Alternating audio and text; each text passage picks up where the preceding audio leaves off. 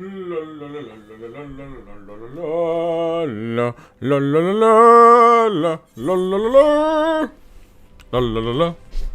are you so far out? Veiled. Very veiled. Sometimes my mic just...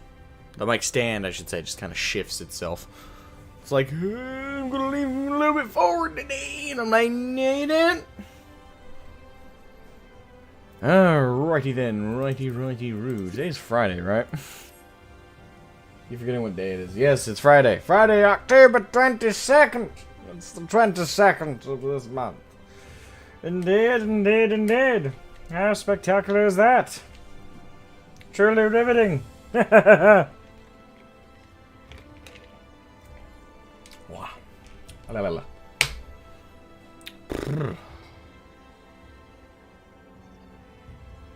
Brain. Asmo.exe. Turn on. There you go.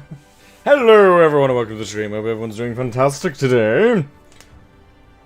And yes, indeed. I tried to get up for tried to get up in time. I did successfully get up at 11:30. I didn't go to bed till like 4. I have a bad habit of that lately. That's more or less become my sleep schedule. I'm up late at night. I'm editing videos, and when I'm editing, I just kind of read stuff, look around on the interwebs for things I'm curious about, book releases I might be interested in, tabletop games interested in trying out, things like that. So just perusing the internet like a fool, and then when the renders are done, I upload them, and then when I'm done uploading, it's usually 4 AM. I don't know what it is. I can never get the uploads. I can never finish editing and getting everything together and uploading before 4 AM. I don't know. It's a curse or really bad time. It's really bad scheduling on my part. Probably both. Probably both. Whatever the case is, today we are all set to continue with Final Fantasy XIV. Yes, indeed. And again, I probably have the point to it. Yes, I do. Yes, there we go. Alright, so today we're going to be commencing with the Eden Raids. Now, we're only going to get to the first 2/3 of the Eden Raids, apparently. So, depending on how long that takes, we might actually be going into patch 5.3. Might be. That is still up in the air. It is not confirmed one way or the other what we are going to do, particularly in that regard. We shall figure that out, though. We shall indeed, we shall.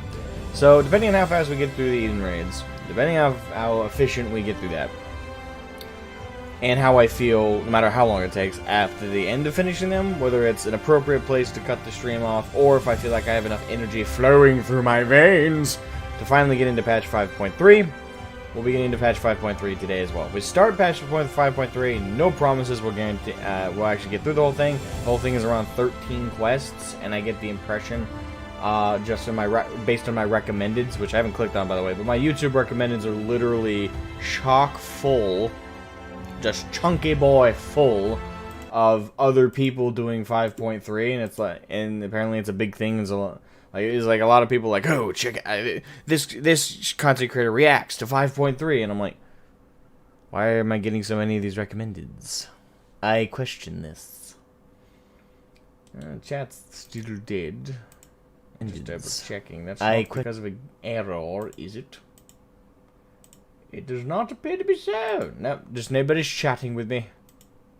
That face. We don't want to talk to you, Asmo. Just, do your own shit. Fuck off. Okay.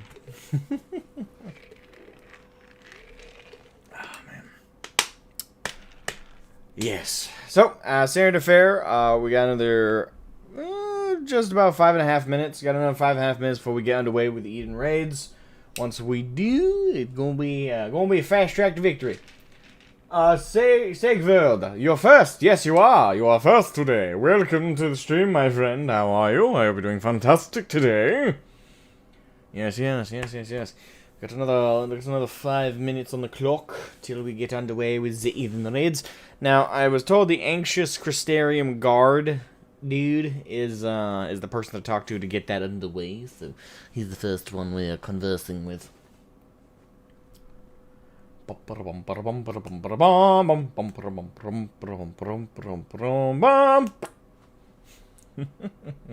Sorry, I'm a dork. I'm allowed to be. I claim that right. Oh, man. Oh. It's been a weird day already. It's been a weird day. Just watching the VOD with your chill stream when the notification popped. Just watching the VOD? Which stream is this? Was it last stream or was it stream before last? Which one was it? Was it a chill hangout stream or was it the oh no, chill stream. Yeah, okay. So it was the last one. Yes. Still uploading the reaction clips from that stream. Speaking of, how are those doing? I didn't check this morning. The latest one is doing pretty good. 103 views. Oh wow. The 1.0 in a nutshell one got 1.4K. I was not expecting that. Not that I thought it was gonna get low views, but I wasn't expecting it to get over a K. Not that I'm complaining. It's always a good thing. I did see. I haven't responded. I responded to a few comments on there, I think. Yeah, I am producing my own content temporarily. Alright, let's see here. Okay. Pretty good ratio. Alright, there we go. So I just thought I'd look it over. Give it a once over, you know what I'm saying?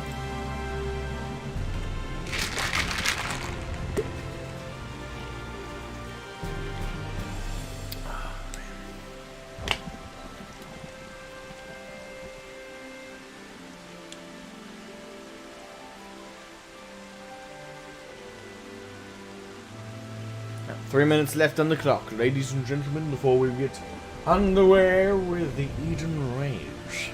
Just a mere 3 measly minutes. Actually, right before the stream, I don't know why, also in my recommendeds, was a lot of Sir Christopher Lee stuff. Like, I don't know why, I haven't looked them up in a while, on YouTube anyway. And so I just started clicking through them, and one of the clips that came up was in the what movie was that? Charlie and the Chocolate Factory, or is that the old one? Can't remember if Charlie and the Chocolate Factory was the original. No, because the original was Willy Wonka and the Chocolate Factory. The remake was Charlie and the Chocolate Factory, I think. So anyway, the remake, nevertheless, of that film. One of the clips from that is him saying lollipops. That excellent, sensual, powerful British voice. I'm like, I didn't laugh at the clip. I was just like, yep, he said it. That's how you know an actor is just like powerful and imposing. That even if they say something as silly as lollipops, you somehow take it seriously. You're like, God damn, what those lollipops do? Also, the comments were funny as hell, though. Lots of people quoting Gandalf.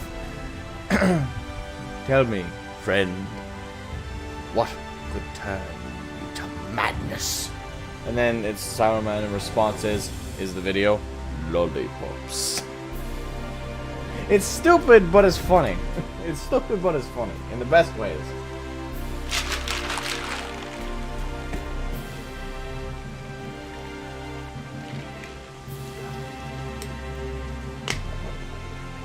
Alright, 1 minute left on the clock, ladies and gentlemen. 1 more minute on the clock. Huh, a lot of the regulars aren't here today. It is a Friday, so it's understandable. Some people are out mingling about, going to their local pub, local bar, getting a nice, drink, getting a nice relaxation time in. Of course, people are preoccupied at this very important juncture. I will not judge. I will not judge at all. Alright, 20 seconds. 20 seconds on the clock. 20 seconds till we get underway with the Eden Raids.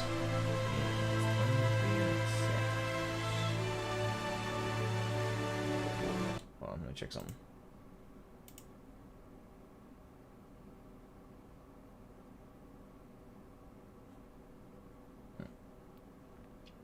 Is the chat box not working? Or are people... I don't know, usually the normal regulars are here by now. Oh well. We're at the 10-minute mark, so time to get underway! Time to get underway! Da, da, da, da.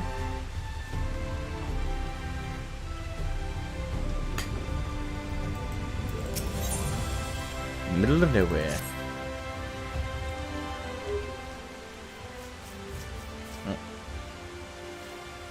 Friday and Saturday, the only times you can watch me since almost 9 p.m. Oh, okay.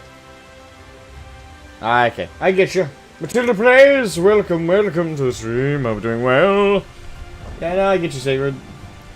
Not a biggie at all. You always got the VODs, and on those Fridays and weekends when you can catch me, it's just wonderful to have you. Ah, Shroud. Have you seen Reen? She's been looking for you. I have not seen Reen. Wait here, I'll go and get her. Wait, hold on.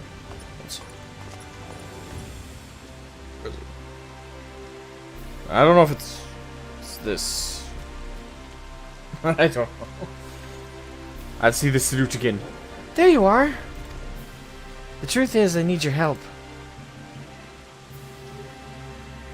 Now, hold on. I haven't told you what it is yet. Yeah, but I'm just used to this shtick. By now, I know the drill. Ahem. After you defeated Emmett Silk, I sensed a strange concentration of light somewhere far to the south. In the empty, the lands that were once swallowed by the flood. I can't tell you what it is, but we have to find out. For all we know, it might even be another Light Warden. Whatever it may be, I don't intend to stand by and watch it.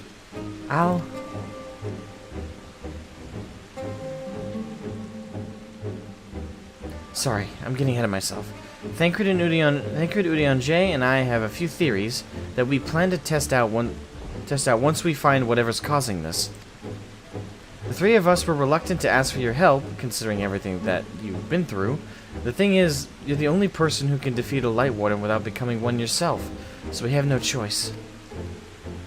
While we don't want to jump to conclusions, it would be a good idea to have you there, just in case. Hello, welcome to the stream, my friend. I hope you're doing fantastic today. So will you come with us? I wouldn't have it any other way. Perhaps we should let sleeping dogs lie. Nah, I wouldn't have it any other way. Let's go kill this bitch. Whatever it is. Thank you, Shroud. This means a lot. First of all, let's head to the Derek and Amarang. Thancred and Udion J should have everything ready by now. Splendid. Good day. The day off, so yeah, good day so far. How are you? I'm doing very good, and I'm better knowing that you have the day off to relax, and you're choosing to spend even a fraction of it with little old me. It feels good to hear. Alright, so at the inn, journey's end. Head. What? Head. I read end for some reason. Because my brain is weird.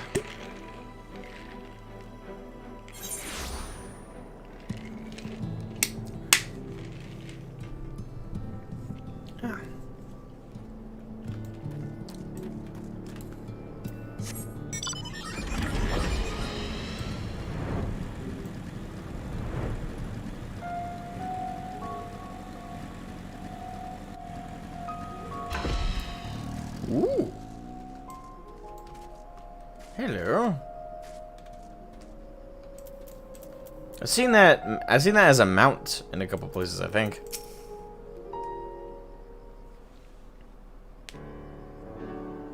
Watching my stream while fixing up your laptop.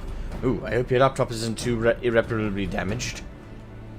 I hope the desert creatures didn't give you too much trouble on the way here. Nope, I can fly. I doubt they pose any sort of challenge to him. Would that I could say the same with confidence about whatever fiend may be waiting for us out there. Even if the light that Reen sensed turns out to be nothing of consequence, the empty is hardly a most welcoming of places. Anything that could survive out there is not to be trifled with. Moreover, it should be reiterated that the light-blasted wasteland poseth as severe a threat as any foe we might face. In any event, we are in agreement that this phenomenon doth warrant investigation. Though for lack of more precise means of navigation, we must needs rely on Reen's innate abilities to guide us. I have formed several hypotheses regarding the nature of the light, but speculation is a poor substitute for first-hand observation. There will be plenty of time for us to talk about it on the way. Is the Sky Slipper ready, Thinkred? Ready to take us wherever you need to go, aye. Back again, too, maybe, if we ask it nicely. That the light hath been expunged from Novrant, the ambient ether of the empty is still corrupted, dangerously and so in fact. The flood of light devastated everything in its wake, the soil, the air, the water, all rendered incapable of supporting life. 'Tis due to this imbalance that the empty remaineth utterly and uninhabitable, even a century thereafter. Welcome, AA, to the stream. You hate emojis. I don't have an idea why. No, it's fine, just dealing with software stuff. Okay.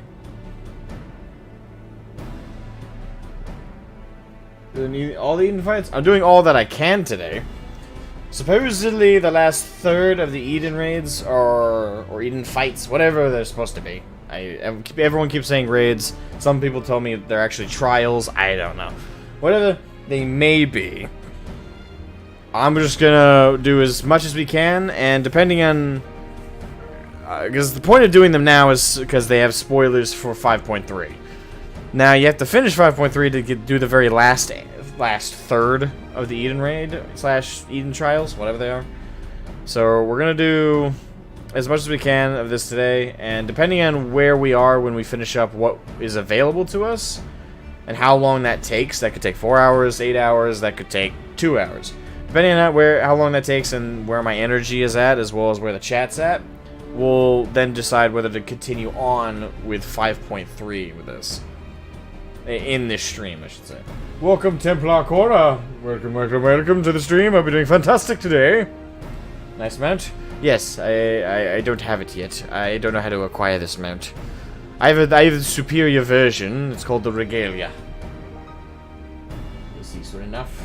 Okay, enjoying good luck. Thank you. I'm gonna get a swig of my energy.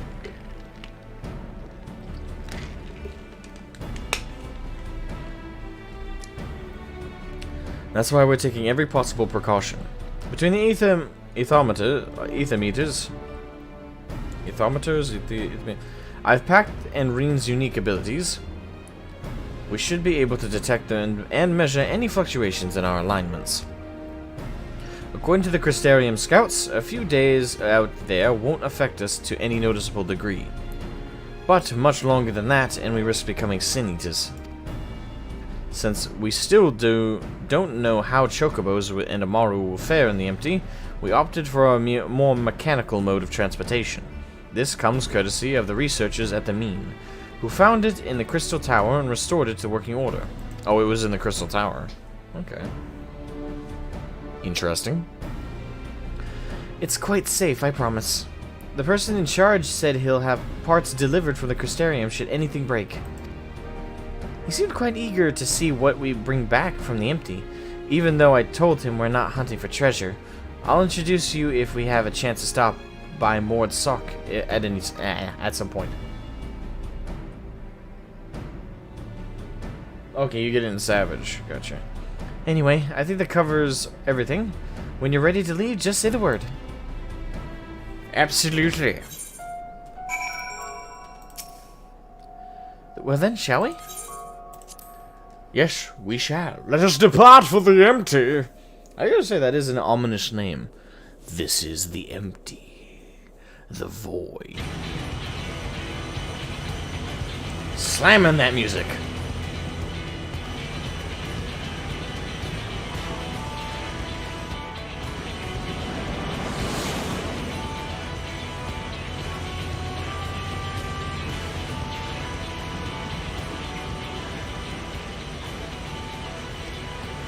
With a name like The Empty, I wasn't expecting much in the way of pleasant scenery, but this is downright depressing. To look on the land swallowed by the flood with mine own eyes, 'tis a chilling sight indeed. Approximately 9/10 of this world are a slate all but wiped clean. Were it not for the warriors of darkness in Menphilia. Reen, are you sure we're headed in the right direction? Yes, I'm certain. There's no telling how far away it is, though. Nothing for it but to keep going, then. You two back there may as well take a nap. I have a feeling we've a good few moms ahead of us.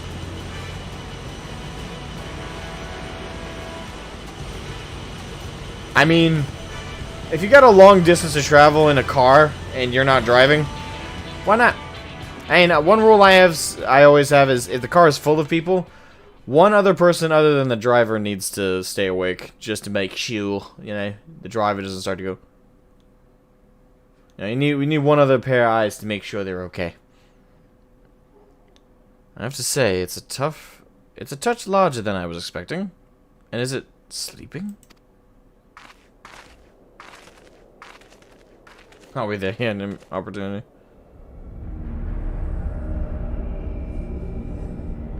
True, that would have been a perfect joke for it. The Empty. Okay. No, it's waking up. I don't like the sound of that. Is it a light warden? No, I don't think so. Instead of being filled with light, it is light. The first Sin Eater.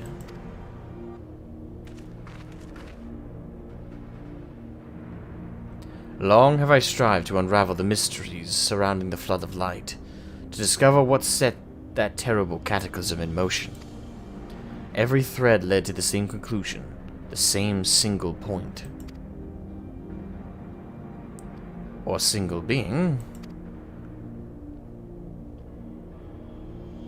I have reason to believe that the entity we see before us in the first is the first Sin Eater, the instigator of the flood, the very foe Menphilia vanquished a century ago.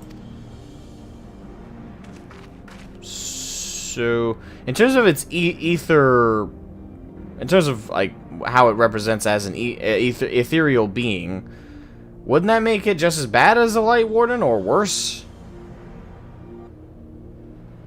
Or, like, if we were to kill that thing, would it be the same process as with a Light Warden, or because it's made of light instead of encompassing something? I don't know. It's still confusing to try to figure out the rules of this. Senbyaku and Madao, welcome to the stream, my friend. I hope you're doing fantastic today. EF2000, F2000, EF, EF or F? You want me to call you F or EF? Welcome to the stream, my friend. I hope you're doing fantastic. Finally playing the same time you're streaming. Anyway, I could join in on the rates. Possibly if you're on Crystal. That's the data center I'm on. She gave everything she had and won. But this abomination could undo her work. Aye, the possibility cannot be denied. Though it is oft said that destruction and creation are but two sides of the same coin. Reen, knowest thou of what I speak?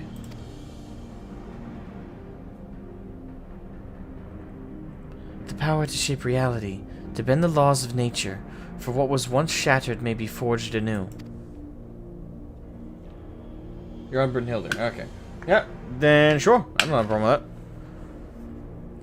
That's all well and good, but don't you think we should give it a name first? Larry. Eden. Okay. Eden works as much, I guess. I prefer my name, but okay. I prefer going with Larry. My idea was better. Utopia in Fae. A most auspicious title.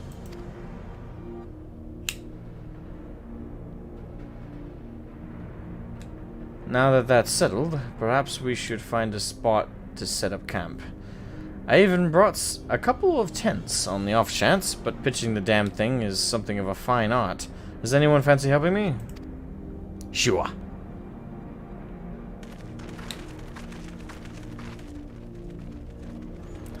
I get why they name some of this stuff grandiose stuff, but unironically, why don't they ever like name a big threat something humorous just for to keep the air, if you will, light?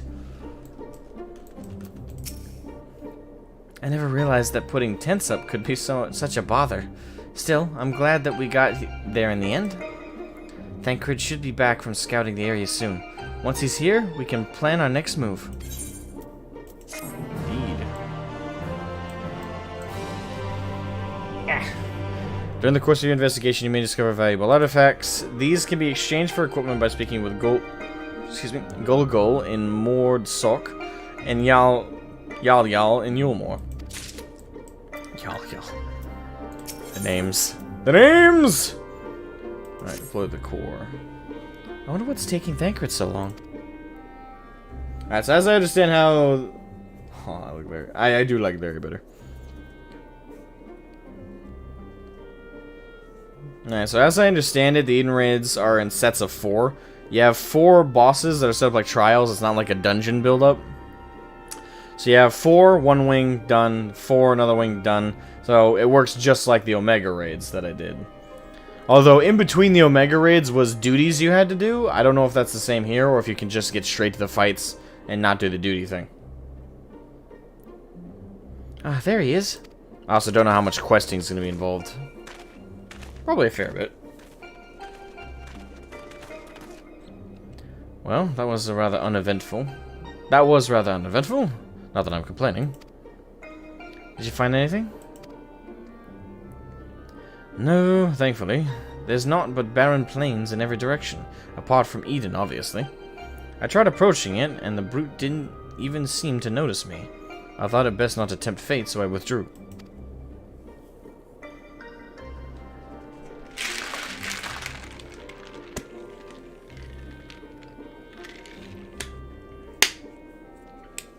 You up to the second batch? Sitting far, no duty? Alright, so it's just straight to the fights.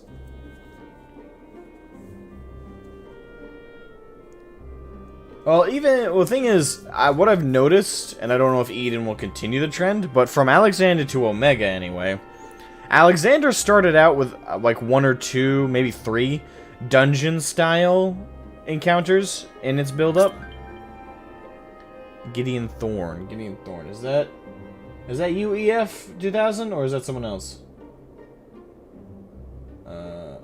But yeah, what I noticed with Alexander is it had 1 or 2 encounters that were dungeon styles, and then from there it just became boss fights. And then with Omega, everything was just boss fights with the exception of the duties that were in between the wings. So with that transition from Alexander, which started out with like a dungeon kind of build up with trash mobs, and then to the final boss, and then it just towards the latter 2/3, it then was mainly comprised of just boss encounters. Then it came Omega, which was nothing but boss encounters with no trash mobs to speak of whatsoever. And I'm assuming Eden is going to follow that trend and go even further and take out the duties in between each of the wings. That way it's just focused on the trial bosses. Which makes me wonder, with Endwalker, when they have a raid like this, are they going to go even further and take out one of the wings and just have 2 wings of the bosses? So instead of doing 12, yeah, I only have to do 8. I don't know. I'm curious if that trend's going to continue. Negative, so that's not you. Okay. We should act now.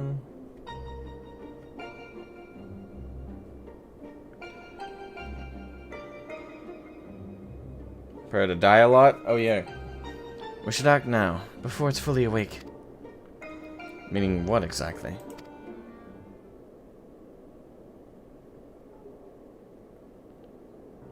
When I think about the flood of light, I get the feeling that rather than destroying everything in its path, what it actually did was stop the flow of ether. Of course, that meant that all of the plants, animals, and people here could no longer survive. They must have crumbled to dust in the years since. But the ether is still here, lying dormant. If Eden is the one that caused it, maybe it can get it flowing again. I don't know for certain, but I think I can use Eden to bring life back to the empty. Now hold on a moment. What makes you think that's even possible? And how do you expect to control that kind of power? Reen's aspirations may not be as preposterous as thou dost surmise. But I believe Minfilia halted the flood of light's advance not by destroying Eden, but by silencing it.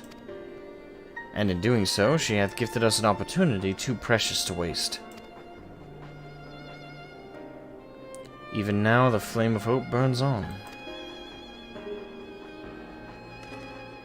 Aye, as Minfilia's successor, it standeth to reason that Reen doth possess the means to exert her will over Eden. But such a monumental task is not to be taken lightly. What sayest thou, Shroud? I imagine this is easier said than done. It would put Reen's life at risk. It's not my place to tell her what risks she can and can't take, so I imagine this is easier said than done.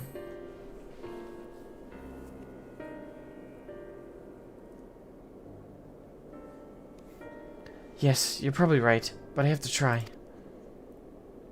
Very well, Reen. You've made up your mind. I got 2 friend requests.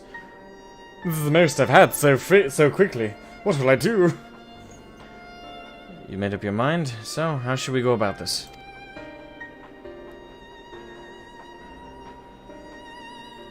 I have an idea. I've been studying it carefully ever since we arrived, and it seems to me that the light is more concentrated at a center point. I suppose you could call it the core. That giant Talos had a core. That giant Talos had a core too, like a beating heart. It controlled the flow of ether.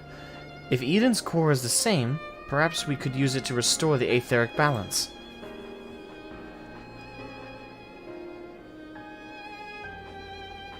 The theory is certainly sound. By employing Ethernet shards as beacons, mayhap we could trace the ethereal flow to Eden's core, and in so doing secure the means to teleport to the very heart of the beast. Thankfully, the Settlement Council has kindly furnished us with a plethora of apparatus by which to perform such feats. However, we must needs first have Reen study the entity's interior and chart us a suitable course. Once we have reached our destination, I shall fabricate a means by which you may directly communicate with Eden, and mayhap exert a measure of control over it. You can really do that, Urianger? All credit is due to a dear friend, a gentle soul long since departed who imparted to me a wealth of knowledge concerning aetherology. Although I am certain she would be all too quick to chastise my methodology. Rest in peace, Moonbreeder. That's you, okay. Excuse me for interrupting this trip down memory lane, but I don't imagine that Eden will be too happy about us rummaging around in its innards, for want of a better term. In all seriousness, though, I wouldn't be surprised if there's some sort of welcoming party arranged for intruders. Perhaps you had best lead the way, Shroud? Of course. That is my duty. It's true that he's the only one who can defeat a Light Warden, but I'd rather not rely on him any more than we have to. Yes, I haven't forgotten what happened when he absorbed too much light. But as Alize said, making promises you have no way of keeping is not a kindness. Now, I wish I could put down wardens myself, but the simple fact is I can't. And there's no point pretending I can. That's why I'm asking Shroud. Then perhaps I could... You already have a job to do, remember? The only reason this plan even has a chance of success is because of your involvement. We need you to concentrate on the task at hand and guide us to the core. Not only that, you'll have to keep an eye on Eden itself. If we somehow manage to make it angry, get us out of there.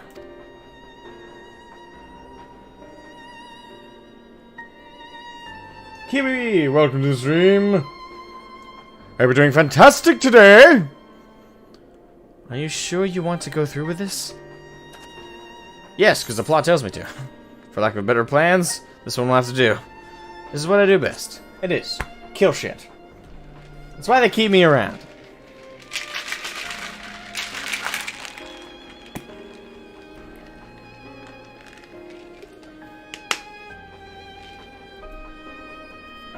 I won't let you down.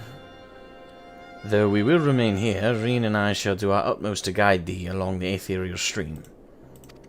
After thou hast breached the exterior, we shall remain in contact via these link pearls, courtesy of our comrades in the Crystarium. Being relics salvaged from the Crystal Tower, I fear they may be somewhat less reliable than those to which thou art accustomed. Ravenwing, welcome to the stream, my friend. I hope you're doing fantastic.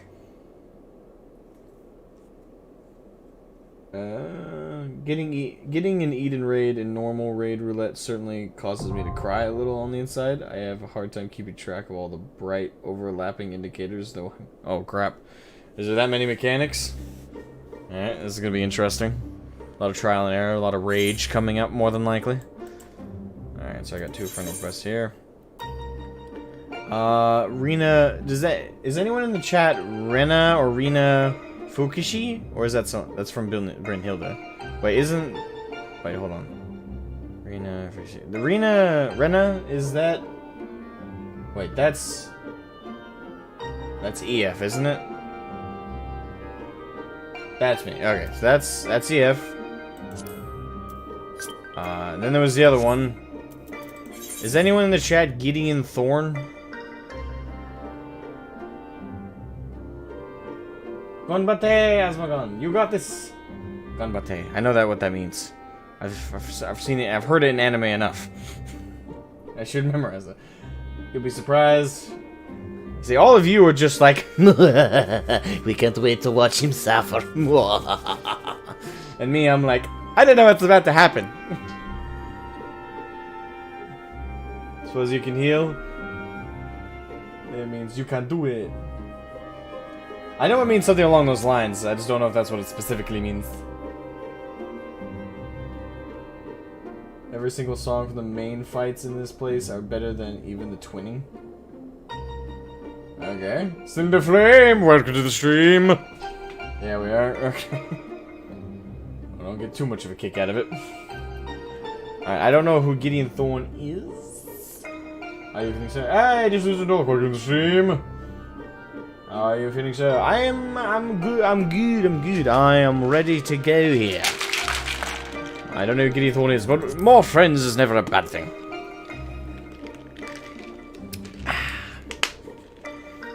Alright, so apparently... Use the duty for... Oh, we're already starting... Okay, that was quick. Yeah, they're really just streamlining these raids, aren't they? Alright, I guess that means we're putting together the group right now. Alright, who wanted in on this? Social... list. Wow, most of my friends list are not online. Damn. Alright, let's see here. Give me a Dawn. Alright, so Framboise, Zakuro, logging in shortly, okay? How shortly?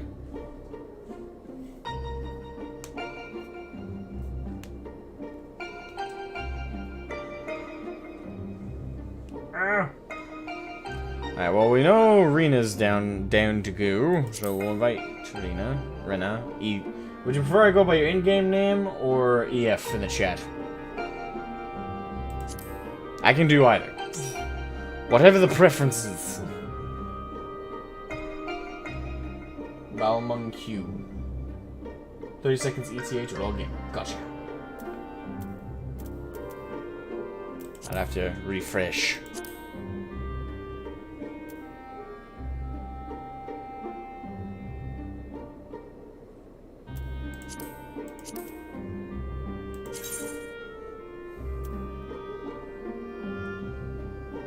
EF is fine? Okay.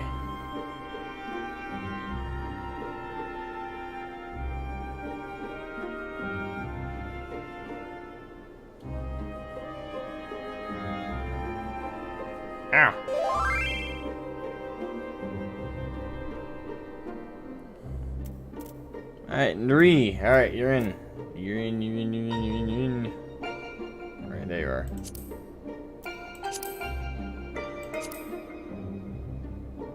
There we go.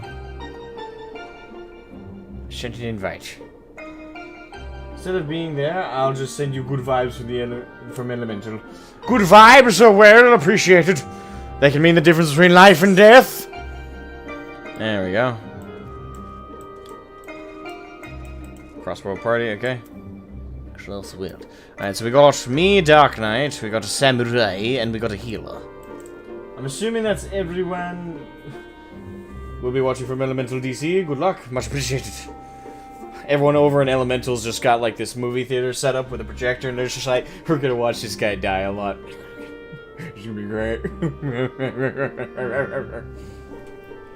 In case you haven't realized it, now this is basically. Why'd you repeat yourself?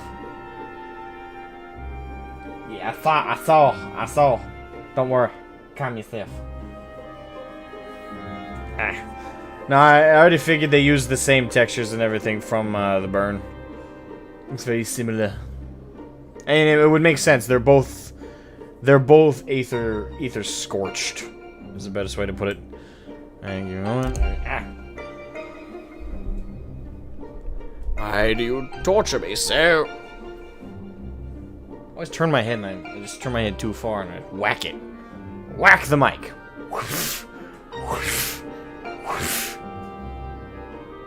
Thought you missed it? Nah, I read it. It's just, I didn't have any response. It was kind of a yes. They wanted to introduce it in 6.0, but due to the influx of players, they will wait until 6.1 or 6.2 probably. For the raid? My apologies? Why are you apologizing? You don't need to apologize.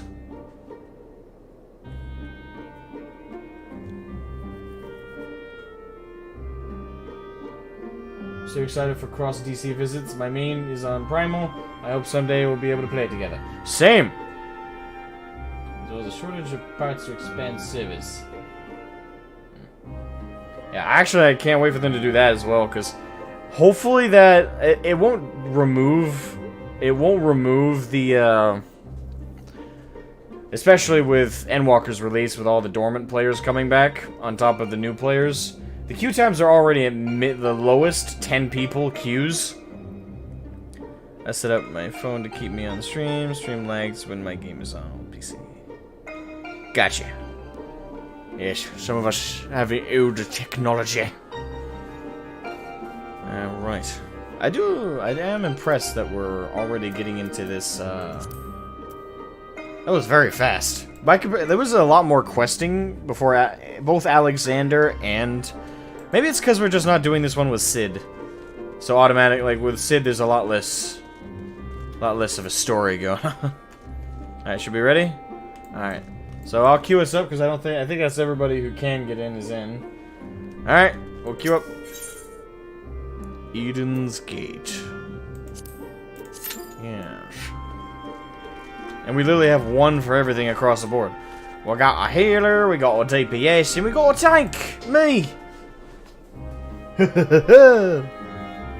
Victory!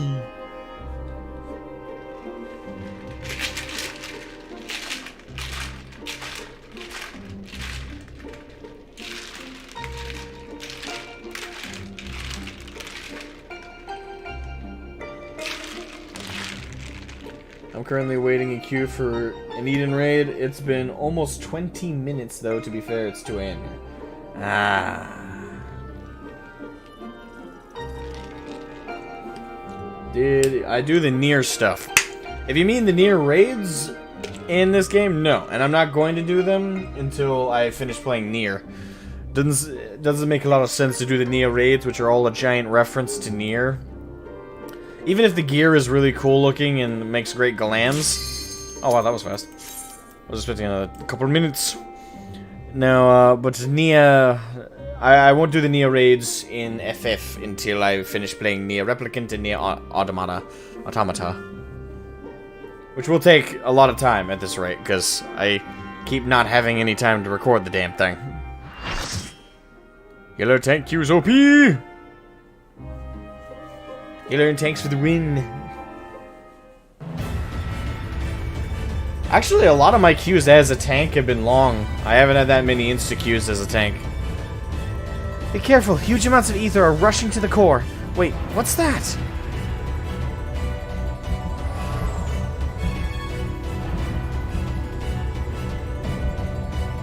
Eden Prime, Keeper of Knowledge. We're already fighting Eden? I was expecting that to be like the final boss. Alright.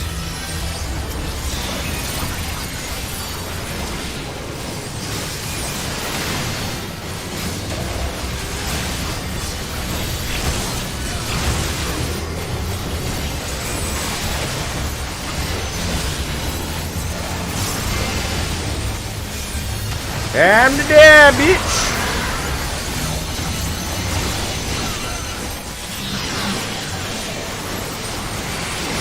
Crap. I was expecting them to just move.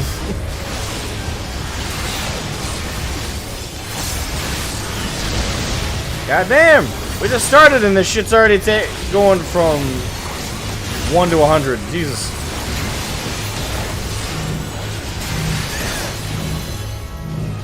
I don't know if I should move away. Oh, okay. It wasn't a... Okay.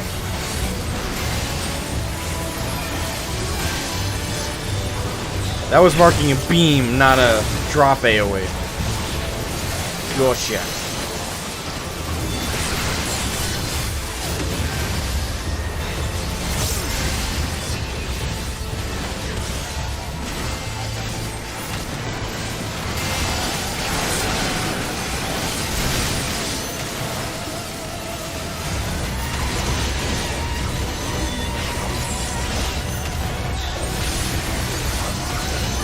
Holy crap! Oh shit! Ah, motherfucker! I got too close. Ugh. That's not a good sign. I was the only one who died for one thing, and that was not good. That's not a good sign at all.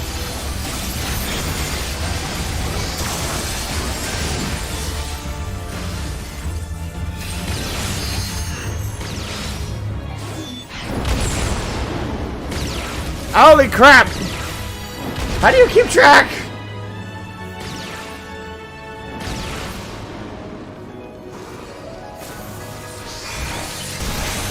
Oh, you motherfucker.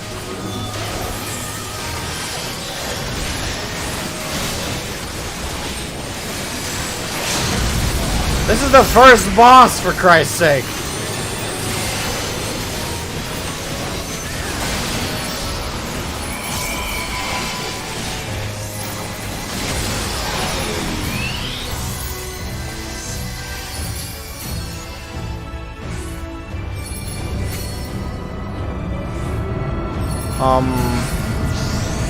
Oh, yay.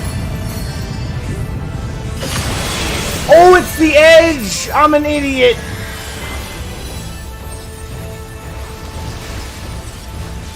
Fuck! That's what killed me before as well! I didn't even realize I'm a fucking moron.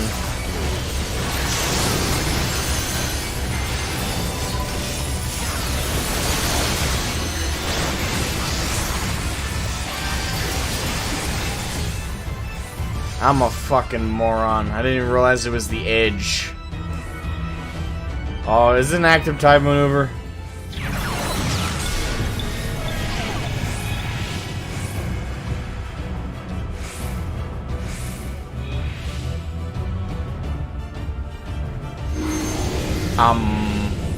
Hello?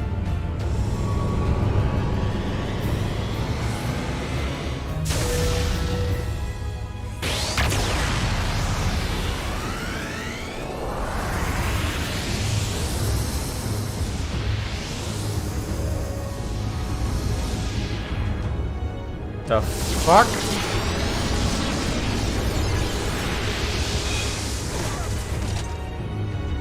What did I just witness?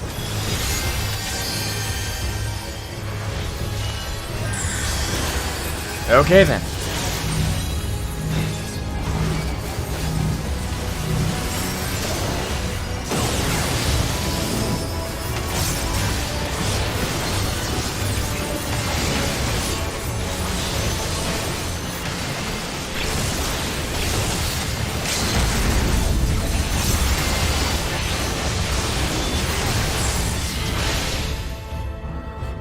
a tankless shot.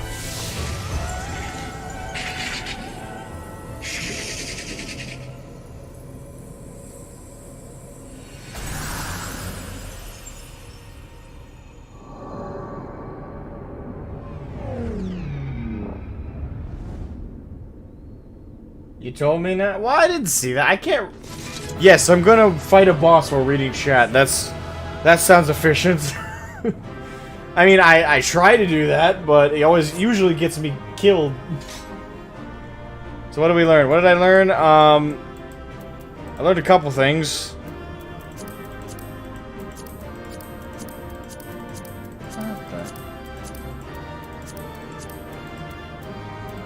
That's junk.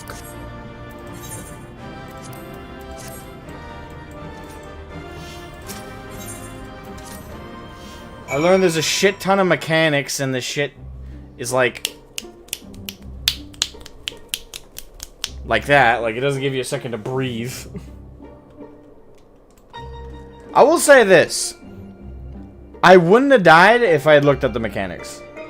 That's the thing. The only thing that really does me in, I think, most of the time when I do these, is I never look up what I'm about to go into first. So, everyone else who's done it before, or has looked up the mechanics beforehand, knows what they're going into and knows what to avoid. I always go into these blind, so I will say that accounts for most of the deaths. Not gonna say I just don't do just some commonly dumb things. I do occasionally, but that's like the majority of my deaths is because I walk into it blind. Now, one thing I will say is I'll continue to do that because it's more entertaining for you guys. To watch me just go in and go, oh, I don't know what to do here, and then get fucking killed. If it was showed and tanked, jolly good show. You showed jolly good show. You showed tank the floor very well. Showed and tanked. Showed? I showed it? What do you mean? Shimmer Arc. Welcome to the stream, Shimmer Arc. I hope you're doing well, my friend. That's fine, doing normal modes, blind is perfectly fine. That's what I usually do. I mean, I don't really pre-look it up. And if I was doing, if I was invited to, like, I don't know, an extreme version of something, I would look it up, I would study the mechanics, because you'd have to. You'd be obligated to. But doing, like, normal versions of anything, I think it's fine to do it blind. Go day one when a raid is launched, blind, in the first hour. The last near raid took 2 hours, was almost time to end before we killed the last boss. Damn. You like coming in blind, you like to be surprised? I mean, I will say this, it's good to go into something blind when it's, like, normal. Like, and you're, like, doing rando queues. Most people know that there's gonna be at least one newbie in the crowd. So, and it's, again, the least difficult variation of the boss. And there's also probably the least writing on the victory. There's just probably just junk gear that you don't really need to worry about. So everyone who's involved is not expecting a shit show, right? But in the case, of like doing dedicated statics or groups that you're going into harder difficulty versions with higher rewards, because the stakes are higher, people want you to know what you're doing. And by then you probably already played the normal variation, so you at least know the gist of what you're going into. But it's always good to look up how the extreme or how the savage difficulty differs from the core version. That way you're not a hindrance to your group. You know, it's good to do the homework, essentially. So it's dependent on, like, what you're doing, but I'd say most of the time it's good to go in blind. For, like, the base versions of everything. It seems that Thancred's prediction about there being some sort of guardian was right. Thankfully, it was nothing that you couldn't handle. I got shot into a different galaxy, and I'm still fucking alive. I don't know how. Farian? Farian? Fire-Ann? Farian. I'll go with Farian. Welcome, Farian, to the stream. I hope you're doing well, my friend.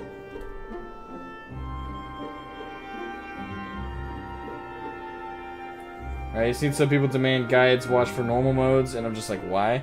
I mean, I don't agree with, like, demanding people watch. Like, it's one thing, like, if you're going into a group and they really don't have the time for a wipe, and it's a group of friends and you're just like, You know, bro, can you just I would prefer not to spoil you, but, you know, I really don't have time for us to wipe a couple times or even once. Like, I really gotta do this dungeon, gotta go do this, that, or the other.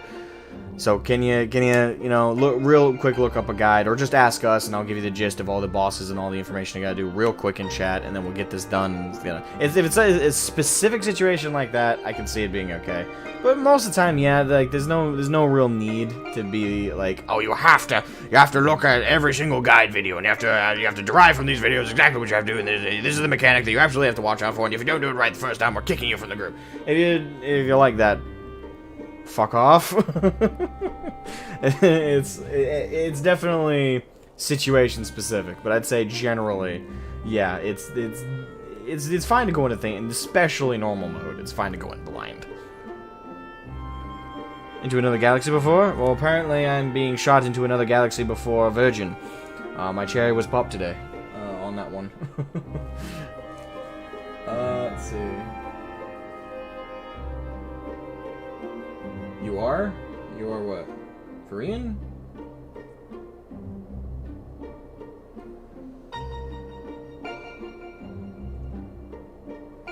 You're watching Echo do Eden right now. They are on E6 right now. It's fun to watch them die. I love watching you all die. It seems that Thancred's prediction of... Okay, so I read that. And I'm glad to say that you haven't absorbed any light either. So far, so good.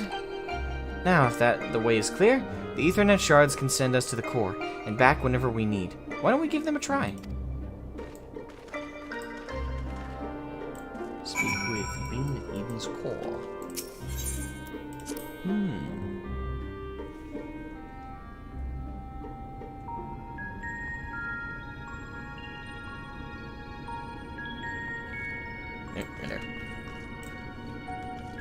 Rin. Once Udion J has activated the device, it's my turn. To activate it? Or to get underway? Determination. I think I'd go for determination.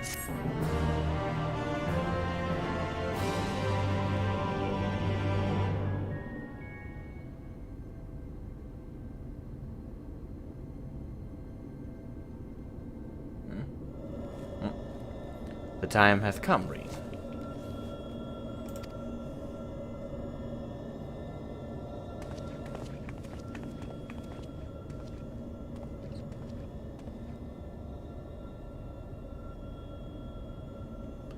Watch over me, Manphilia.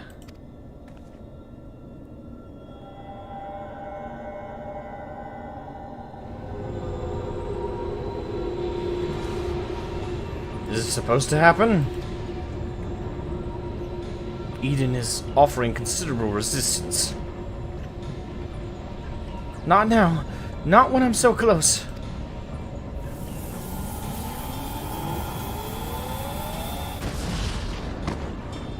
Uriange!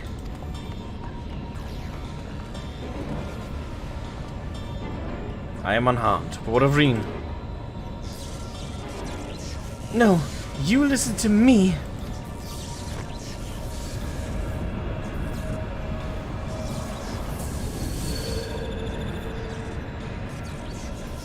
Reen, be careful.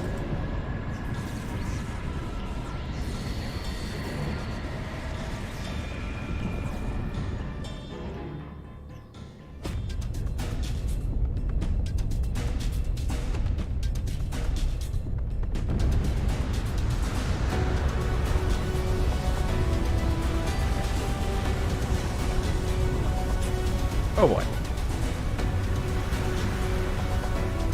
Hey, Moon. Don't see you in the chats very often. How are you doing? Have you gotten out all your rage yet? Damn, she big. Would you call Eden a she? I know it's an it, technically, but... I don't know. Turn up background music to max. Yeah, every time I say that, though, everybody complains it's too loud. Well, not everybody. Some people complain it's a little loud. I'll increase it to 86. How about that? Damn, boy, he's sick. Heck yeah, let's go. That's a thick-ass boy. Alright. So suppose we unlock the next fight. One fell swoop. And these are actually going really fast. Worked. I'm in control now, I think. You think? Although I'm now linked to Eden, I still need to figure out how to give it commands. Pray tell, what caused it to convulse so violently? It must have been when Eden rose into the air. I'm still struggling to stop it from drifting too far from the camp. Even now, thou art... Ah, shit. We activated their trap card!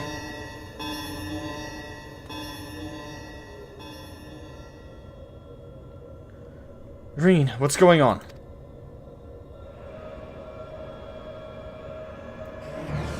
Ah! Above us! Something's coming this way. An enemy! But how dost thou... Ah, could it be a sin eater?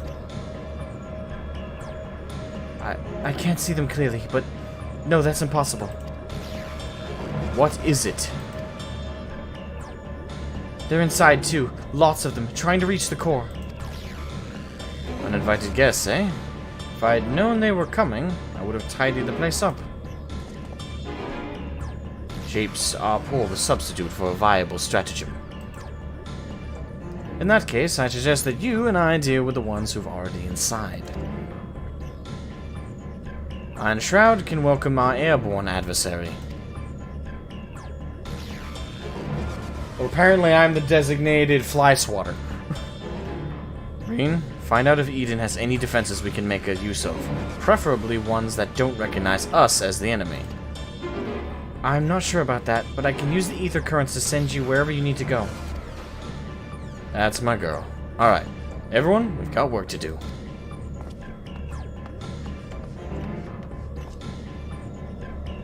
From what I can tell, Eden is able to form simple structures by redirecting ether, so I'll try to give up something to stand on. When you're ready, head for the portal over there. Yes, ma'am.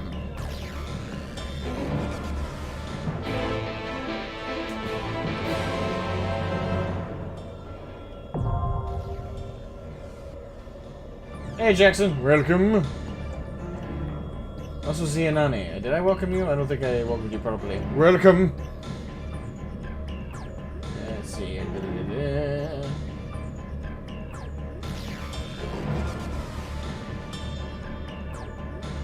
Well, so far all of them have troubles with new mechanics, so this one in particular, Dad Crit being more supportive. Bitter Black, welcome to the stream. He's known for his skill with hands. What? Right, that's obvious.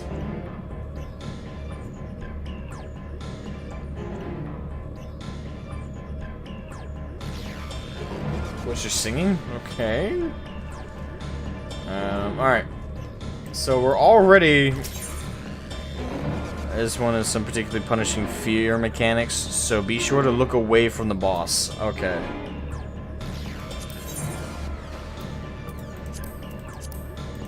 Alright, suppose we queue up. You guys are getting me nervous for this one already. I gotta say, we're getting through these very quickly. Like, this is very different from Omega. Omega had a lot of quests.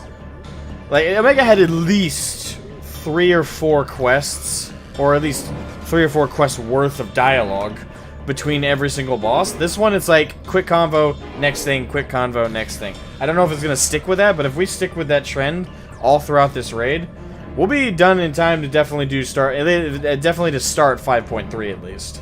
If we keep going at the pace we're going at right now.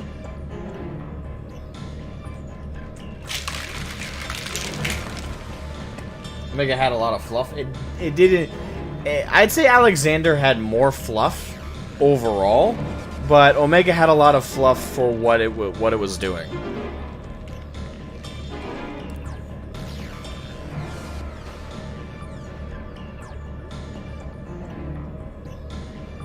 As time goes on. Yeah, that's kind of what I'm sensing from like how the evolution from...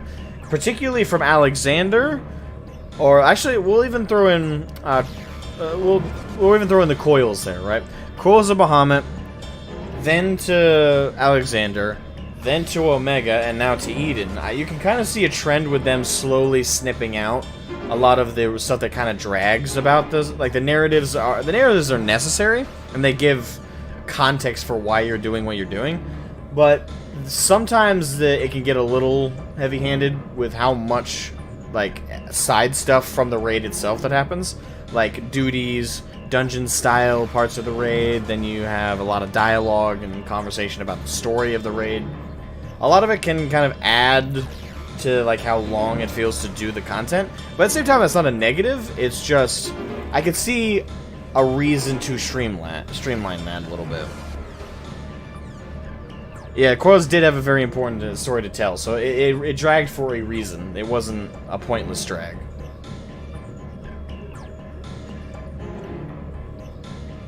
I appreciate the more streamlined approach. I prefer it myself, because, you know, I am doing the raid mostly for the mechanics. I am interested in the story, but it's... most of my interest in the story comes from how it relates to the MSQ, less about its own it's weird to say. I'm less interested in the self-contained story, and more what it has to do with the MSQ, and also mostly here for the mechanic. I'm mostly here for the bosses and stuff. So, I don't know. I guess that when I think of raids, I don't think of them being so narratively their own thing. I don't know if I'm making sense.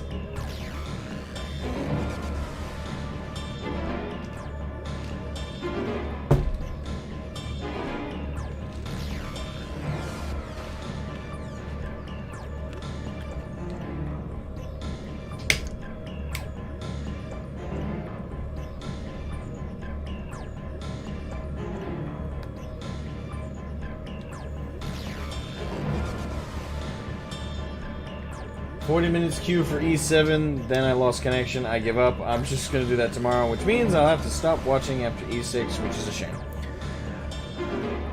Really? Oh, that sucks. Damn. Well, don't worry. Again, depending on how long it takes to get through everything, we'll probably start 5.3 today if we keep going at this fairly quick pace. You haven't done 5.3 yet? Oh, dude, do the 5.3. OST you're listening to right now reminds me of Metroid music. Reminds me a little bit. Very techno, very. Kind of makes me want to work on my own kind of mock track. It's been a while since I composed any music, so I don't know. It might be fun to compose some music. I just don't know what would be the inspiration for any music I would compose. I mean, lately I haven't had any reason to. I don't know. I've considered doing another composition, but another composition song, but I'd have to think about that.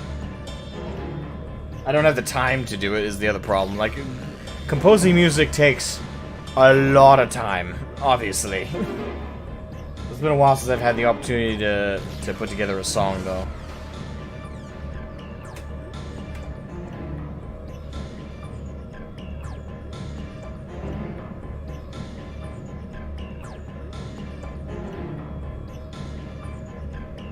You do 5.3 on your main.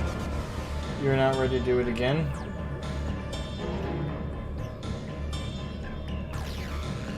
Makes music? I mean, yeah, a little bit. Hold on. Let me pull up one of my tracks here. Whoops. Let me do that one. With my luck, while I'm pulling it up, the queue will be like, we're done!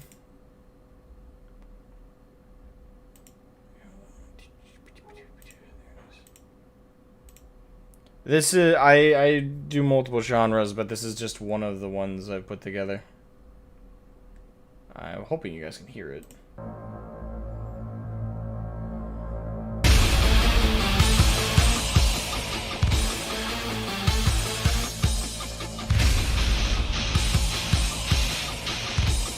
What aren't I? An extrovert, I guess.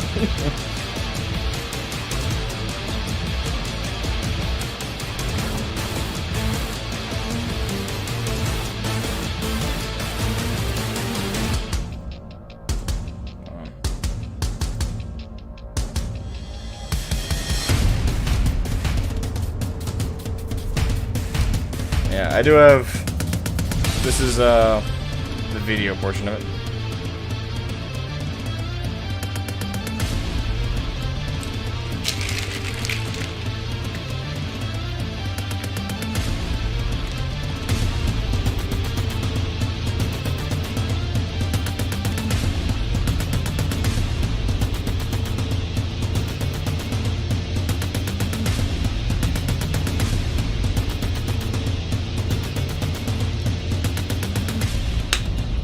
It's all instrumental, like I can't sing worth the damn, so.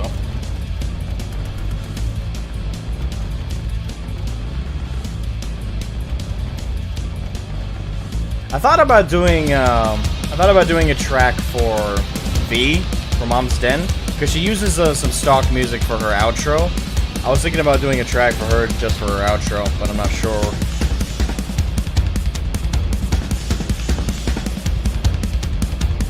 Oh, someone actually, yeah, nice one. Little 2 Steps from Hell.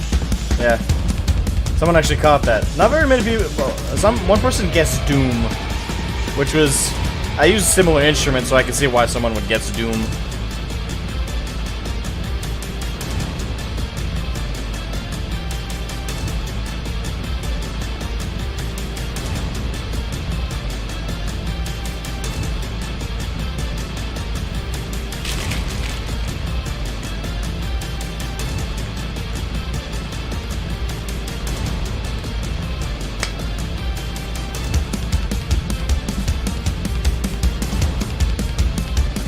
I'm just kind of remembering a little bit of it.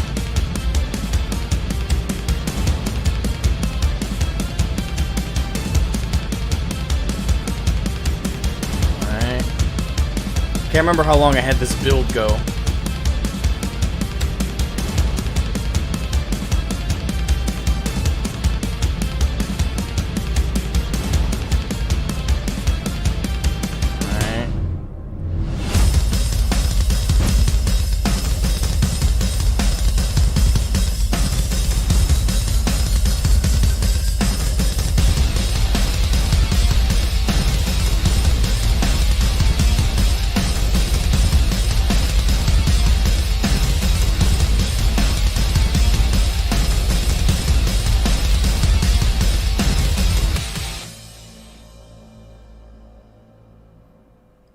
Yeah, that's an example of one of my own tracks. Yeah, this is an example of one of my own tracks. I have some other ones that I had in the works, but they're on pause right now because they take a while to put together, obviously. Music composition takes a lot of time. I will say that. That one song took me, I want to say, 2 months? Something like that. It was somewhere around 2 months, I think. It was a big pain in the butt. I think the problem was the drums in editing didn't sound right, if that makes sense. Like sometimes they would sound too fast or too slow. So I'd find myself just slightly editing like the length. Like if a drum beat was too slow, I'd be like, okay, so I need to speed that up a little bit but maintain the pitch. Because I didn't want the pitch to get higher because I sped it up. Oh, there it goes. Boom.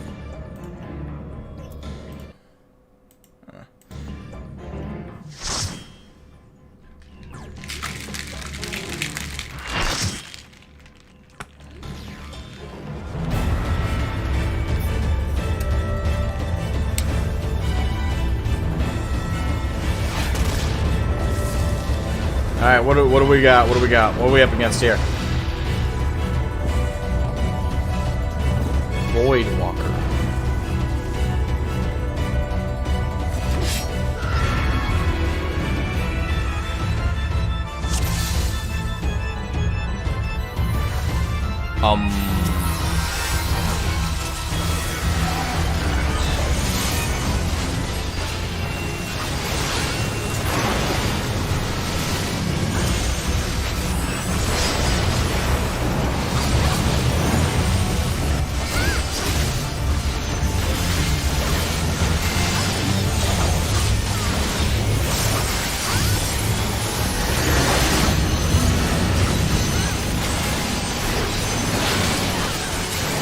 What the fuck is going on here?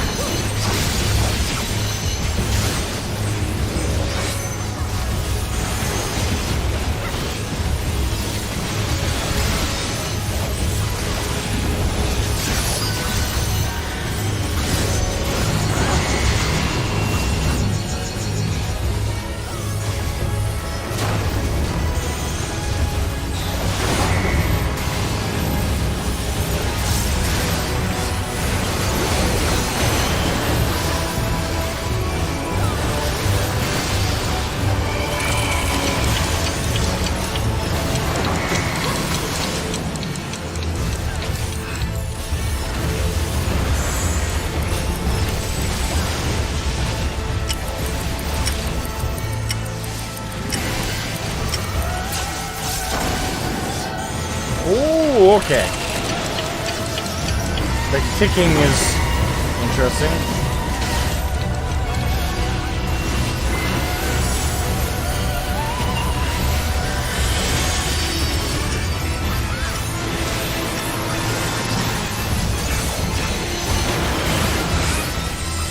Ah, that would, I could see how that would fuck with a lot of people. It's the delayed reaction. You instinctually are trained. That's mean. That's mean. Credit to the devs though. That's mean.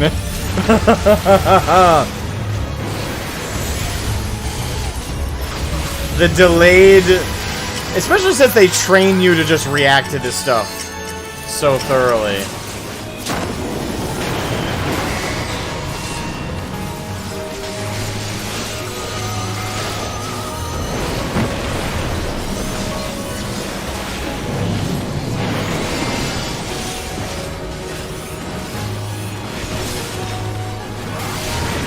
Woo!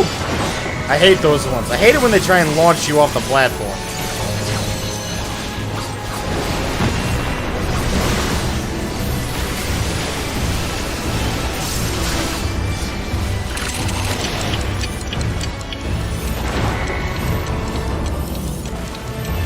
Oh shit, no one's covering the other one.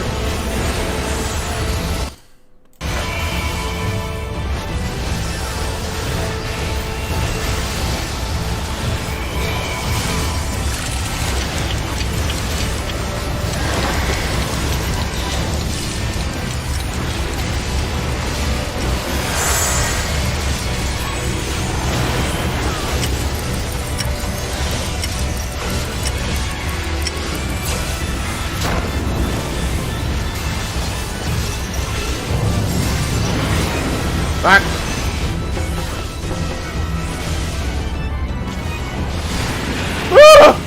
Sorry. I couldn't hold that one in.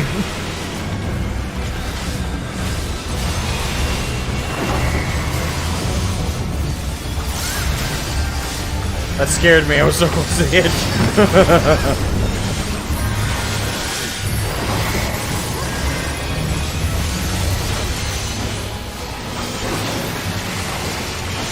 Come on, Voidwalker, time to die.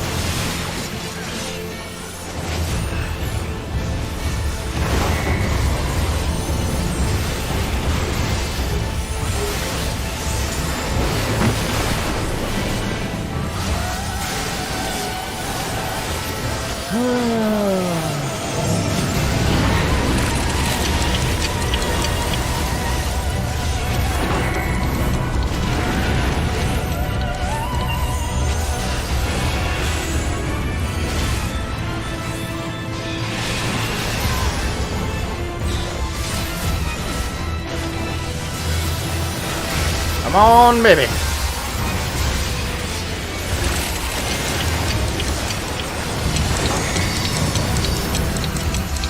Shit.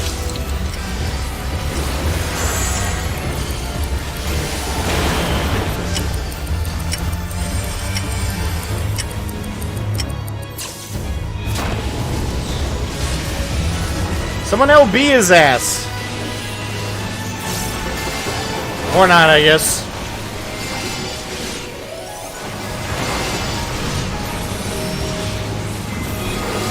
Got him.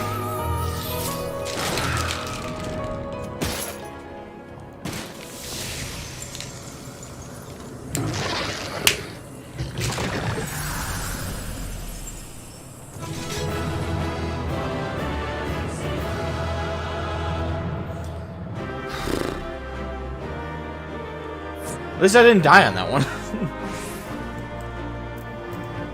I did better on that one than,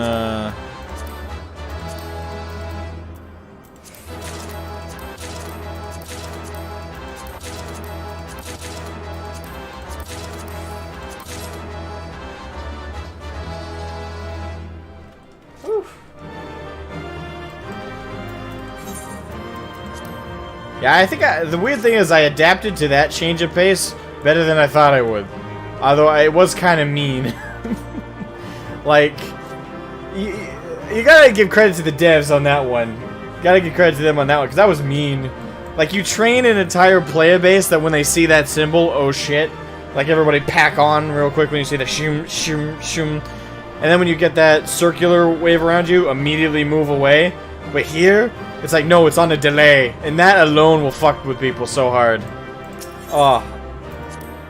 That is genius, though. Whoever came up with that is Satan. But a good kind of, like a very creative kind of Satan.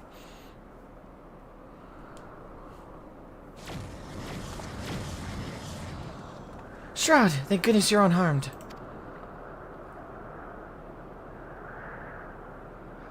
We came as soon as we took care of our unwanted guests.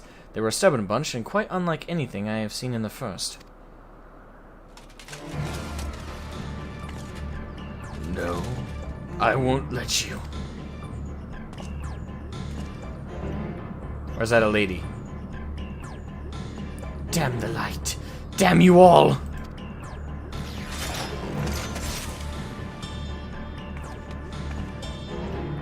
I was about to say, like...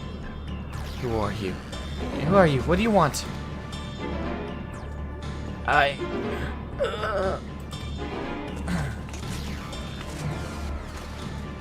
Why am I here? What is happening?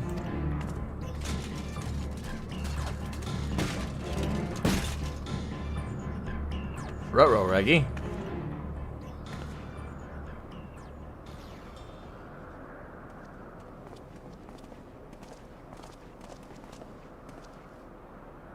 She's okay, so it is a lady.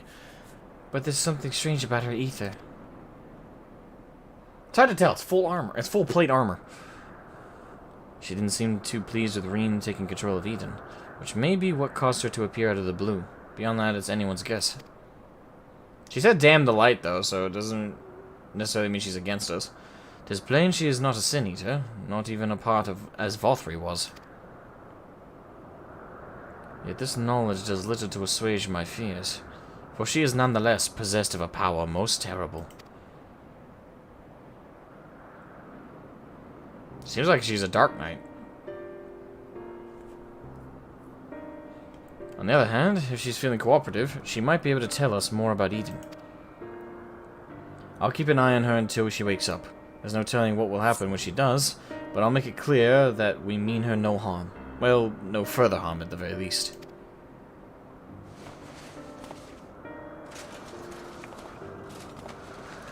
Hey Nathan, welcome to the stream. Obviously, it's not a good idea to bring her inside Eden. It's likely that reaching the core is her aim from the outset. So I'll take her to the camp.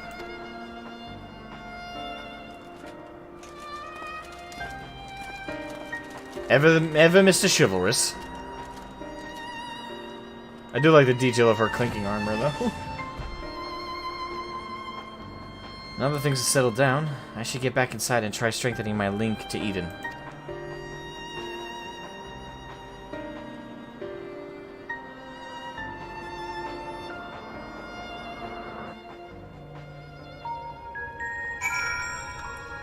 Alrighty.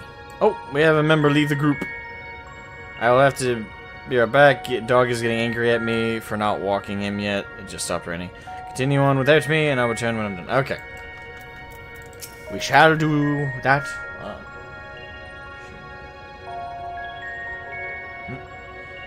Although I had my hands full trying to control Eden, I caught a glimpse of your battle. That power, I've never seen anything like it. What thou witnessed was the tearing of the very fabric of reality, the creation of a rift through which void scent may enter. But pray tell, Reen, didst thou make any other observations? Disillusioned Dork, thank you for the 10. Again, I'm not sure if that's supposed to be pound or euro, but thank you for the 10. I'll say pound. The 10 British pound. Thank you for the super major fragilistic expialidocious generosity. I don't know why I went there. Thank you. 1 out of 2. After hearing that track you made, I think you really ought to check out Alex Smolka music. He breaks down notable tracks from games with such accuracy he can perfectly replicate their effects. I mean, I might. More gil for the cause. There's the alert. I might. Can't say why I wouldn't. 10 British shekels. What thou witnessed is the terror. Okay, so I read that.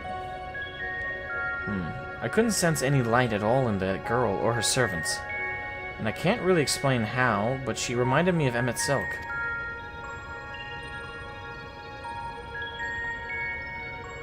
What? Though I think it unlikely that she is an Ascian, she may yet be thrall to Zodiark. Maybe we'll be able to find out more once she's woken up. In the meantime, I'll try to improve my control over Eden. It seems to be listening more than before, instead of screaming at me like it was at the beginning. And that's not all. I've made an exciting discovery.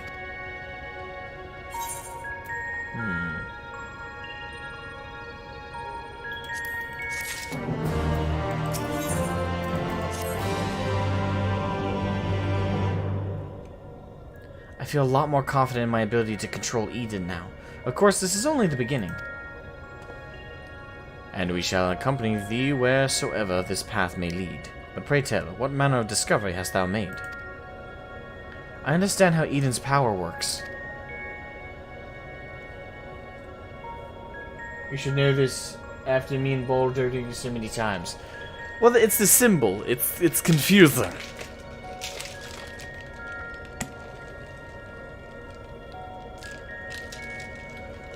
Like, if it's a pound, shouldn't it be a P? Like, it should look like a P. Then again, obviously someone would say, well, American dollar is an S. Where's dollar? Hey, where's an S in dollar? But still, I'm biased.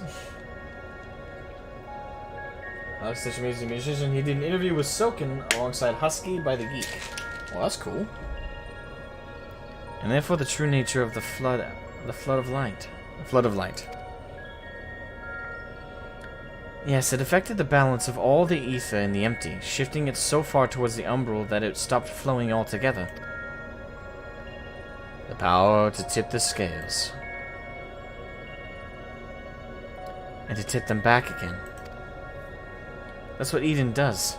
It controls the balance of ether over a wide area, forcing it from one alignment to the other. Left alone, it still poses a threat. But if I can harness its power, I think I could use it to breathe life back into the empty. The trouble is, I haven't the foggiest idea of where to start. And if I go about this the wrong way, I'll do more harm than good. Thou needst not bear this burden alone, Reen, nor should thou. 'Tis no simple matter of awakening that which lies dormant. All things in nature are inextricably linked. The elements maintain a fragile harmony without which life cannot prosper. So what shall we do? A solution hath begun to take shape in my mind, though it will require further discussion. For the time being, let us return to the camp. 'Twould be remiss of us not to involve Thancred.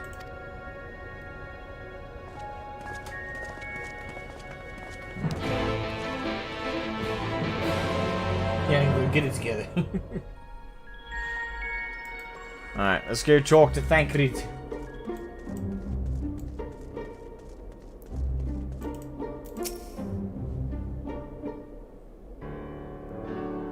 My friends, I believe I have struck upon a method by which we may see this world restored.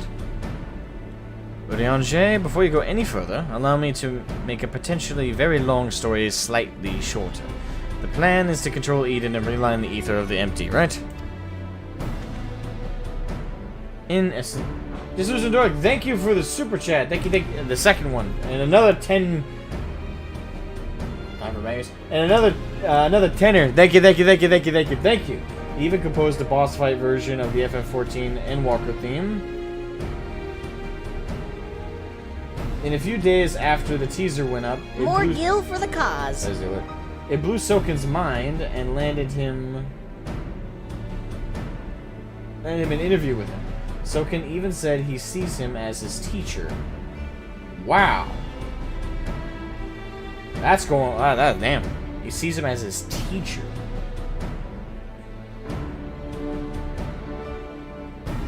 That's bold. Also, welcome, Shan, to the stream. Welcome, welcome, welcome. How are you doing, my friend? Genau, England, schools and fucking goals.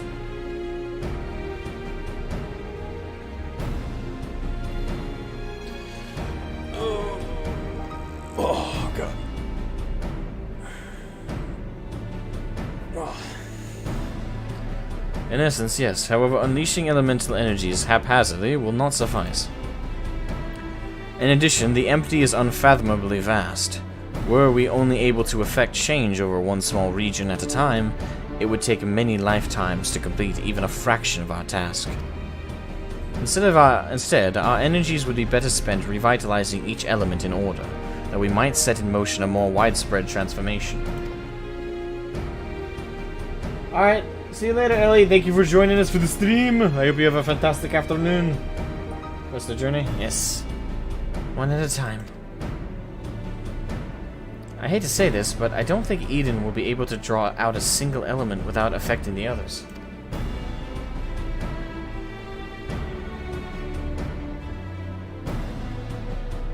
You all see that Father of Final Fantasy already finished 4.0? 1 month and he's approaching Shadowbringers already. How do you know that?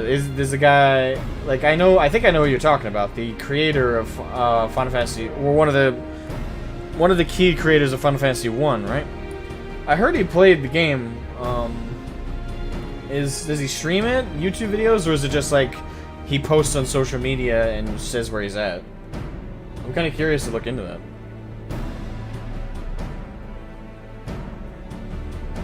Did you enjoy a zesty beverage? Good.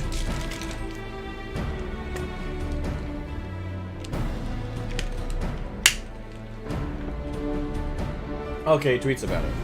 Yeah, I'm not on Twitter, so I unfortunately can't see that.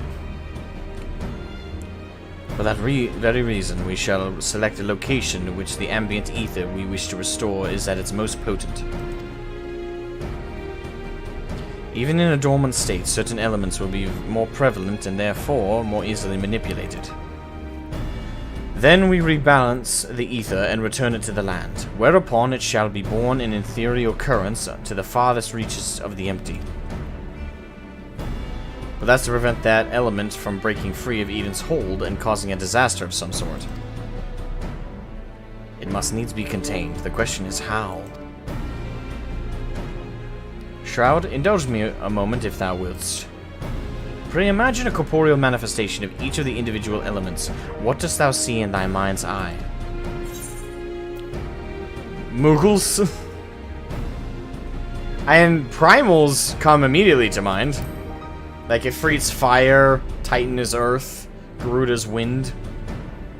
Mayhap thou art afeard to utter the fateful word, for to even speak the name primal is to invite misfortune.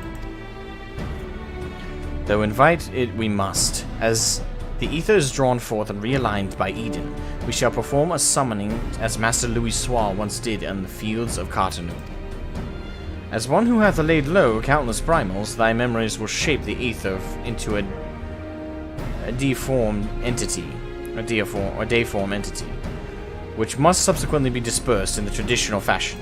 Alright, so as some of the bosses were about to take on the primals, so defeat it, in other words. Was that even possible?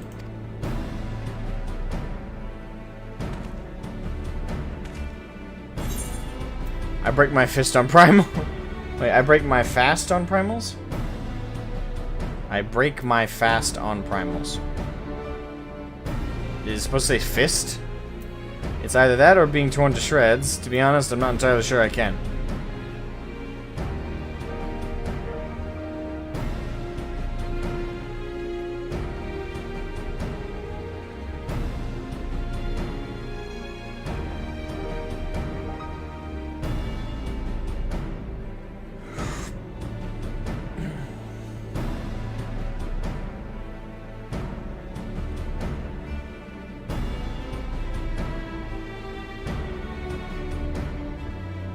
Yeah, spoilers? Okay. And if he's as good as all that, and Soken's praising him that much, yeah, he definitely deserves. I would certainly send, if I were Square Enix anyway, I would certainly send him a job offer. And when you impress our main composer that much, yeah, I'd be like, yo, you want a job? I love that so good.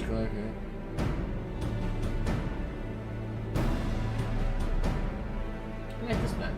Fasting like not eating. He hasn't killed one in a while. Wait, what?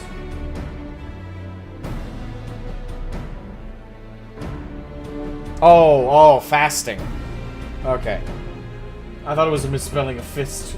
And even then it didn't make much sense. Alright, so fast. So it's been a long time, so we'll get back on track with killing primals.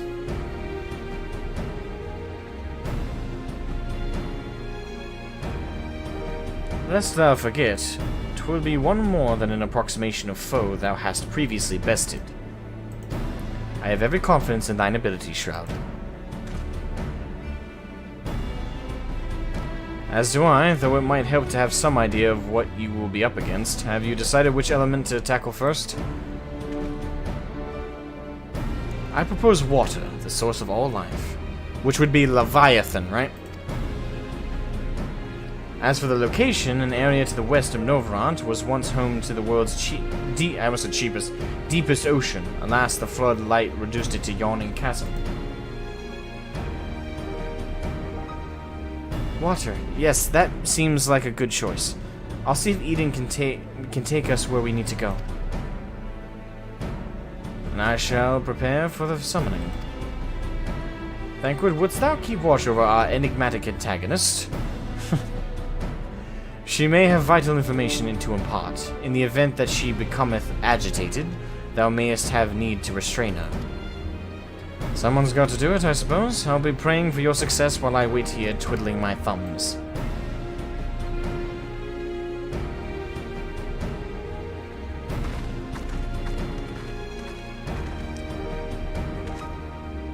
Still, I must say I don't envy you being caught up in yet another one of the Orionge's madcap schemes. Though, come to think of it, if the creature you must fight is born from your own memories and imagination, why don't you try thinking of something a bit tamer than the primals you fought in the past? Perhaps that's not how it works. Anyway, best of luck! Iwakos, welcome to the stream! You're missing Eden? We only just got started. We've killed 2 of the bosses, and apparently we have... Now get ready for my favorite track. I don't know. I will. But I gotta go to the bathroom first. I got to go to the bathroom. Got to release. I don't know. That's what are you doing? I'm doing pretty good. Doing pretty good. I gotta go to the bathroom right this second, but I'm doing great. These are really fast so far. The next 4 bosses seem to have been set up at least. Seemingly.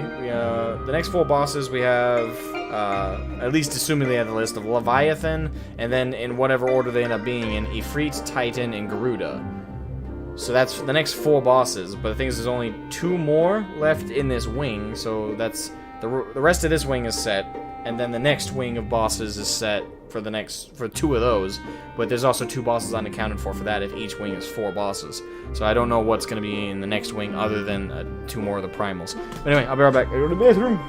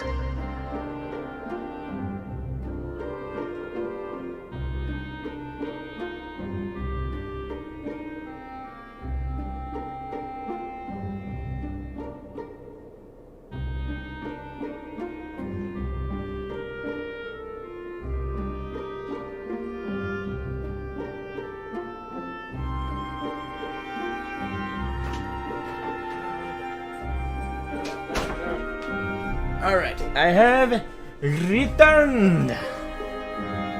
Welcome, Psycho Dad, to the stream. How are you, my friend? My face is hot. I'm burning.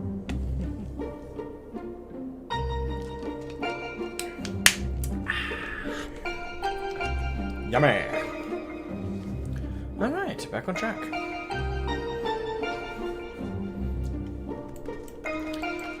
Alright, speak to the Dean at Eden's Core. Good.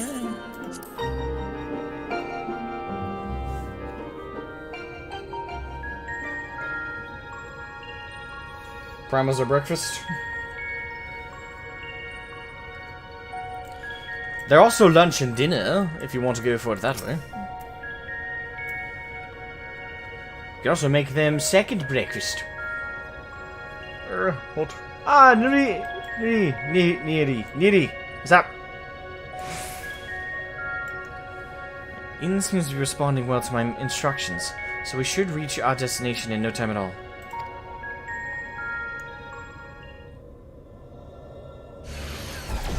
Hey Matilda, how are you?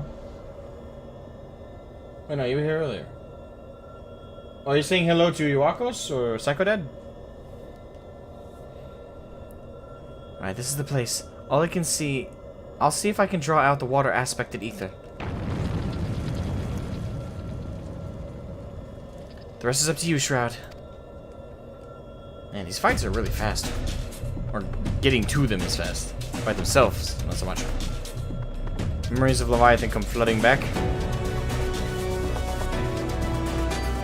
Yeah, sorry. Eden's Gate. Inundation now accessible.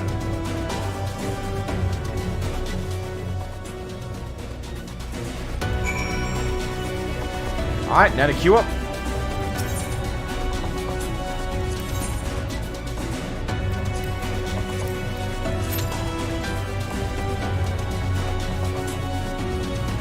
But while we wait, I guess I could share some of the other music I've composed, I suppose. So to do in between each of the wait periods. Oh, this wait period is probably going to be shorter because off the bat we already have 2 healers filled out, and yeah, so don't know how long it's going to take. Let's see, what's a good track?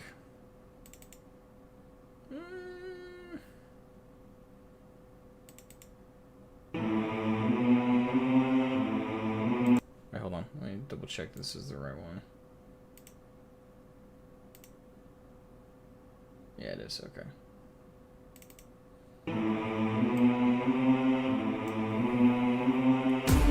Alright, this is another one of the tracks I've worked on. There's no video to it, and it's still a work in progress, so...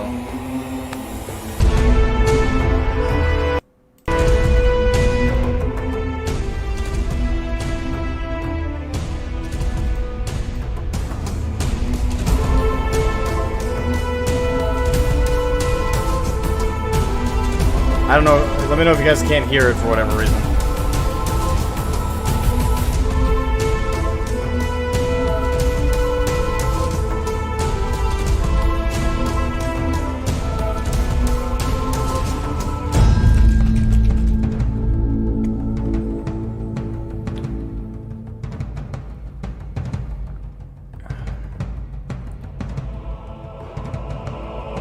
Right, that's the part that I'm still... That part in particular right there I'm still working on. There's supposed to be another track that's supposed to build into that.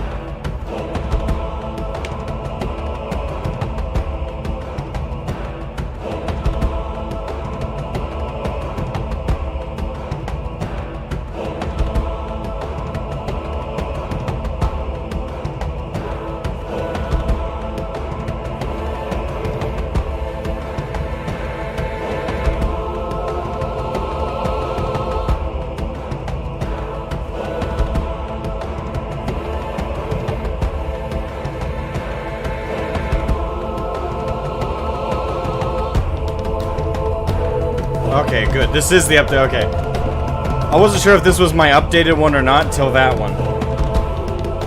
That drop of that drum I added most recently. Oh shit.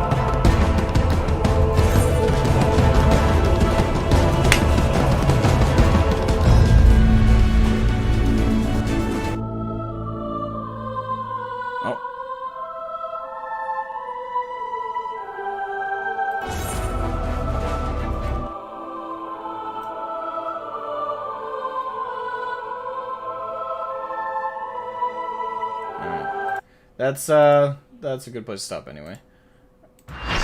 Yeah, that's a good part. The track is still a work in progress, so it's not perfect yet. Still got a few normalizations and balancings that need to happen in that song, but yeah, it's coming together. All right, we're taking on Leviathan.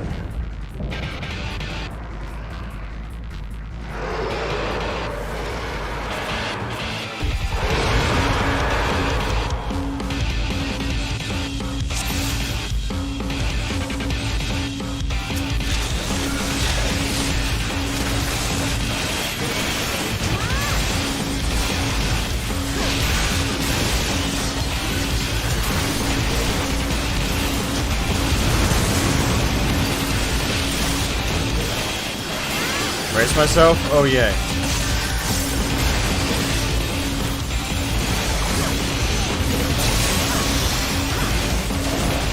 Why is Leviathan two-headed? Like, why did our imagination make him worse?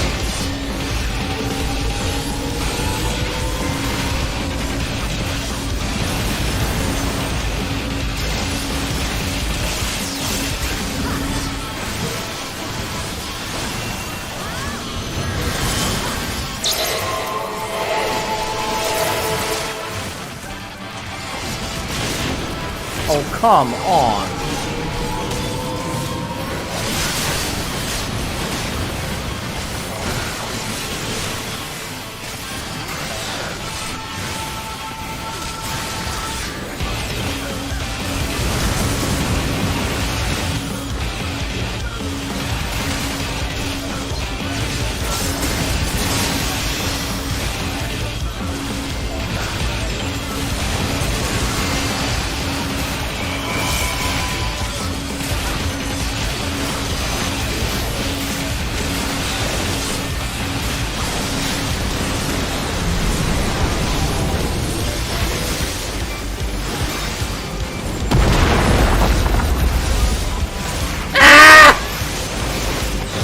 No!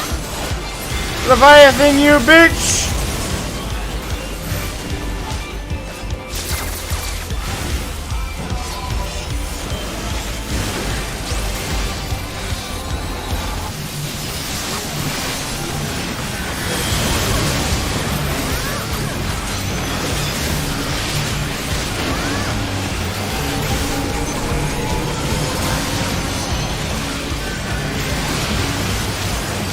God, I hate it. I did it! Oh, thank God.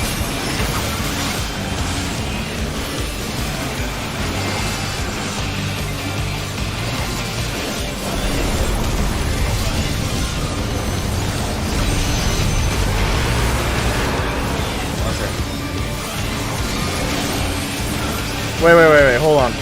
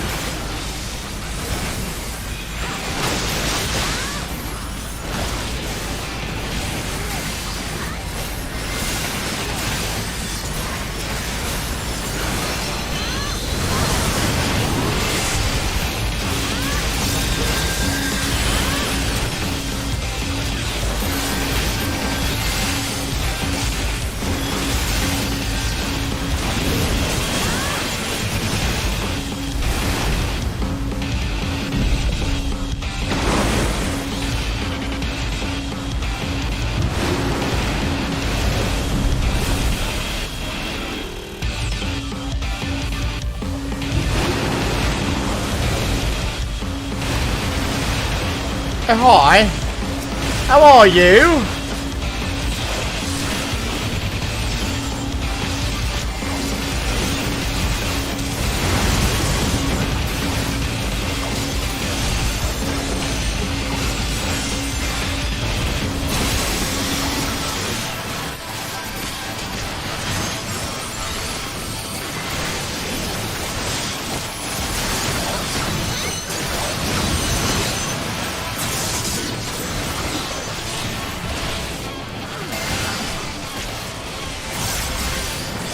Almost dead, almost dead, almost dead, almost... No!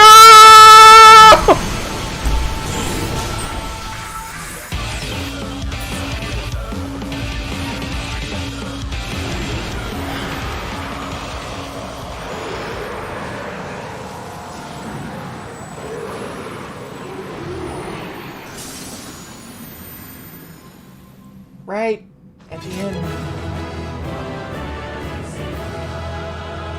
I thought we got him. I thought I didn't need to worry about it.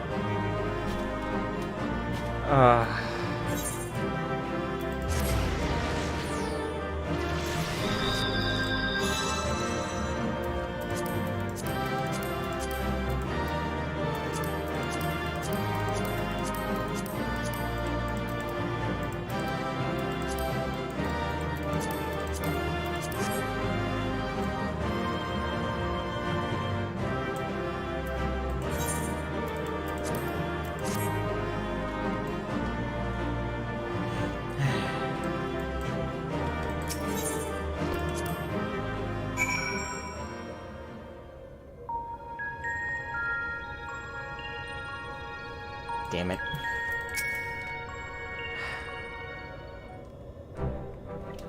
That was incredible. Is that what a primal looks like?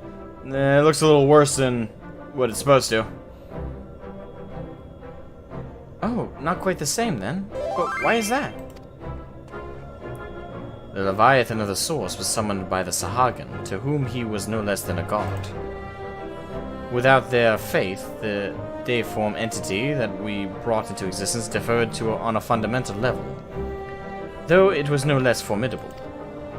The manifestation relied upon Shroud's experiences of Leviathan, and may have been influenced by recollections of other water-aspected beings, leading to further discrepancies. Memories brought to life. But I still can't tell if our plan actually worked. We just have to wait and see, I guess.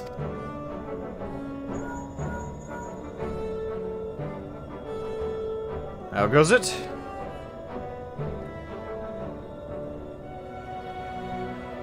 If you finish slaying a primal, or whatever it is, I suggest you get back here on the double. There's something you want to see. Okay. What could it be? Evidently, our only recourse is return to the base of operations forthwith. Tally here!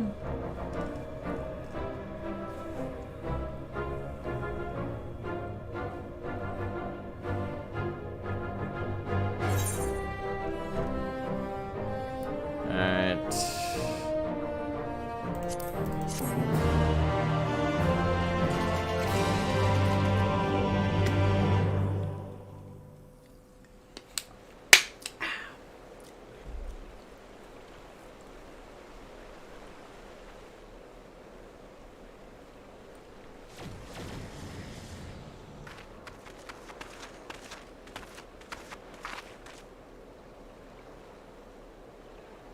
Shroud, look! I hear waves. It worked!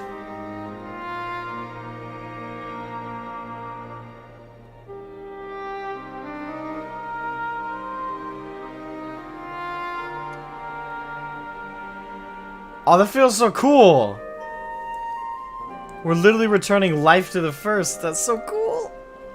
By the 12's good grace, 'tis a marvel to behold.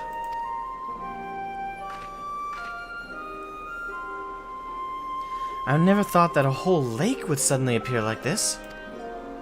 And we're just getting started. I only hope the burden is not too much for you, Shad. Hell no, to see something like this, I'm ready to kill every primal I've ever met.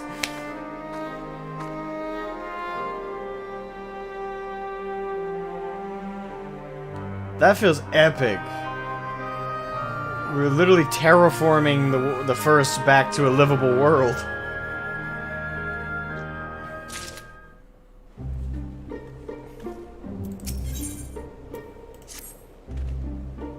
I think this proves that the water-aspected ether is no longer lying dormant. So which element should we realign next, Oriange? I propose Earth. Should we succeed in returning the soil's life-giving energy, the empty shall become capable of supporting the growth of flora.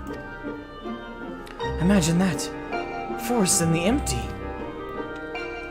Before we begin, I'd like to know how that girl is doing. Still sound asleep. She didn't so much as stir even when I took her helmet off. I thought it might be getting a bit stuffy in there, and was curious as to what sort of person we're dealing with. She seems surprisingly normal. Not at all like your usual void scent. I'd say she's around the same age as you, Reen. Perhaps a little older. Well, whoever she is, we should let her rest while we concentrate on the task at hand.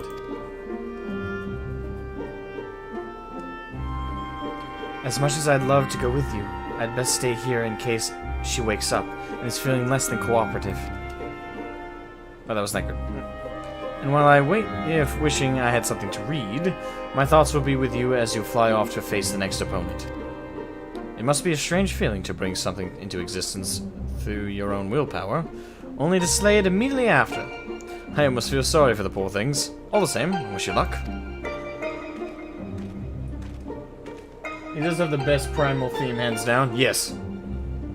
Wait, you despise him from a lore aspect? You despise him from a playing aspect? If all goes well, he won't be waiting for long. The sooner we get this over with, the sooner we can see the results. Indeed.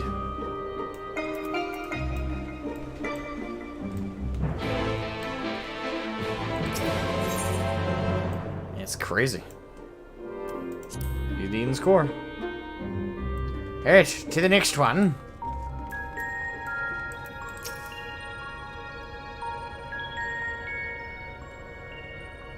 Now, before we embark on our journey, there is one question I feel I should ask. Where are we going? Welcome, Eagle Series, to the stream. I would suggest a certain region that lieth east of Novarant, which was once home to the great Mount Atlas.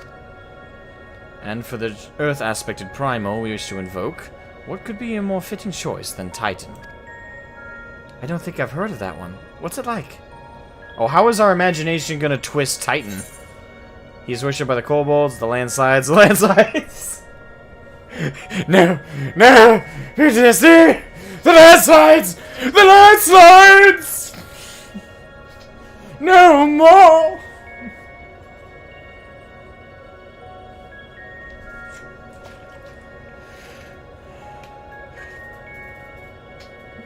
The best PTSD.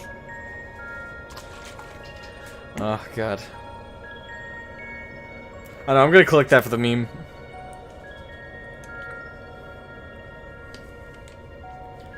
It seems like you had a rather traumatic experience. Most players did. By the sounds of it. I still don't hate to do, the first death I had in the whole game was fighting Titan. But that being said, I thought he was an interesting boss to face. When I did the higher difficulty variations of him, I hated him a little bit more, but even then it was... I'd say my least favorite was Leviathan. I think I liked Leviathan less. Because Phase 2 of Leviathan was terrible. But if our last battle is anything to go by, this one will be different from the Titan that Shroud remembers, yes? Aye, it would be wise to consider the two as entirely separate beings. As such, thou must needs conceive new stratagems, if thou art to triumph in the battle to come.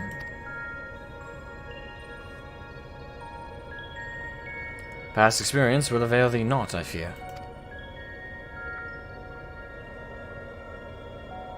It is pretty. It was pretty. I haven't even done that yet. Minimum item level and synced. Yeah, I haven't even done that. That is crazy. Alright, Shroud. Once you're ready, we'll be on our way.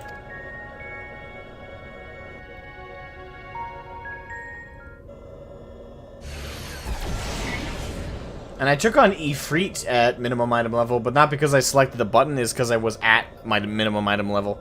My gear wasn't as great as it could be, and I was at level. I wasn't even synced down when I faced Ifrit, so...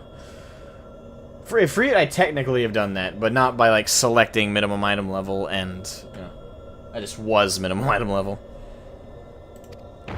Wow, we finally arrived. Ready, Shroud?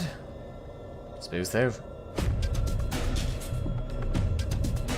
And this will make boss number 4 in this wing, so then we're going to be on the second third of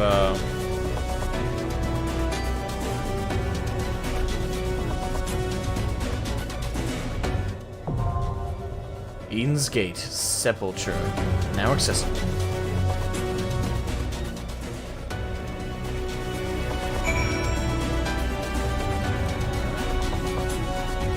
Time to queue up.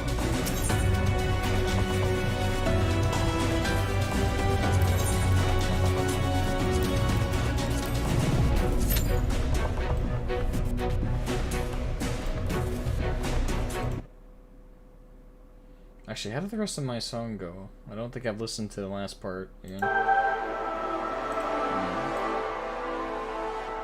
Good luck. Was it that bad? Great.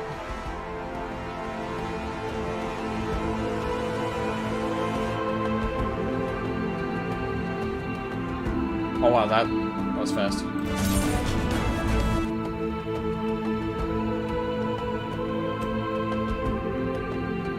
Right, okay, this is where I was at when I was putting it together.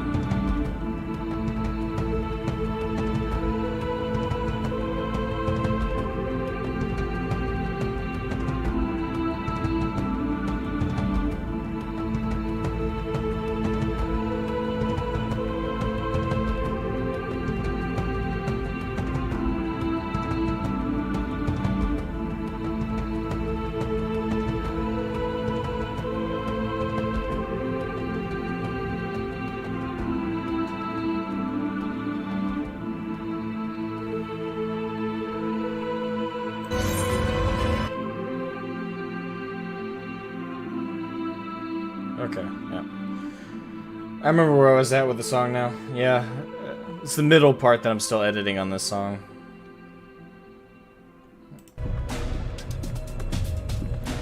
That was the rest of it. The song you guys were hearing, I shared with you guys earlier, that was the rest of it. It was just kind of the build down.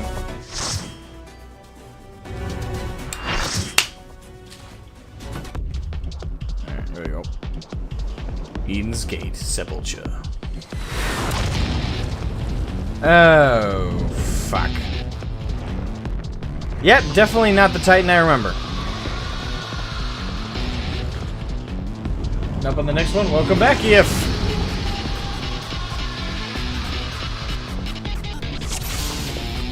Oh, it's Lauren.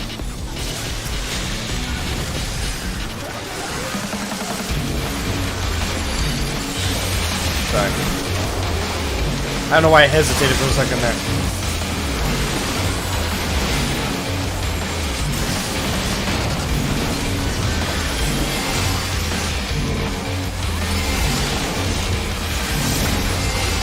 Oh, fuck.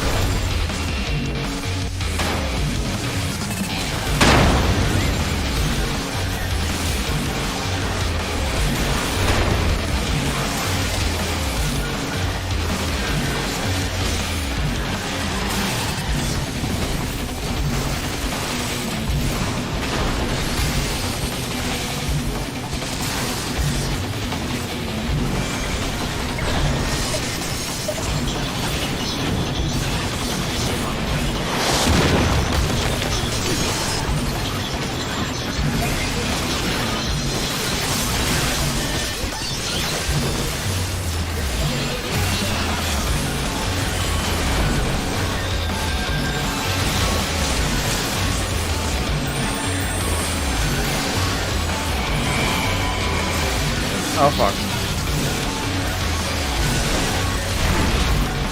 Ugh. I hate getting thrown off shit. That's such a cheap way to die.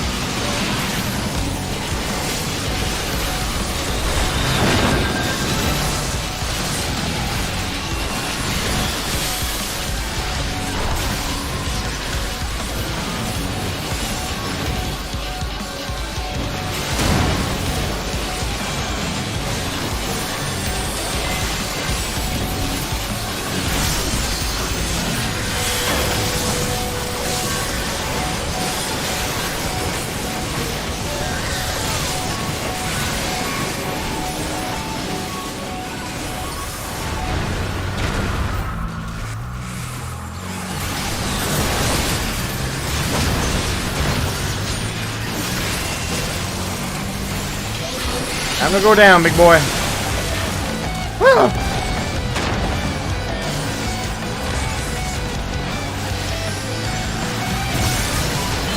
That was close. Probably something I should have figured was about to happen. Four-wheel drive.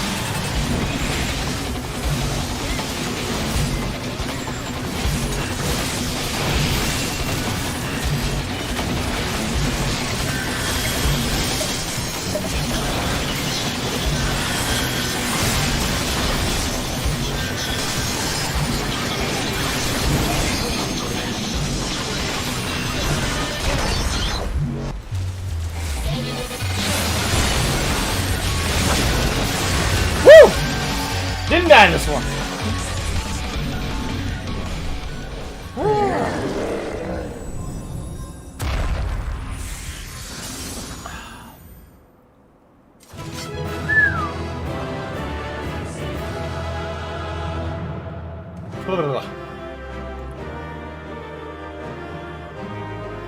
That was a very good track.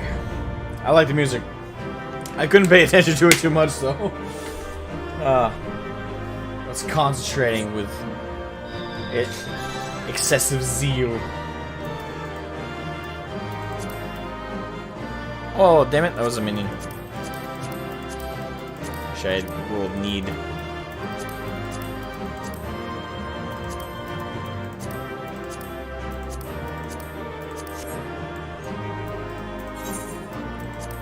What a puppy.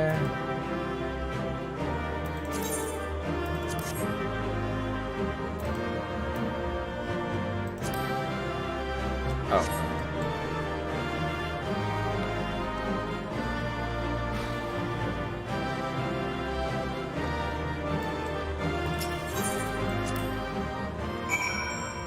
You got a group with you, GG? Yes. Enough.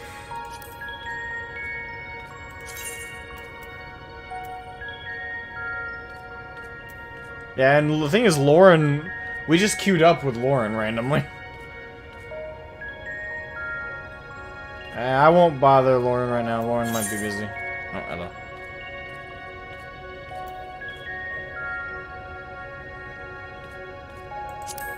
Rena? Oh.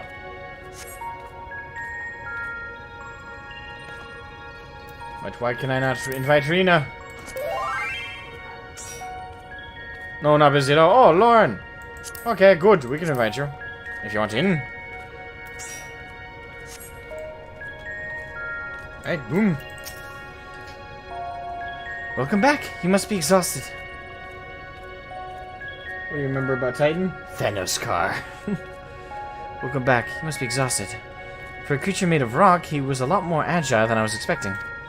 I wonder, was the Titan of your world a tough opponent too? You never stood a chance against me. Yes, if I had put one foot wrong, I would have fallen to my doom. And it's kind of true when I first fought him, yeah.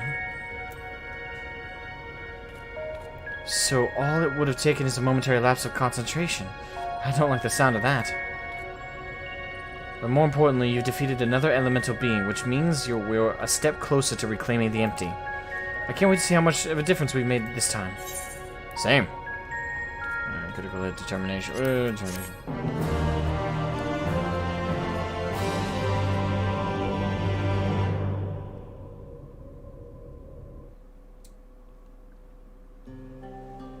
Oh, I got a good group. Okay, now that we're here, that I got a good. Ooh, hello. Oh, looks like it snowed on. We did it. Hey, did we really do all of this? Apparently, damn. Looks like it got snowed on. Aye, it would appear that the balance has returned to the element of Earth, and yet the transformation hath affected only the immediate vicinity, whereas the lands beyond this lake doth remain unchanged. 'Tis passing strange indeed. So we're kind of making an oasis. Damn it! I was hoping we were like, the whole of the empty was looking like this, but I guess an oasis is better than nothing.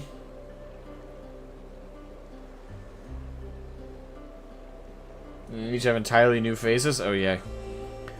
The transformation is passing strange indeed. Did we do something wrong? Though this fallen short of the outcome I had envisioned, it is plain our efforts were not in vain. Mayhap this localized phenomenon is the result of intersection of ethereal currents. Therefore, it is reasonable to assume the similar locations in the empty hath undergone comparable alteration. Okay, so it's like pocketed sections of the empty are looking like this, not just this one spot. If that's the case, it's a lot better. Then the ether will spread out from these points to cover the rest of... Uh-oh. Easy, kid. Oh, fuck. Green.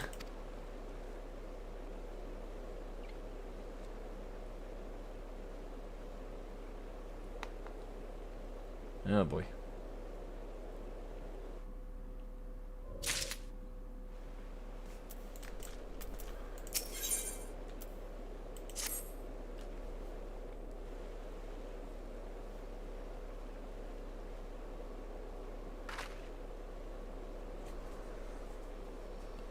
It's nothing. That didn't look like nothing to me. You'd better lie down for a while. No, really, I'm fine. Anyway, we've still got work to do. Nay, Thancred hath the right of it. 'Twould be unwise to exert thyself overmuch.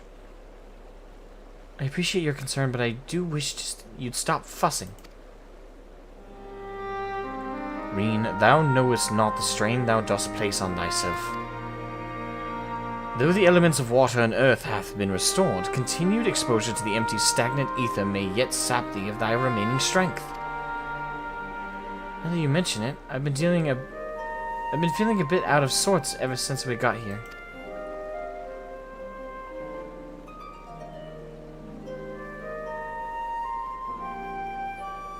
I should probably get away from the empty and rest for a while. Pray do so. Meanwhile, I shall remain here. The restoration of the first two elements hath produced unexpected results, and I require time to analyze our findings. Alright, so this is where the break would be if we just did 5.1, and then we do 5.2, and then we come back and do Eden. Okay. However, I must ask thee to refrain from discussing our work in the empty, even with our closest comrades. Why? I thought you'd welcome the news. And indeed they shall, once we have more to show for our efforts. And we already have quite a bit to show, Jesus.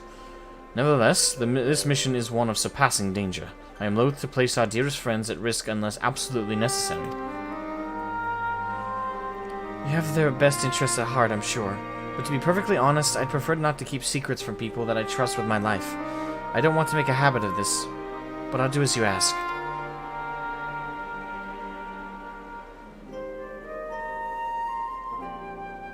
It seems to me that Reen isn't the only one who would benefit from a change of scenery. Our sleeping beauty would like fare better in more hospitable surroundings. We'll need to have our associates from the Crystarium organize a safe place for her to stay.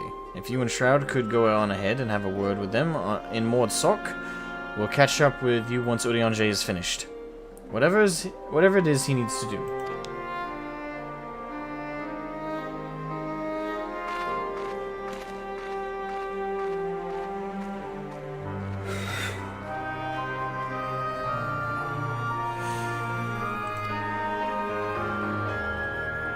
Perhaps thou too shouldst accompany her on a return journey, I dare say. I dare say she would be glad of thy presence.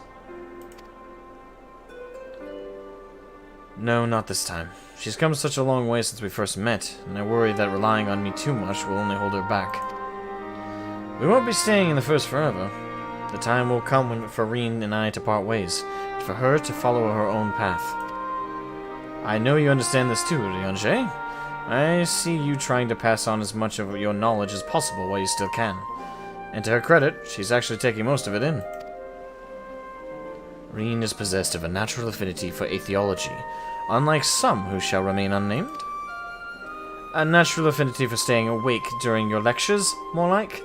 Though, come to think of it, she doesn't really take after me at all.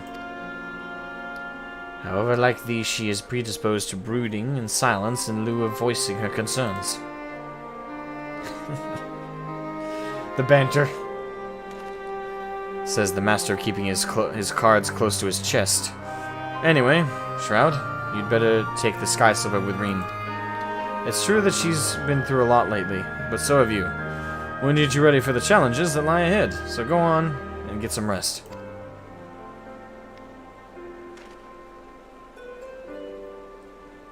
We shall await news of thy safe arrival in Amarang.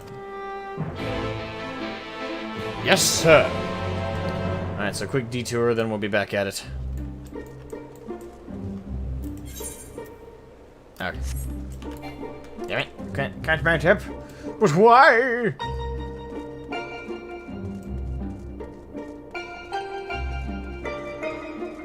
Also, welcome Tim Bowman 2000 to the stream, my friend. Hope you're doing well.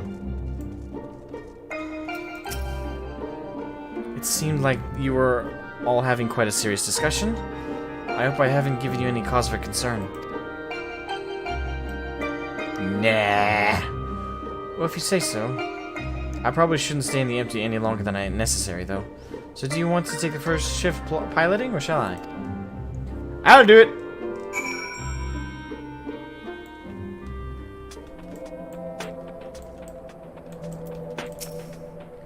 Phew, I'm glad I had you there to keep me company. I've no idea how I would have passed the time otherwise. Now that we're here, I need to find our contact with from the Crystarium. Easy, kid. Before that, I was hoping I could have a word with you. Something's been on my mind. Sure. This might not be the best place for it, though. Those creatures over there look a bit hungry. Hey, welcome back, Ellie. Welcome to the stream.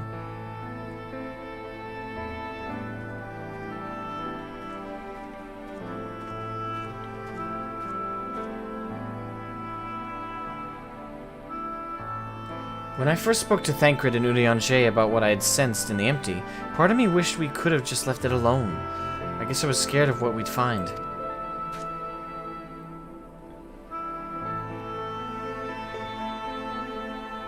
But now that we've found Eden, I know that I made the right choice. And if I'd given into my fear, I probably would have spent the rest of my life wondering what might have happened.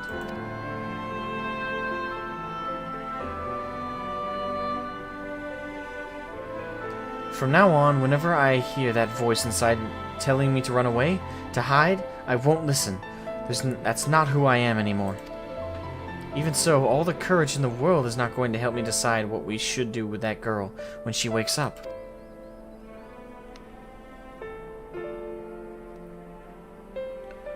Do you remember what she said right before she passed out?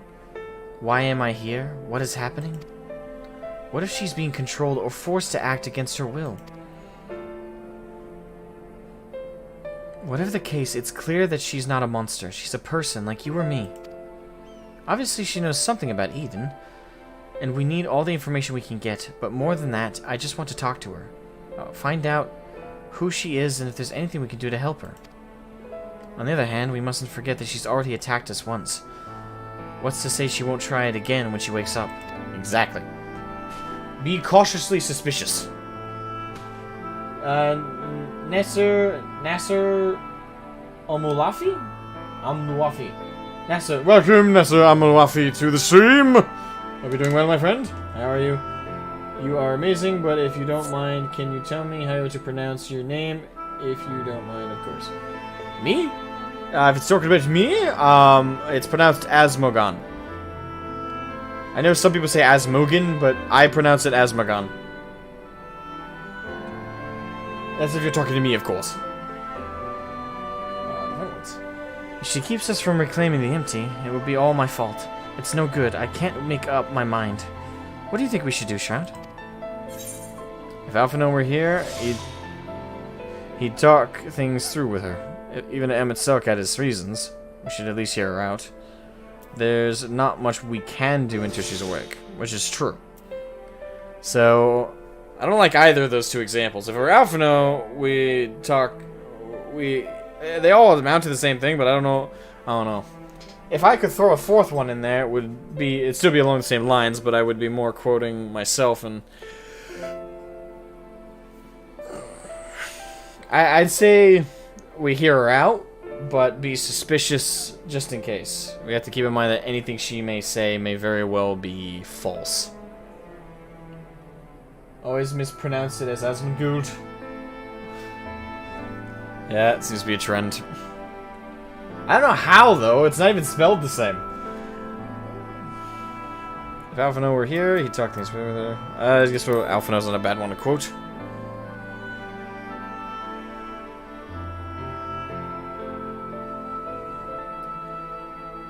Yes, like that time in Yulmore. Even when confronting Vothri, he tried his hardest to find a peaceful solution. Wait, what?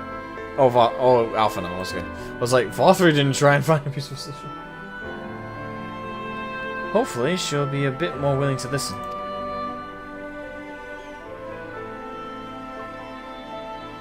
Until then, I'll try to concentrate on the here and now.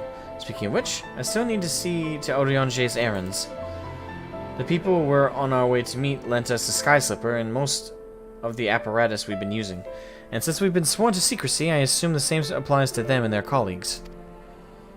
Anyway, once that's over, we can find a place to relax. Aye.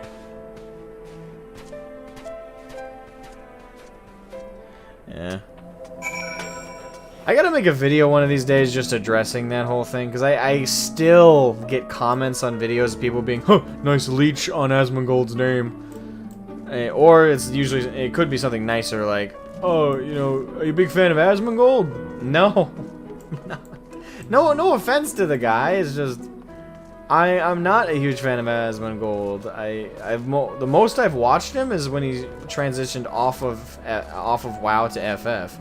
Before that, I barely watched a video here or there from the guy. So I just don't. Everyone keeps saying it's a leech. Keeps saying it's 4 fucking letters.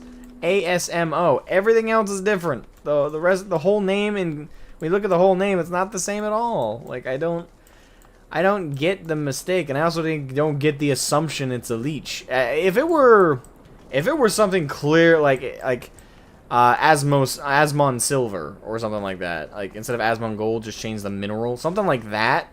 That's way closer, and I could see that being like a leech or a lick off of. Hell, something like Asmon Gold with 2 Ds, I'd see that. But my name's completely different when you look at the actual whole name. I don't understand the whole 4-letter fuck-up thing. Like, I don't get it. I don't get it. It's confusing. Oh, you got 4 letters that are the same. That means clearly you took the name. I don't understand. The logic is not sensible.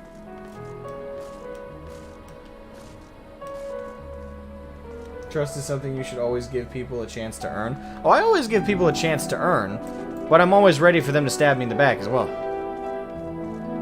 You need to be prepared to trust, but you also need to be prepared not to. That's the thing. You should never assumedly give anyone new you meet just all the trust in the world. I give them a chance to earn the trust, but that inherently means they don't have my trust initially. So, you know, when I first meet someone, and especially when we're involved in something personal, I don't really afford them much trust. Like, respect, yes, that's different. But trust, no. I don't trust strangers at all. Like, I trust them to be untrustworthy. I'm not going to prevent them from earning my trust. Like, they can earn it if they want to earn it, but they're not owed any of my trust. Not at all. I owe strangers 2 things. Common courtesy and suspicion. That's it. Past that, open slate. You can easily assuage my suspicions, and you can earn my trust. It's not hard to earn my trust. Well, it's not hard. It's hard to earn my deep trust, but my basic trust. Like, I don't have to tell you basic information about me. It's not hard to earn that, but telling you, like, anything integral or deep to my soul, like, that takes time to earn. Alright, there's Reen.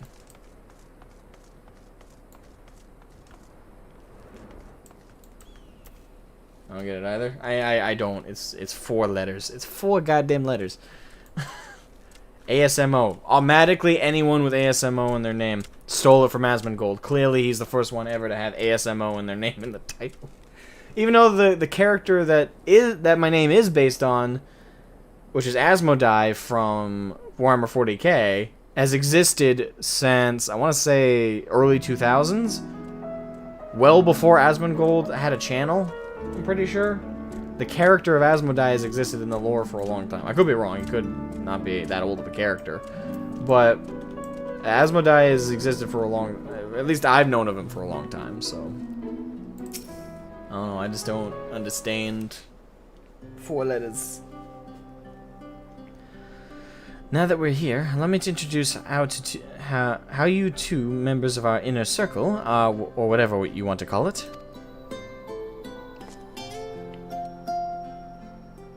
hello. That's Gulgul. He's interested in trading for any relics we find in the empty. Apparently he mostly deals in exotic weapons and whatnot, but he's agreed to keep us supplied with whatever else we can get from the Crystarium. Asmodeus. There's that. I just don't understand how everyone just assumes the leech. I guess it just comes with being a fanboy of someone and you want to look for the worst in other people. Right? Like, it's like, you see another content creator and they have 4 letters similar, so you're like, clearly they stole it from my precious Asmongold. I don't know, so maybe something like that. Past that I don't understand. Now the ones we can meet should be around here somewhere.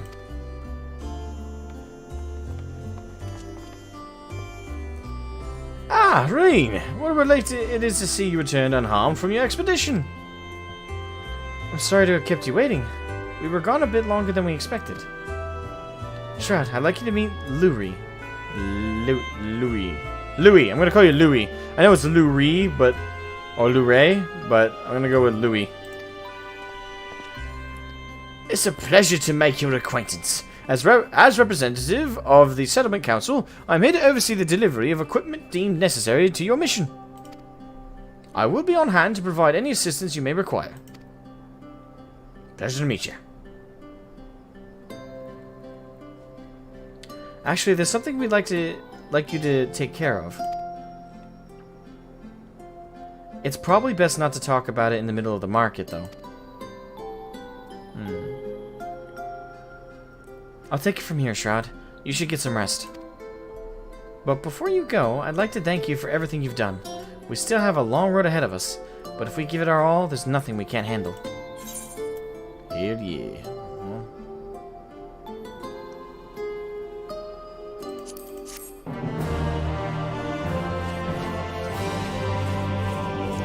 Boom. And we don't have to wait, though, since we can jump right into the next set of these raids. Oh, hello.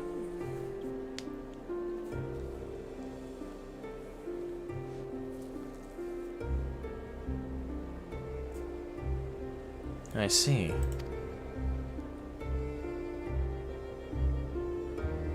It is mere supposition. It would behoove us to proceed with caution. Moreover, I would refrain from discussing the matter with Reen and Shroud until we know more. Well, I appreciate you telling me, even if it's too soon to be sure. I'm the one watching over her, after all.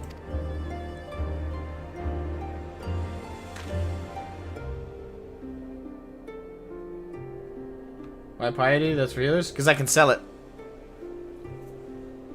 The Oracle of Darkness.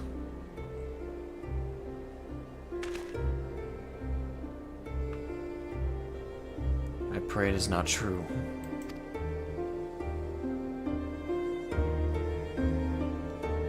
Oh, the girl? Oh, so is she like the Yang to... Is she like the Yang to... Oh, look, it's a whale.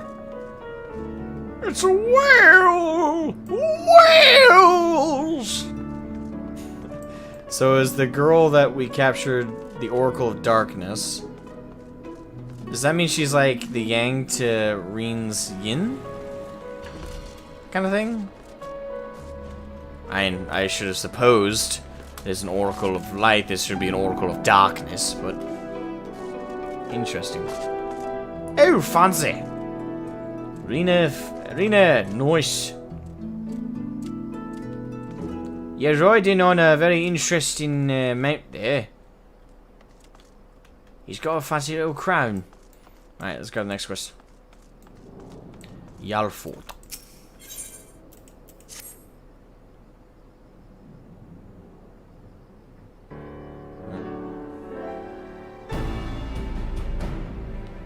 Ah, there you are. I'm part of the team helping with the highly classified and very secret thing. Uh-oh. The fact of the matter is, I've come to inform you of a rather interesting development. It's about the girl who was brought back from the empty. She's finally woken up, you see.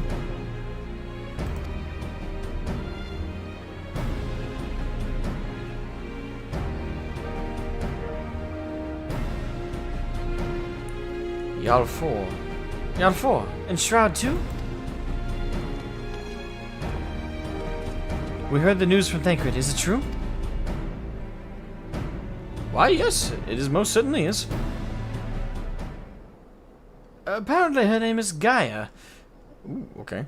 Gaia, Earth Mother, is what it means in... Or Gaia was the Titan of Earth in Greek mythology, if I recall correctly. She claims to be a free citizen of Yulmore, although she remembers nothing of the events leading up to her attack in Eden.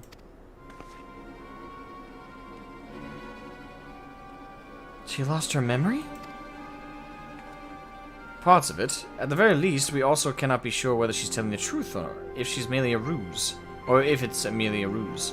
She's yet to display any hostility, which is encouraging, I suppose. And Thancred's with her now, is he?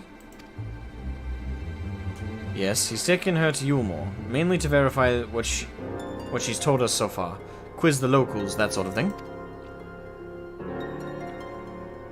After that, the plan is to come back here.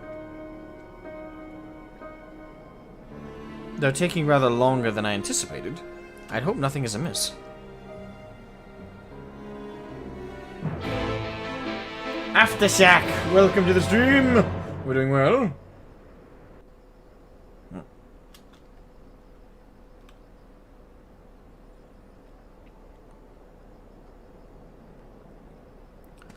Good grief, are you always this slow?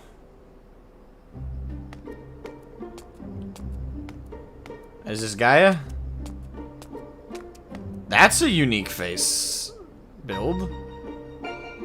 At this rate, it'll be dark again before we know it. The night sky returning is all well and good, but it does make each day seem awfully short. Now, are you still dragging your heels back there? At least act as if you got a purpose, would you? Very goth. Maybe emo. No, emo would have, like, green streaks. Now look here, I'm not one of your servants. Why don't you try carrying your own luggage for a change? Thancred, you're back! Certainly personality-wise, she's Yang to Rin's Yin. You lot are a sight for sore eyes. Yes, even you, Ryanje. Gaia and I have just... Yeah, okay, so that is Gaia. Just finished shipping her personal effects from Yulmore. I'm glad we could finally meet. Properly, I mean. So, did you learn anything useful? Other than where she lives, not an awful lot. Her supposed neighbors barely knew the first thing about her. Hells, she barely knows the first thing about herself. Her recollection of her life in Yulmore is patchy at best. They based her face on someone. That looks so familiar to me.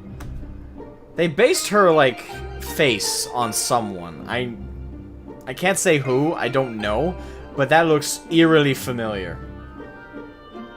He has another daughter. And he picks them up left and right. When he was young, the term picking up chicks meant something totally different. Now it's picking up a new daughter. Back in the day, not so much. It's wonderful, the passing of time and age and obligations. But she seems convinced that she'll regain her memory if she accompanies us, and so she invited herself to join our merry band. And for her first act, she ordered me to carry her luggage.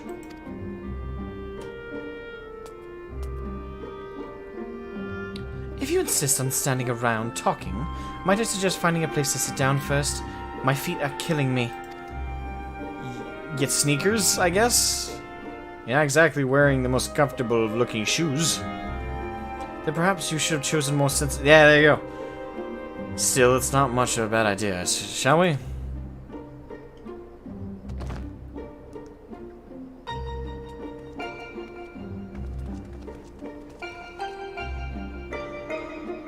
They based her face on someone. I couldn't tell you who. That looks too familiar, though. I swear I've seen that exact look.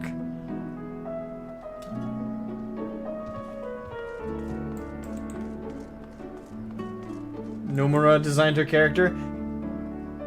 No, Nomura based her on someone specific. And I think someone in Hollywood, because again, I swear I've seen that face. It could be I know someone who looks like that IRL, but I think that's from a movie. Like I know an actress who dressed exactly like that in the movie. Can't put my finger on it though. A little bit of Anne Hathaway, but not quite. That's not what I'm thinking of. So you don't remember anything at all? Not attacking us, not falling unconscious?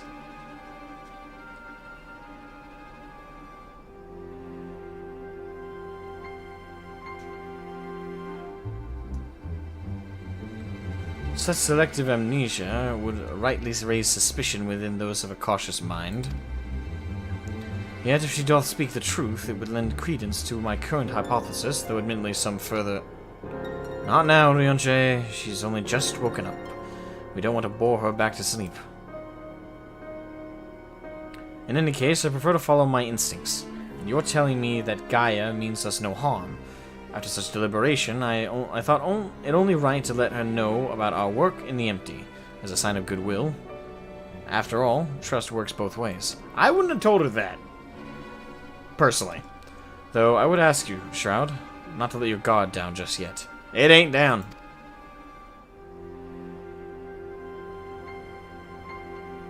So you're the one I'm supposed to have fought. Come think of it, I recognize you from somewhere. I just have one of those faces. So you should, considering you tried to kill me. I won't be hostile.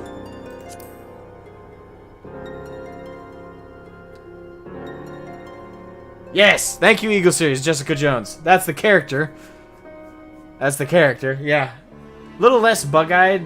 No offense to the actress who plays Jessica Jones. But a little bit less, you know, of that eye type. But yeah, Jessica Jones. Or perhaps you just didn't make much of an impression. But to be honest, I do feel that since meeting you, those hazy memories are becoming slightly clearer. It's like remembering fragments of a dream, only to realize those things actually happened. It's as though my whole life has been leading to this. Thou speakest as though thou didst expect these events. I guess you could say that. It's what the fairy tells me.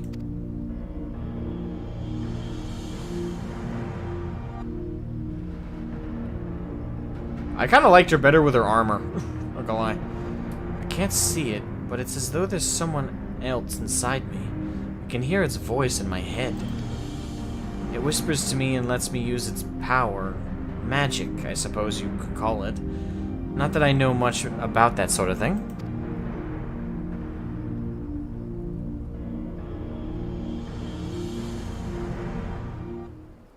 And this power alloweth thee to tear open the fabric betwixt realities, that thou mayest call forth the ether-starved denizens of what remaineth of the 13th. What? Was that supposed to mean something, or are you just spouting random words at me?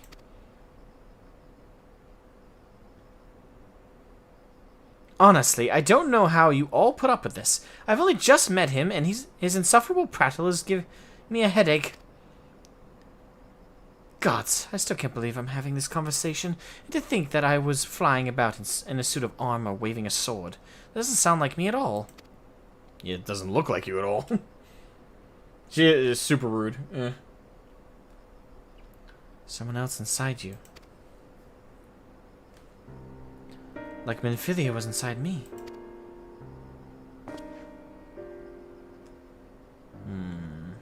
Aye, the similarities cannot be ignored. Though it is too early to say that with certainty, Gaia may well be the Oracle of Darkness. Well, now he tells us. The Oracle of Darkness? What does this mean? It means that you may have been right when you said she was something in common with Emmett Selk. Those who have been used as a living host by an Ascian have no recollection of events that occurred during their possession. This I know from personal experience. But Gaia seems to have some memories still, even if they're a little hazy. Moreover, she has remained in control of herself even when she heard the voice within, much like you and Minfilia. And though Reen was very much her own person, Minfilia's presence did exert a change upon her outward appearance, granting her hair and eyes a hue akin to that of a dear departed friend. It is therefore not unthinkable that Gaia's raven locks may be a manifestation of the darkness which hath come to reside within her. But I was born like this, and my parents, they both had black hair too.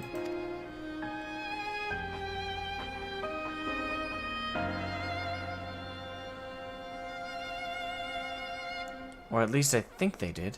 It's been so long since I saw them, I can't remember too well. But enough about me. You're Minfilia, aren't you? The Oracle of Light who they were hosting in Yulmore? That's right, though imprisoning is a better word. They kept me locked away, and I didn't know much about Yulmore and his people, or the rest of the world for that matter. I see. How exactly did the Oracle of Light come to run with the Warrior of Darkness? Well, it all started when... Story onward. Stories. Context matters. Yes, that's true. Yes, I still remember the day everyone went raving mad and Lord Vothri fled. Everything after all that... After that is still a blur, though. From what Gaia's told me, she wasn't part of the mob that attacked us. But how was she able to resist Vothri's control? Mayhap 'twas the intervention of this fairy of whom she speaketh. As curious as that may be, we still don't know why she appeared out of nowhere as soon as Eden took flight.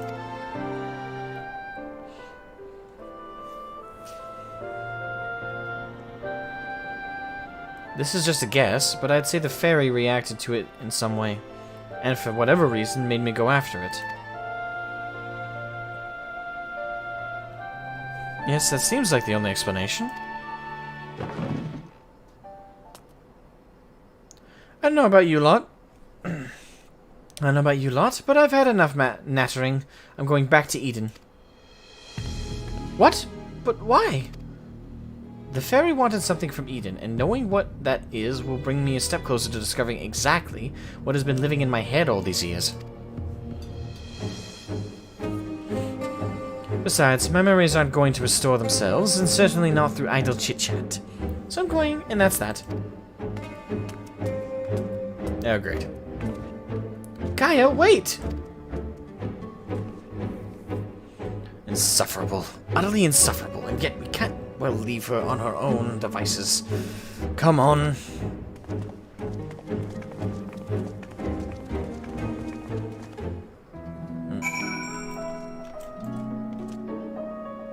Interesting. Alright, search for Gaia. Ah. Yeehaw!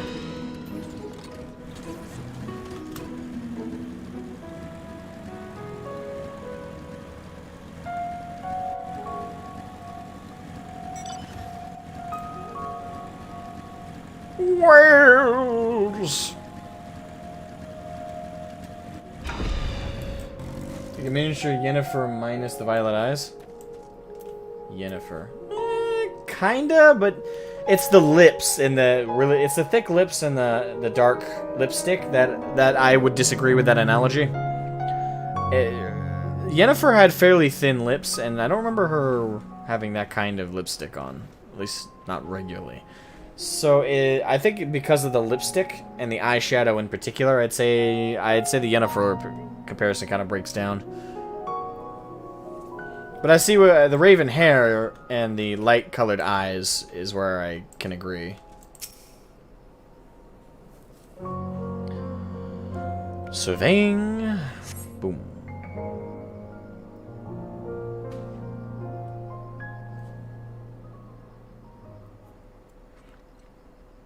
Get away from me! Uh-oh.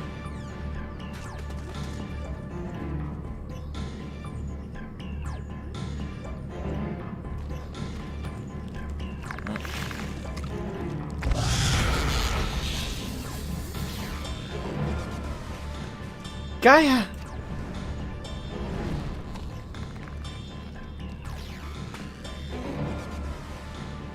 Seems I have no choice.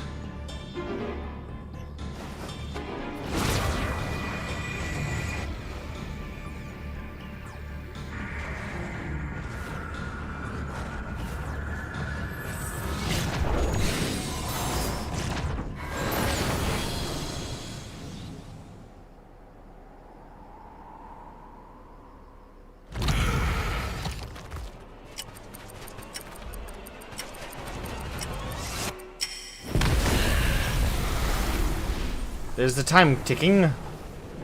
She made a literal time bomb.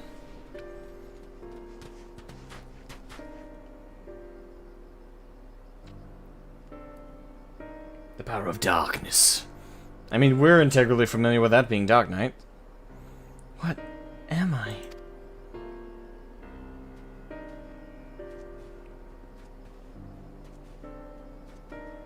Technically a sorcerer?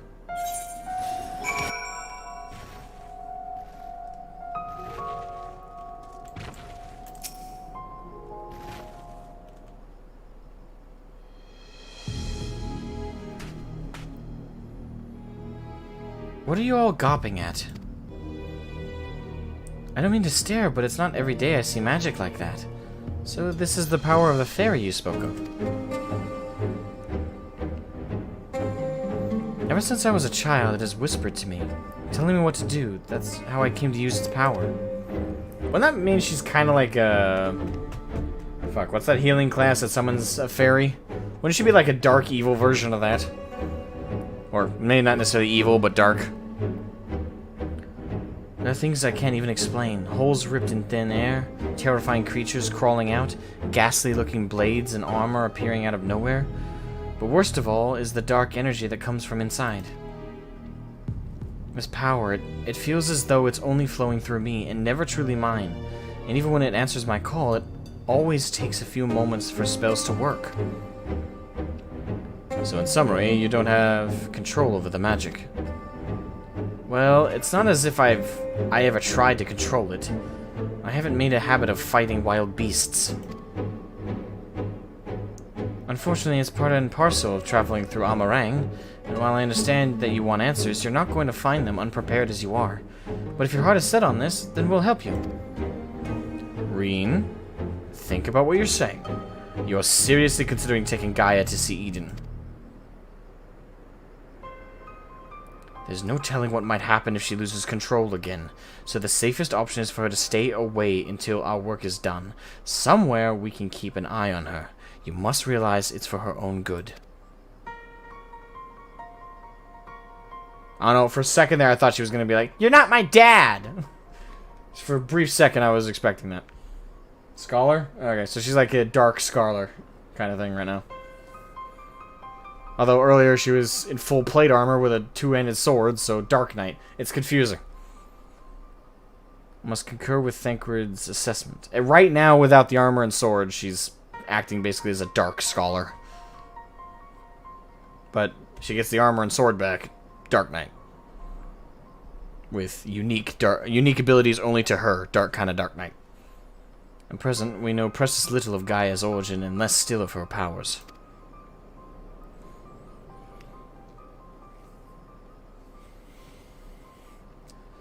If she is indeed the Oracle of Darkness, her presence may complicate a task already fraught with peril, placing our mission and her own well-being in jeopardy. In full knowledge of the risks, dost thou still wish to pursue this course? And it's a big thing. It's a big goal and mission to put in jeopardy. I do. Ah, boy.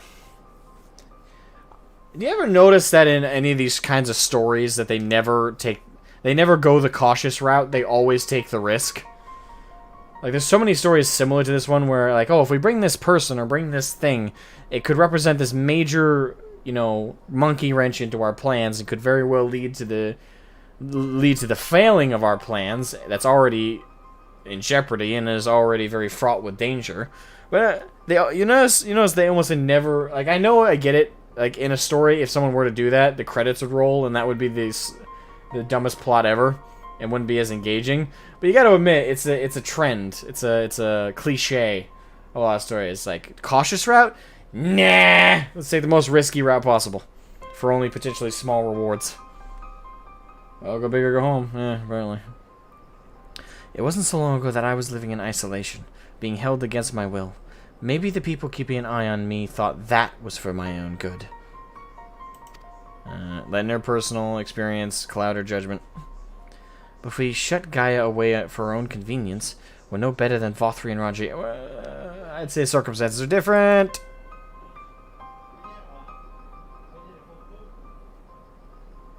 But I suppose the gist of it is the same, yes. But the contexts are very different. I've learned that when someone is in need, we must reach out in a helping hand. Not push them away. Now it's my turn to do for Gaia what you've all done for me. Even knowing the danger that lies ahead, I won't choose the easy way out. This is the path I've chosen. Is that good enough for you? It's not like we have a choice.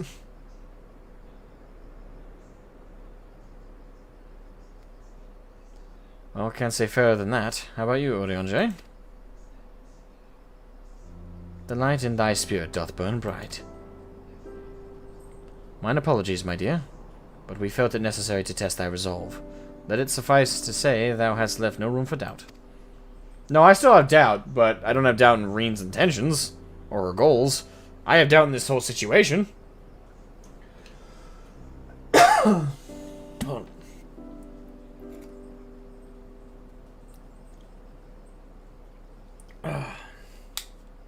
I don't know why that cough came out of nowhere.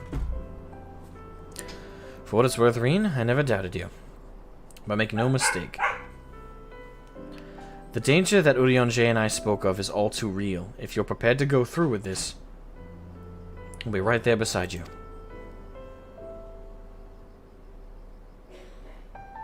That means a lot to me. Thank you. I couldn't care less who I travel with, but if we're going to go, then let's get going already. There's supposed to be some sort of craft waiting at the Southern Watchtower, yes? Come along then, and don't fall behind. So bossy.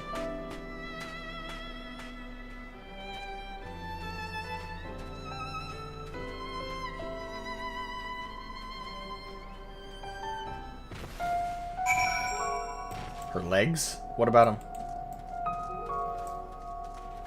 What's her legs like clipping, doing a clip? Like, were they clipping? Like, and most of the characters' legs, when there's wind in particular, their legs do clip through the, through their clothing. Through the, you know, the flaps.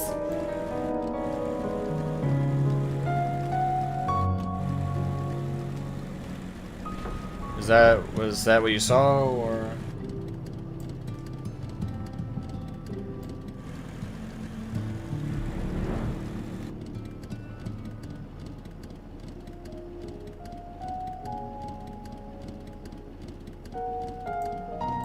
She's a baby? Oh, you mean in that sense. Oh, I thought you were pointing out her legs because something happened to him.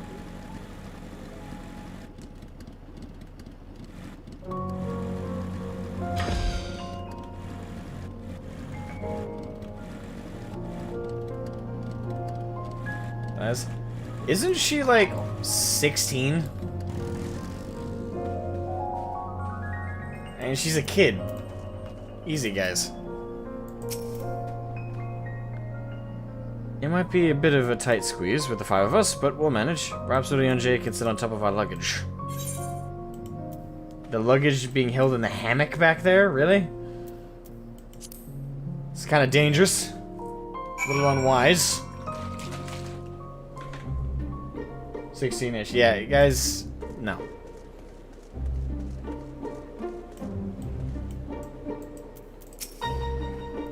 So there it is. Yep, that's Eden. And finally, we can get back on track with the killing of.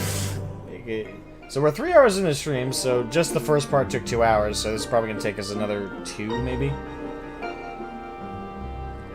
Eden, where I'll find the answers I seek. Hopefully.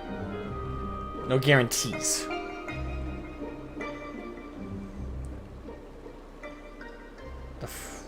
The box changed.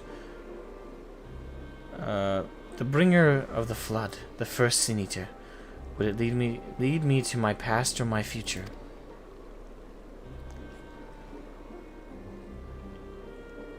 Why'd the style of the box change? What awaited on the path ahead, I couldn't say, but I had no choice. Is this like inner monologue? But I had no choice. It sounds like it's speaking in past tense, so. Oh, journal entry maybe? Or is this whole, like, her recount of the story? But I had no choice but to take the first step.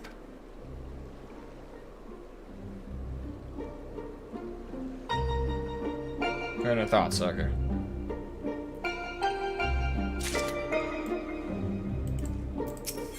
Alright. Blood and thunder.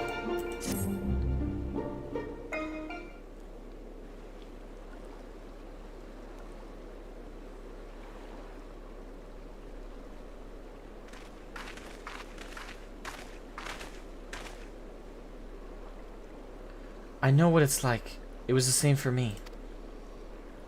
But I was lucky because Thancred freed me from the Yulmore, and I had a chance to see the world. More importantly, though, I met all kinds of people, and they taught me not to live in another shadow, but to be myself. Maybe one day you'll have that chance too. Said your piece, have you? Oh, God. Don't be a bitch. One day... What's that supposed to mean? I don't know how the Great Oracle of Light sees such things. But for someone like me, who's only known life in Yulmore, there was no tomorrow. There was no future. Only the here and now. And while we waste time on these meaningless conversations, I feel each moment of my life slipping away. Time, it won't wait. Not for me, not for anyone. That bit of a pessimist. Though I agree with part of it, which is the problem. I don't know how much longer I can hold on to who I am. I'm sorry, Gaia. Gaia? It's probably not even my real name. It isn't? When Thancred asked me my name, I couldn't remember.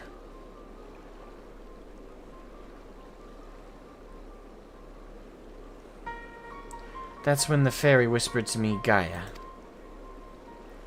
But if you grew up in Yulmore, surely someone there must know who you are. Everyone I once knew had either disappeared or had been turned into a sin eaters. Those whose faces and names I still remember, that is. In the end, we found not a single person who so much as recognized me. As far as I can recall, I've never been the most sociable person, but still. Well, even if that's not your real name, I think Gaia sounds lovely. If you're happy with it, then that's what I'll call you.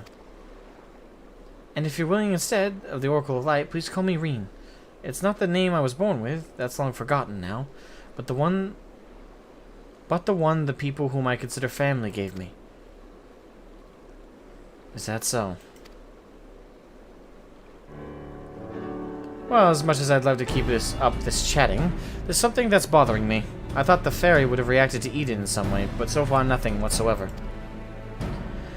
From what I gather, it wasn't until Eden started moving that I appeared out of the blue. Alright, have a good one, Matilda Plays. Thank you for joining us. Have a fantastic evening. Have a good night/day, everyone. Absolutely, and hope you have a wonderful day/night, whatever it is for you. Then you hurry up and get it over with. Once your ladyship, you need to learn some manners. I'll be nice. Aye, it may be best to resign ourselves to her mannerisms. A good thing we're not wholly unfamiliar with attending nobility, given certain company in the Scions. Of whomsoever dost thou speak, I wonder?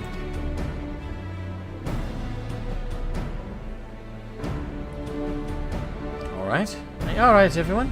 I think we talked for long enough. If you're ready, let's make our way to Eden.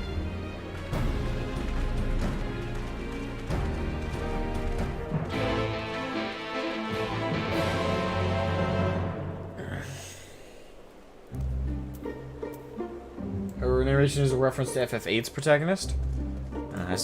I'm still playing FF1. It'll be so long before I get to 8. I wasn't paying too much attention since I'm doing PvP in FF14, but it's so nice to have something in the background. Love your voice. I'm glad someone does.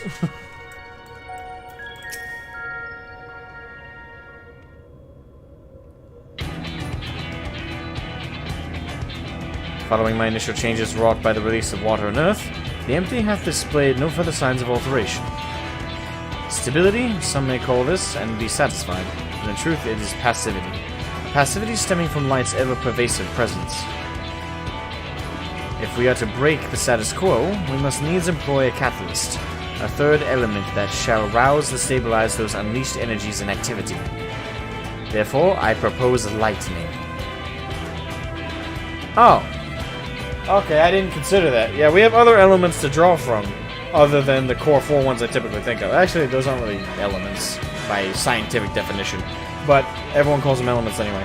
So more than just water, earth, wind, and fire, we got the other elements as well. We got lightning. So that who knows? Maybe that does make up the rest of all the other bosses we're gonna face at the very least in this next part. So the primal would be Ramu, yes? From what I've heard, he's a guardian of the forest and not particularly keen on conflict. But you've actually fought with him, haven't you? Yep, he's half man, half bee. Welcome Singati Blackwood to the stream. Sausage lip girls? Yeah, so I'm not the only one who noticed the thick lips. So he's half man, half beard, and another half beard for good measure. He's half man, half beard, and another half beard. Ah yes, that could mention he more closely resembles a person than a beast, unlike most other primals. And apparently he tends not to move about much. I'm glad to see our lessons have paid off. He's all beard. Well, it's like you say, if we want to call forth an accurate representation of the primal, I should picture it in my mind as clearly as possible. At the very least, it's worth a try, but the rest is up to you, Shroud.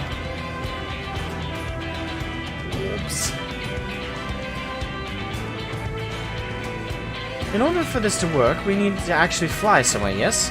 So rather than sitting in one spot while you exchange anecdotes, why don't you get this blasted thing moving first? She's gonna grate on my nerves, isn't she?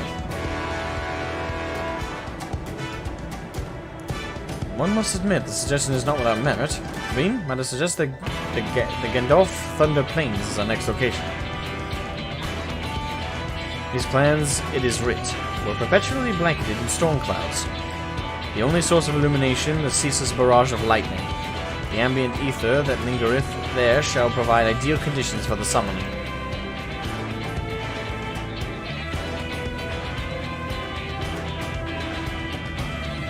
Then, that's when we're heading. Come on, Eden. We've got a job to do.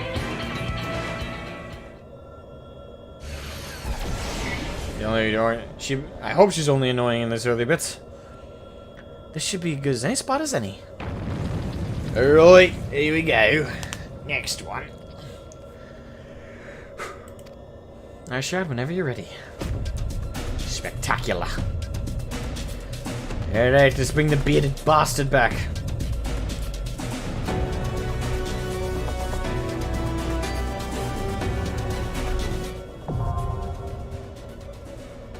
Alright, fulmination. Alright, let's see what hellfire worth of mechanics this one's gonna have.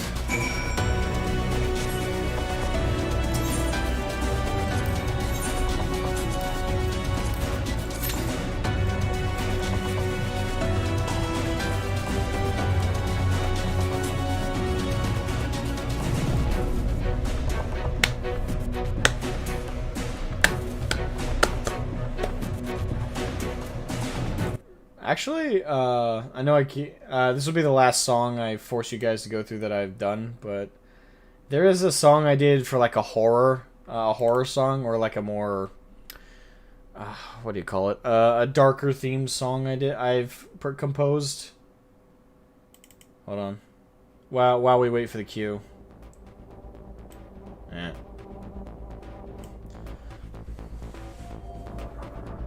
You guys get to hear 3 of my songs today, I guess. My song compositions. Let me turn it up a little bit. A little quiet at first. Fareen, thank you for the super chat. Thank you, thank you, thank you, thank you, thank you, thank you. Fire, water, earth, wind, lightning, ice. Those are the elements of FF14. Okay. So we got water already done in earth. So we got 3 more. If we're getting fire back to the equation.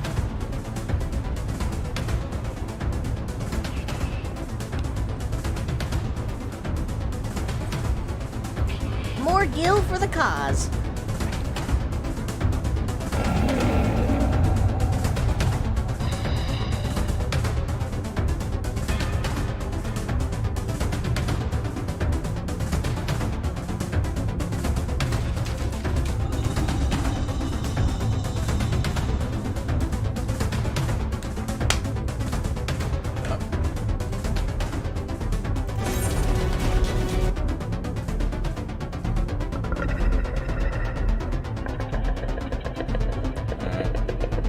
Barely got the song started.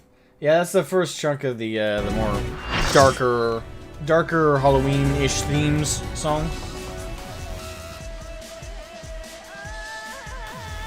Yeah, but thank you again for the super chat. Thank you. There's Much no appreciated. turning back. Get ready. Oh, that one was voiced. Random.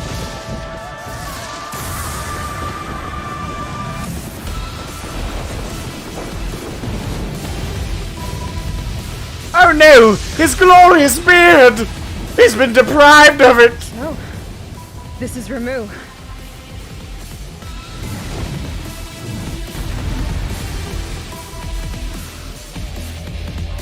Damn it.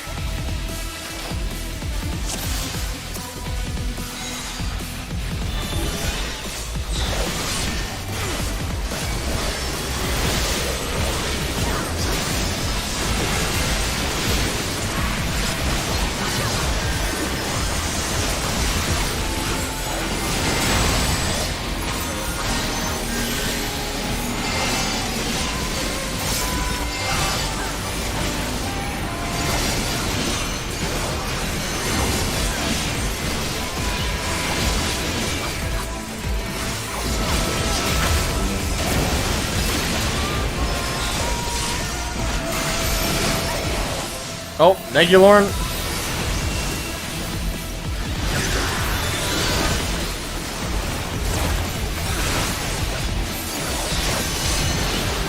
I didn't know those were gonna blow up.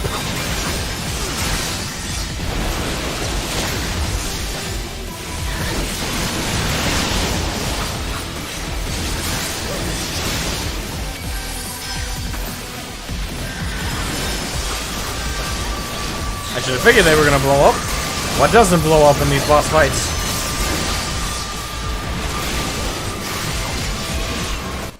What the fuck? I always click too far in that direction and click out of the stream.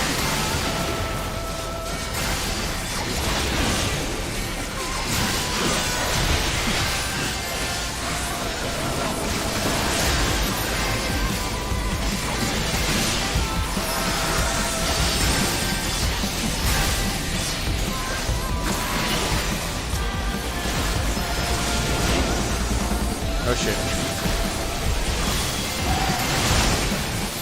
Ow.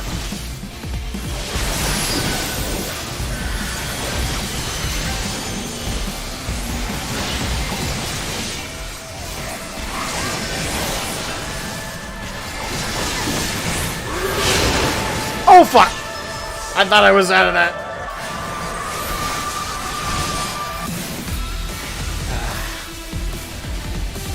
Damn.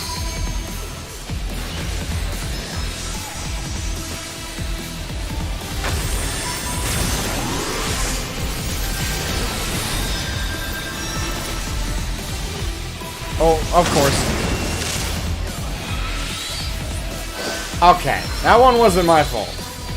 I couldn't even move until it had been activated.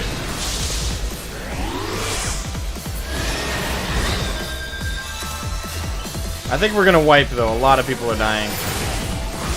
So it's not just me.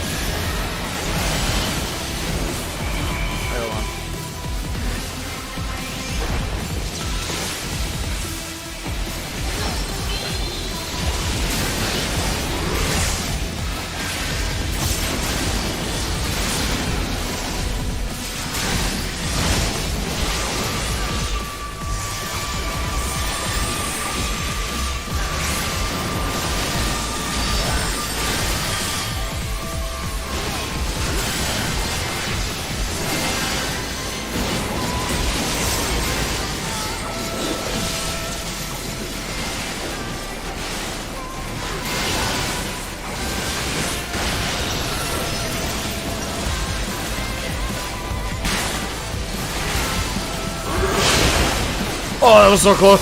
Oh, that was so close.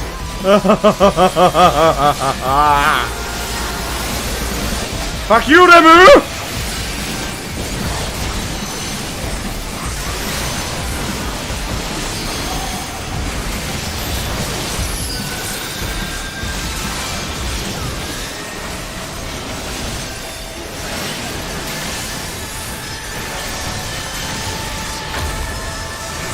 Okay.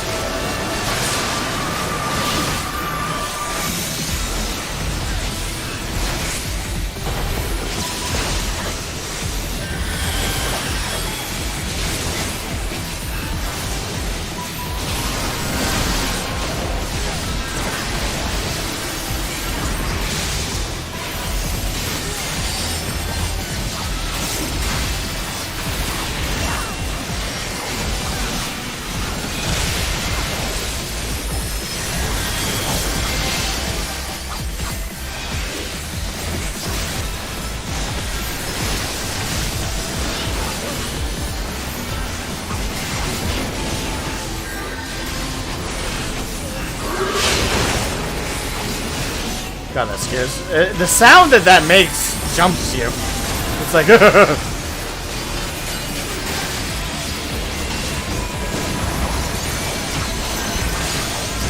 Why'd that pull up?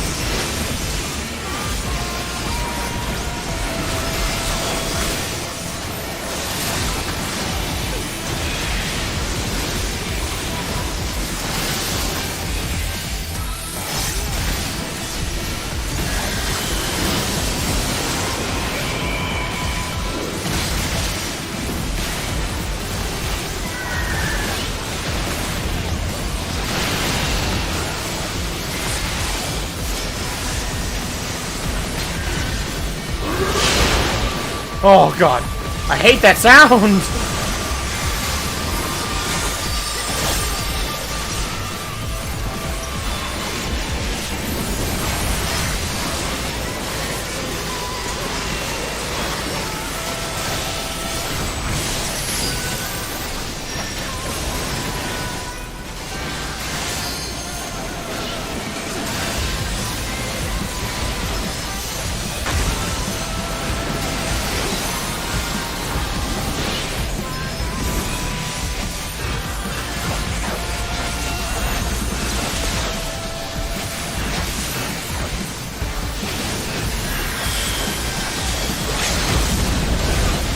Yeah, someone LB his ass.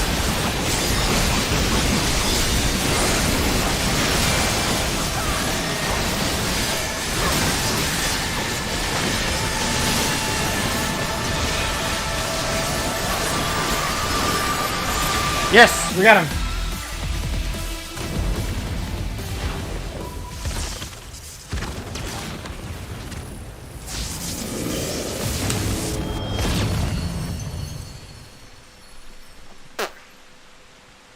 Got him. That was dodgy. To put it one way.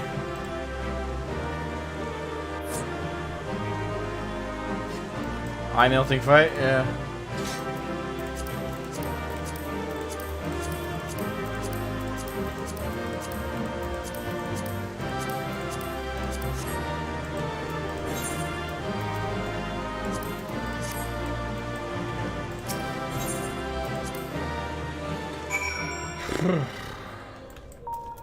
Alright, there's that one. And we got 3 more bosses we gotta do in this set, this wing. I thought I was prepared to expect anything, but I didn't expect Ramu to return out quite like that. Appearance aside, he was quite aggressive as well. The sylph's belief in him as a kindly guardian clearly makes a difference to his temperament. Anyway, I'm just glad it's over. Let's get back to the camp and see if anything's changed.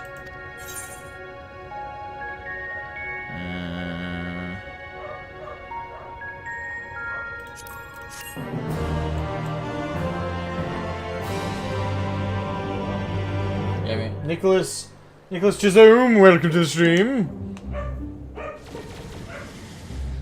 Just trolling for harder fights? Possibly. I do love the change in like the crystal color to represent which element is now being focused on.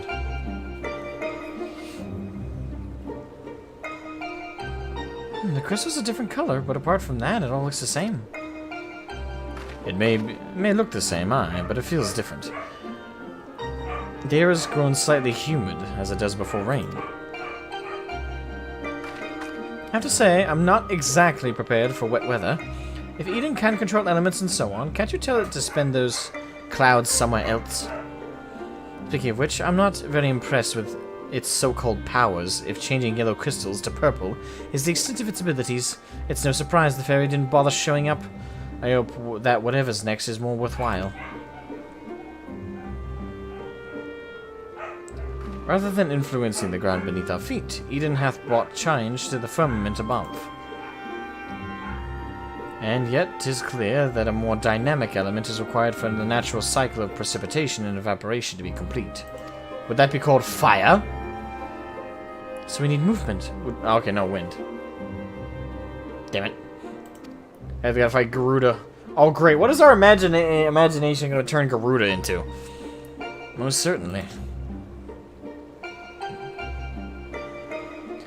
It seems we have a plan. Let's not dwell too much on the effects of each individual element, and instead focus on seeing them all restored.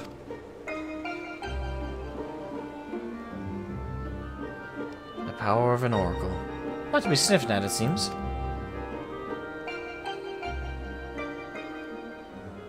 I love it. All my life, you were a constant companion, your voice ever seeping into my mind. Why then, of all times, did you abandon me? Deaf even to the crashing of thunder, or were you simply biding your time?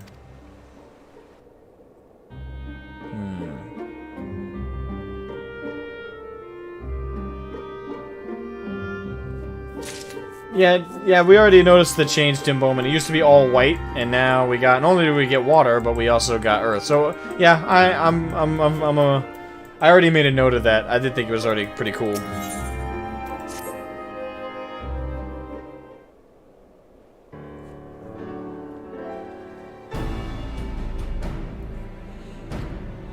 We set out once more. Might I ask if thou art familiar with the process by which rain is made to fall? It's an Anakin conspiracy! I love that they always throw in like one joke line, at least one. It's an Anakin's conspiracy! Turn the frogs! I won't go on. I think everyone's memed on Alex Jones at least 100 times each. I won't do it. I've already done it too many times. I suppose so.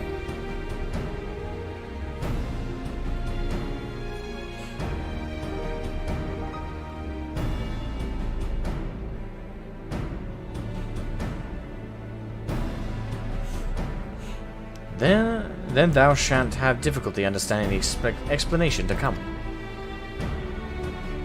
With the restoration of our first element, the empty was once more blessed with the most essential ingredient to cycle of precipitation, water. Under normal circumstances, the heat existent in the atmosphere would cause water to evaporate from the land's surface. As invisible vapor, it is borne by the wind high onto the firmament, where it doth condense as clouds before descending once more, returning to the land in the form of rain. It seems we need wind-aspected ether to create more clouds. That it hasn't rained yet must mean there aren't enough. And even before that, we need fire-aspected ether to make the water evaporate. It seems to me that one's not much good without the other. Why don't you just draw out both elements together? You're suggesting that Shroud fight two deiform entities, each one as deadly as Ramu, at the same time? Do you realize how absurd that is? And yet, 'tis a notion that doth warrant further consider. Ah, great. They'll throw us at two at once.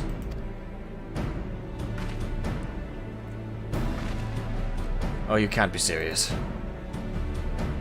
Cast your minds, if you will. The elemental wheel I did show you in the bookman's shelves.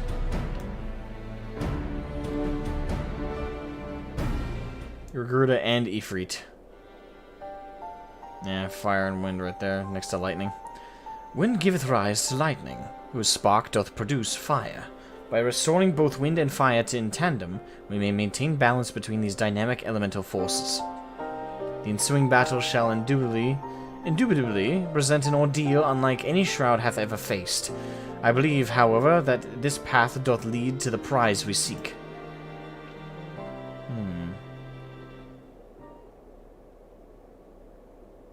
Did you love it? Your idea of love is rather violent. Oh, so perhaps it's not so absurd after all, eh, Thancred?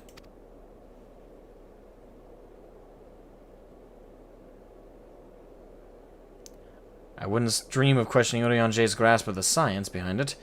My concern is the burden that this would place not only on Shroud, but Reen as well. What do you both make of the plan? If Urianger thinks it'll work, I'm willing to give it a try. I'm always up for this shit, clearly. As long as you know what you're letting yourselves in for, you're going to need all of your strength. So see you get plenty of rest. Gotcha.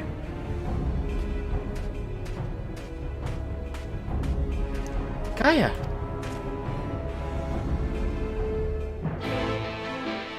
No worry, she's just being moody. Let her go tweet about it.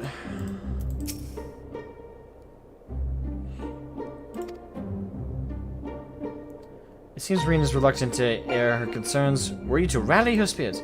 Alright, fine.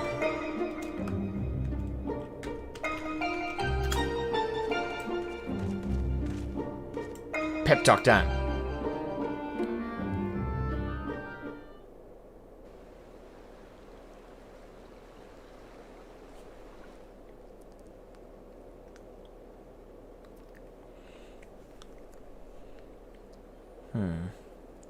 Yes, you're right. There's no use in trying to pilot Eden while I've got other things on my mind.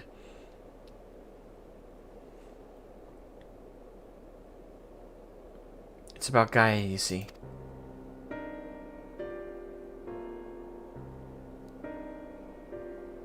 Best waifu primal. The truth is that apart from Alize and Alphino, I hardly know anyone my own age. I thought that I should make an effort to be nice to Gaia, but, well, you've seen how she is around me. Nah, she's just a moody teen. Don't worry about it. I understand that she's got her own problems to deal with, but I thought that maybe I could help her in some way. It's not my place to intrude, and I should probably just leave her be until we've finished restoring the elements.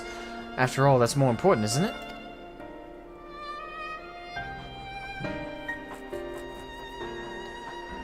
Let me talk to Gaia while you concentrate on the task at hand.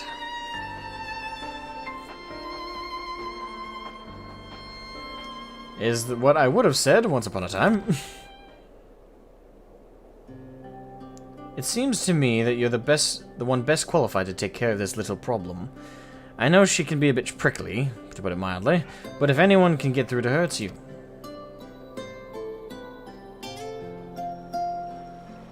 Although we've only known her for a short while, we're all she's got, and I think she realizes that. Just let her know she's not alone and she'll come around eventually.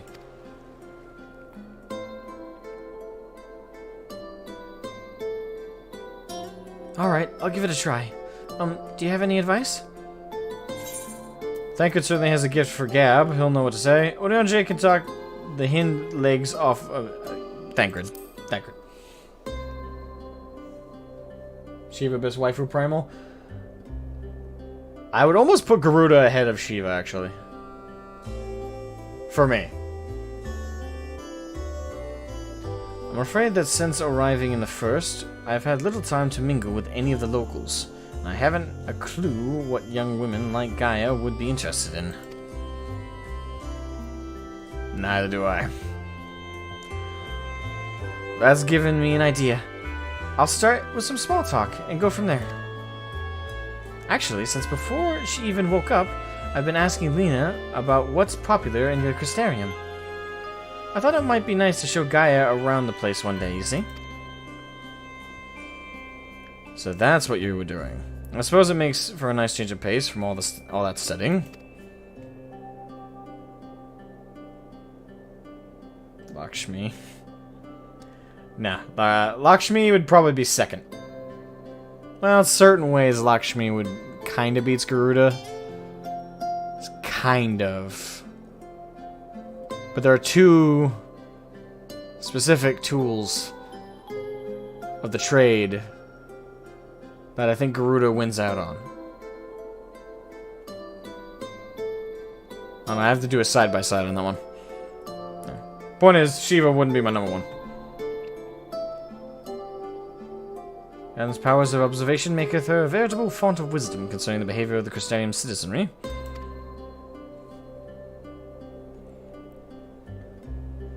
Yes, and now it's time to put that knowledge to good use. Don't let the fear of rejection hold you back. Persistence is the key. You sound like you're giving dating advice. Speaking from experience, by any chance? Whatever do you mean? Lessons learned from days spent in pursuit of ladies fair, one might suspect. I love him. I love Urionje. I love the banter.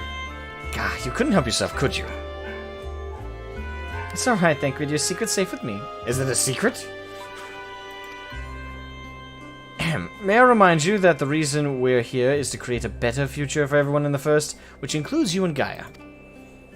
While it might not be the same scale as bringing life back to the empty, if you're able to befriend her, that would be another way of contributing to a better tomorrow. Or a brighter tomorrow. So go on. She's waiting for you.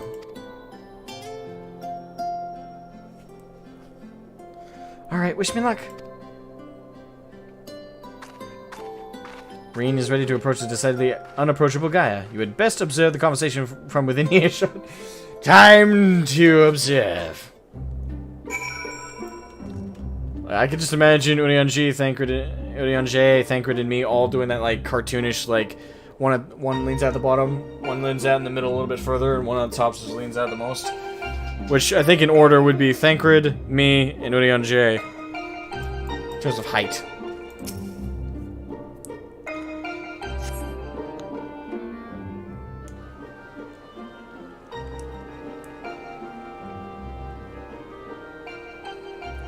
Why am I doing squats?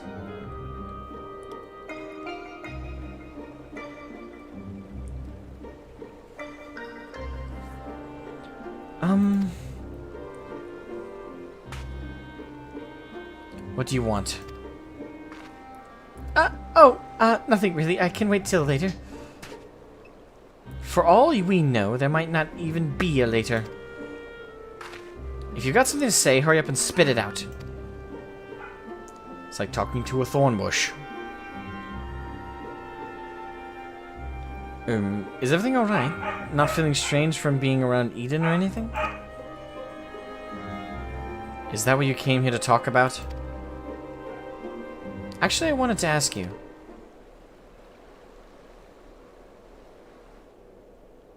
I love how we're all like, we are not listening. Well, would you like to go and have a coffee biscuit with me?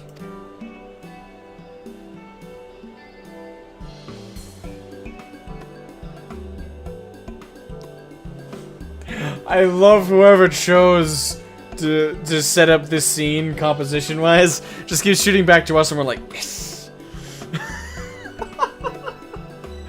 Oh, I love it. What?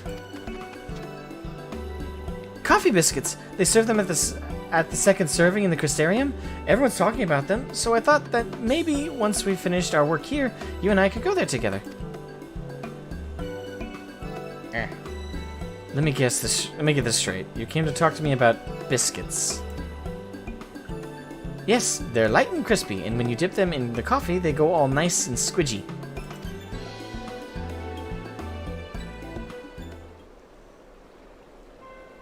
The only reason you're even interested in that in the first place is because everyone else is doing it. Can't you think for yourself? Oh, this is definitely the goth, like, emo part. It's like, oh my god, is this such a conformist? Oh my god! I do what I want, when I want. After all, the world could end at any moment. That's not going to happen. Not if I've got anything to do with it. Listen, Gaia, I understand what you're going through. Believe me, I do. But you mustn't lose hope. A new day will come, then another and another. Life's not so bad if you give it a chance, you'll see. Shut up!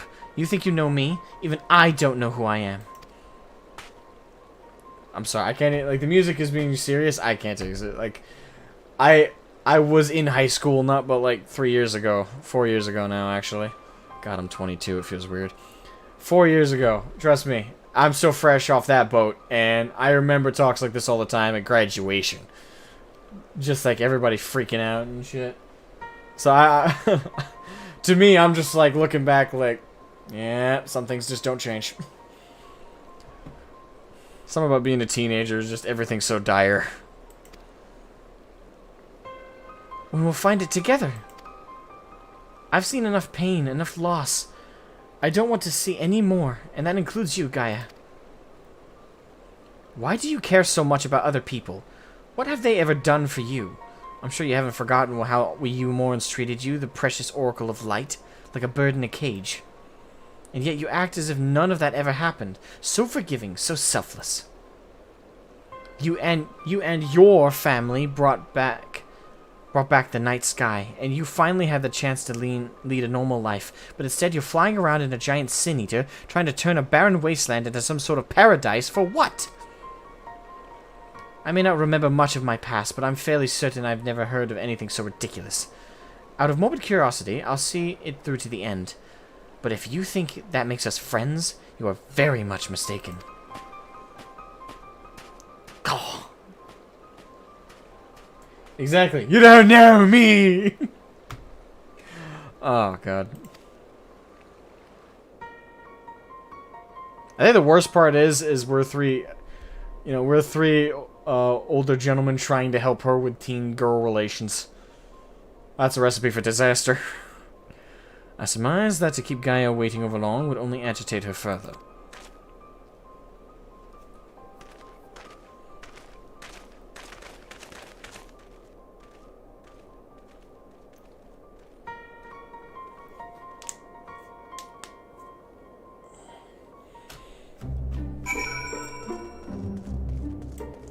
Alright. To the call.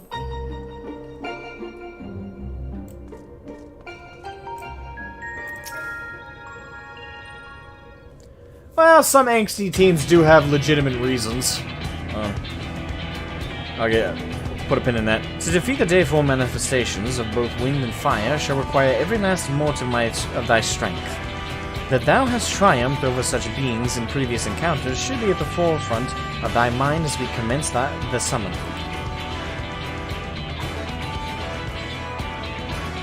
Where are we going this time, Leon-J? The place called Ashfall doth satisfy our requirements, I believe. The fables speak of travelers sweltering beneath the blazing heat of the midday sun, while after nightfall, slicing winds did tear at their cloaks. I see. Hopefully I won't be quite that bad when I draw out the elements. Green, my dear, may I remind thee that to focus is not the same as to deny other thoughts. Whatsoever it is that troubleth thee, thou wouldst be better for acknowledging it. Yes, you're right, of course. It's Gaia that I'm worried about. That as well. May thy concern for her lend thee yet more strength.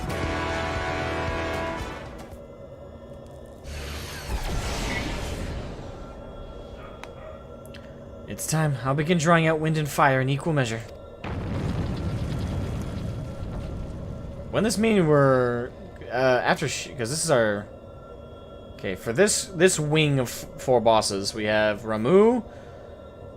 We had Ramuh, and then we now have both Ifrit, and we have both Ifrit and Garuda at the same time, and then we presumably have Shiva, which means we have one other unaccounted for boss, and then obviously the 4 in the next wing, which we won't get to today because we are then going to be moving on to 5.3. Shroud will only get one chance at this, so let's make it count.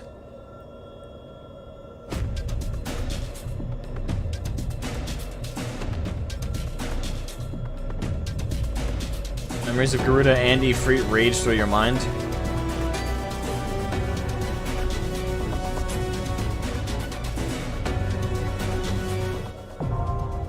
Eden's verse, furor.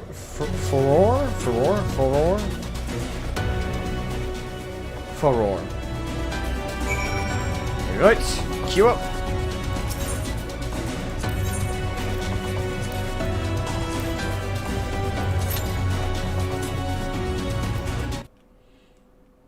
So why is that?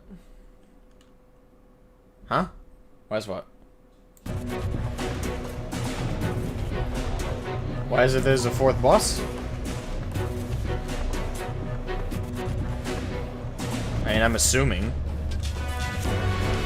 I was told that Eden had 3 wings. Oh god.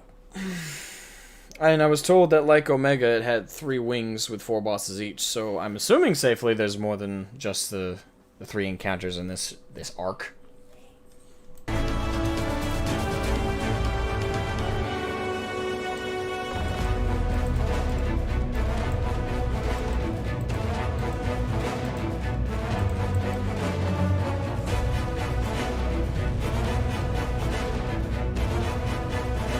Oh, you're pretending that now. Okay.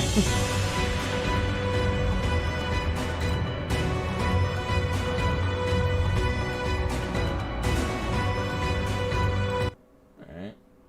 I guess I could play the rest of that song you guys listened to earlier. Oh, no, never mind. It's determined not to let me play my music. That's fine. I was fast, though. Full party.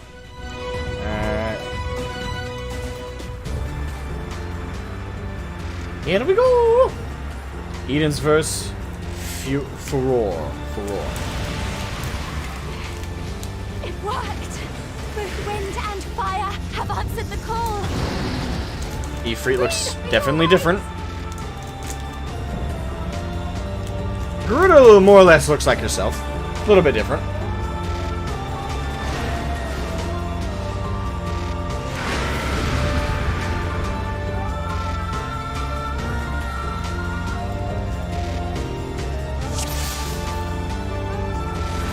Alright. I found my new waifu in the game. Jalazura. Nailing it.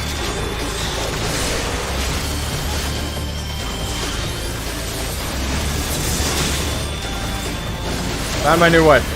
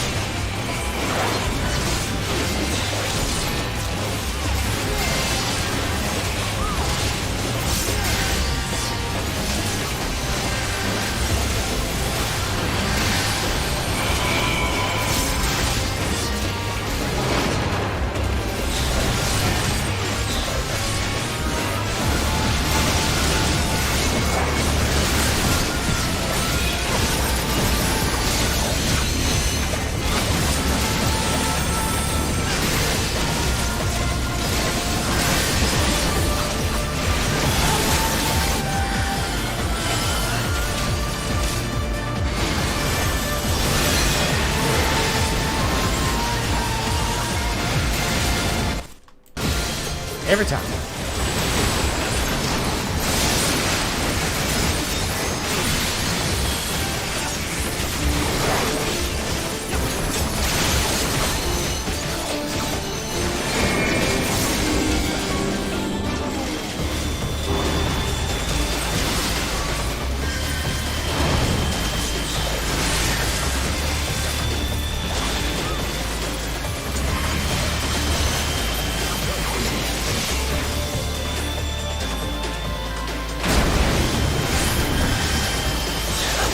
Damn you, Ifrit!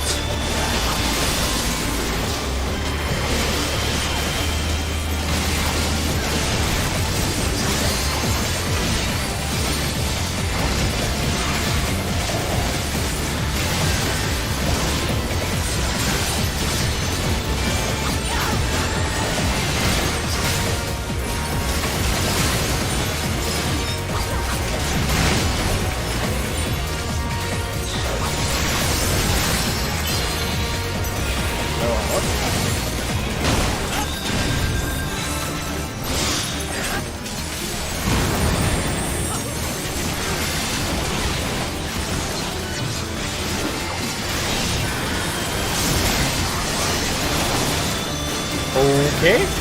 Main taking now, I guess.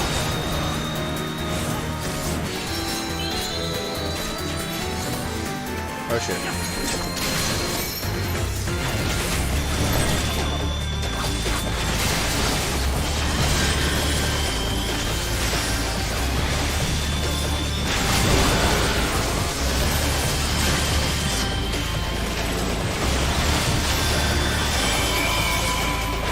Oh crap.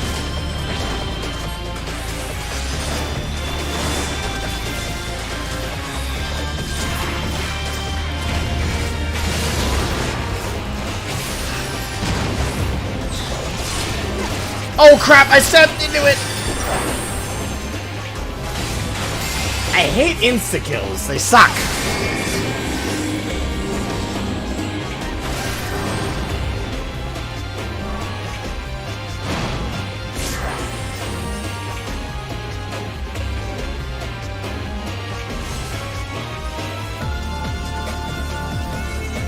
Hey Jalen, welcome to the stream.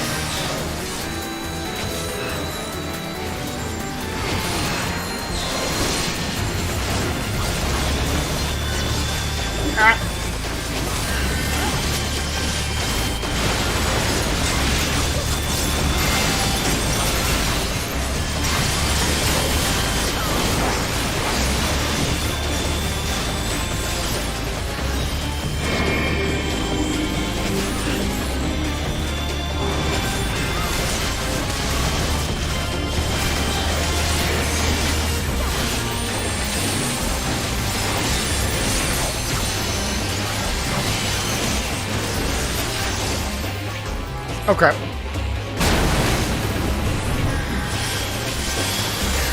I moved a little late on that one.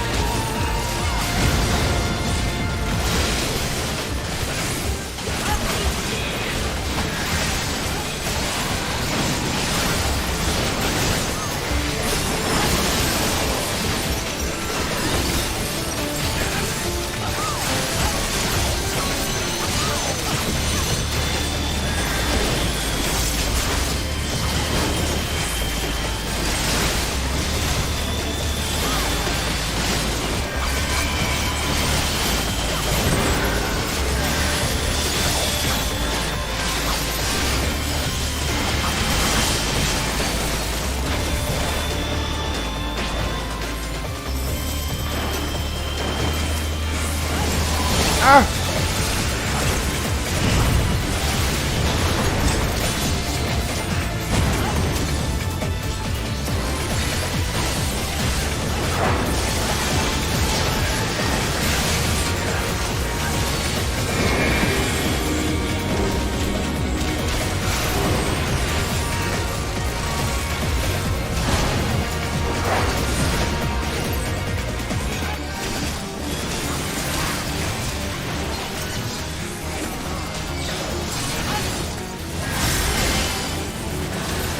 I'm trying to separate them.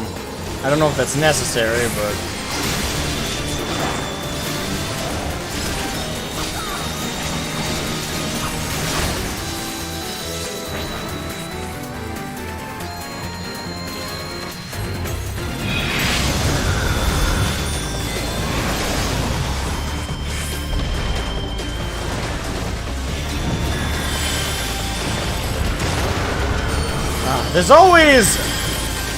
There's always some kind of merging when there's two bosses, isn't there? Fusion! Ha!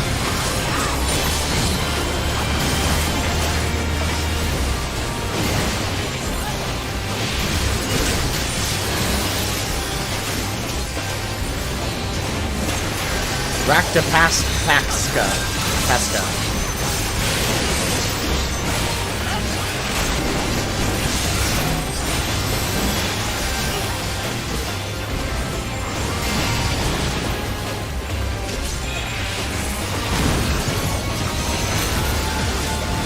Oh shit, oh.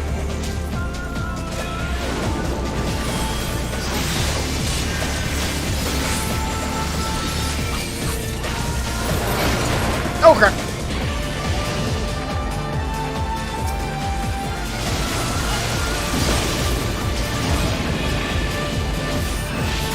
Come on, boys, we got this.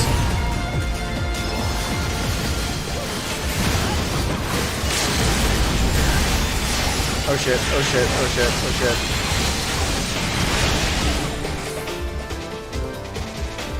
Oh, I thought for a second that we all wiped us on something. Fuck. Goddamn.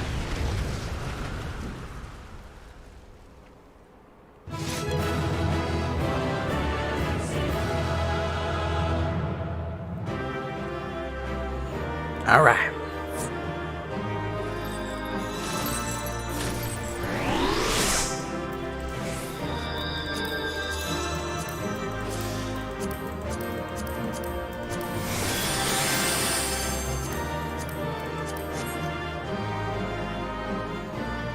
Hey, Calligraphy, welcome to the stream.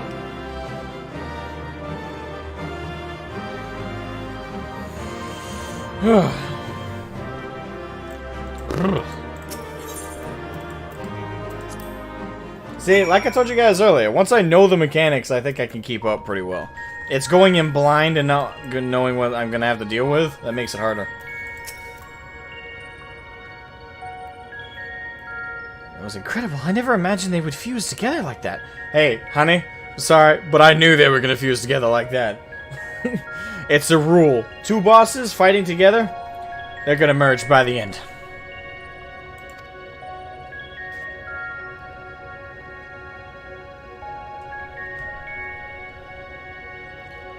I suppose the main thing is that we're now 2 elements closer to restoring the ether of the empty.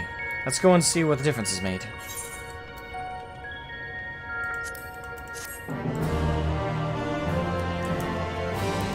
That's indeed.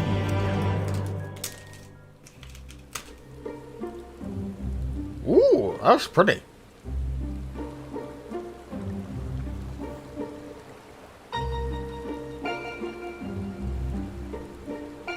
Looks kind of Christmassy.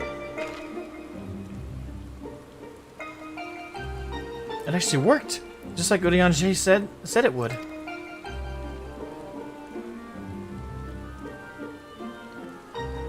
Everything we could have hoped for. Indeed, our endeavors have been repaid manifold. Or manyfold. I wonder what will happen when we restore ice. This shit will freeze. I'll stop watching in a bit. Good luck, have fun. Alright, I'm sorry to hear that, Sunbyakuan. Well, I hope you have an amazing afternoon. And I hope, and make sure not to spoil yourself. It would be a tragedy not to have you with us, though. Is something the matter? Oh no, that was Reen talking. One more element, and then what? You'll have achieved the impossible, while I'm still... nothing. No memory, no past, no family, nothing. The world has moved on and left me behind. Anyone who ever knew me is either dead or gone.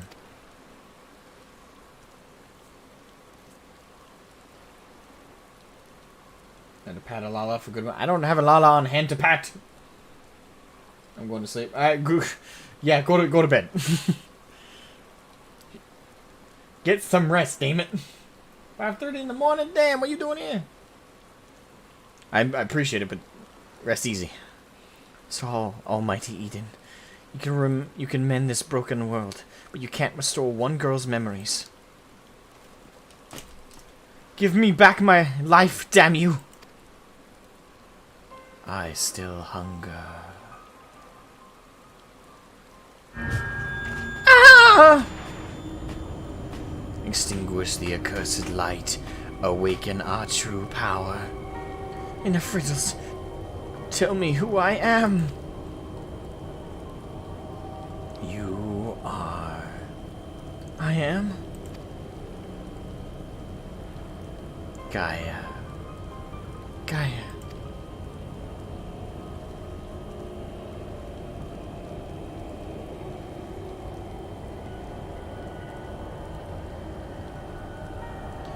Gaia, what's wrong? Reclaim your memories. Reclaim your memories. Fulfill your destiny. I don't understand. Gaia, can you hear me?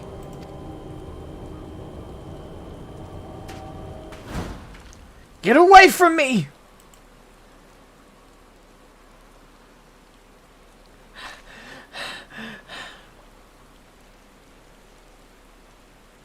Amidst the sound of falling rain, your voice called from within.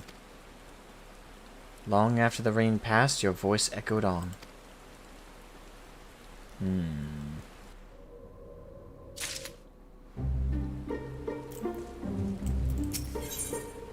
Interesting. While this downpour is precisely the result we were hoping for, the novelty of standing outside in the rain does wear off rather quickly. Not to mention Gaia is looking a bit under the weather. Let's continue this conversation in Eden's core. We also got the tents. Right here. Shiva's up next, presumably.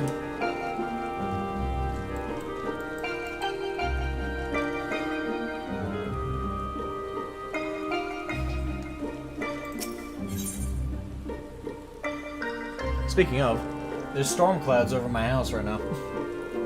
Looking rather dark. There we are. Seen Dean's cool.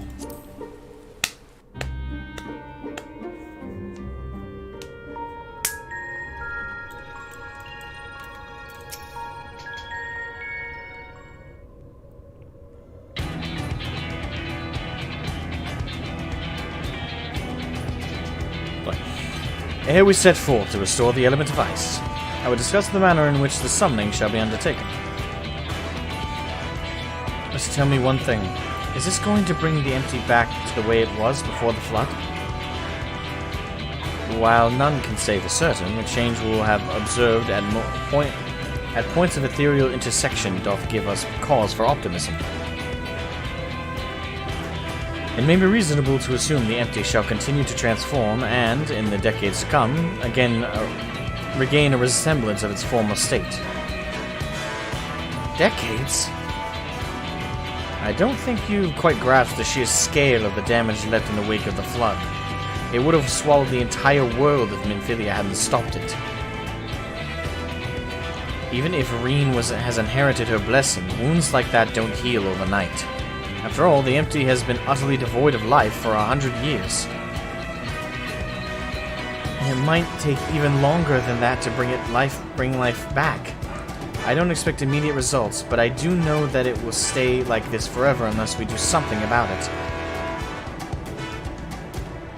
My sentiments precisely. Only once the final element is restored shall we have a glimpse of the future that awaited those of generations to come.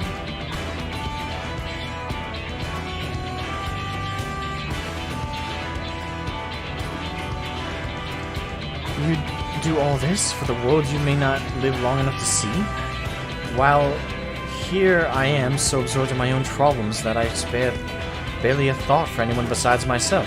Finally, starting to get that retrospective in look. For so long I've listened to that voice, telling me what to do, who to be. Actually, that kind of brings an irony to your earlier statement, doesn't it? I was so scared of what might happen if I disobeyed. But I don't want to live like that anymore. I want to be me. Who am I? What am I? Perhaps it's better if I never find out. If Reen's the Oracle of Light here to mend the broken world, what does that make me? Well, if you're the Oracle of Darkness... Gaia, the Oracle of Darkness, bringer of misery and death. Not necessarily. As we already discussed at length at this point, dark does not equal bad or evil, it's just the opposite of light. And light does not necessarily equal good and happy. It's a balance of the two that produces that in its wake of both good and bad elements, but you need one to complete the other. So you're as necessary as Minfilia is, or in this case, Reen. A monster. It's no wonder they left me. Mother, father, and the next, it'll all be all of you. Then I'll be back where I started, where I've always been, alone. Well, if you keep pushing us away, yeah?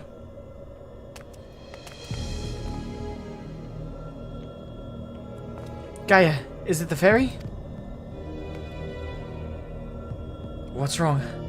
Afraid I might lose control and ruin all your carefully laid plans? No, it's you I'm worried about. Reen, I'm going outside to clear my head. You just do what you need to do, alright?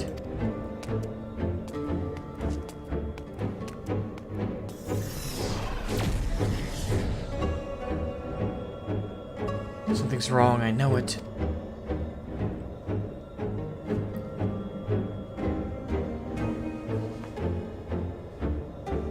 Actually, no, that'd be more of a...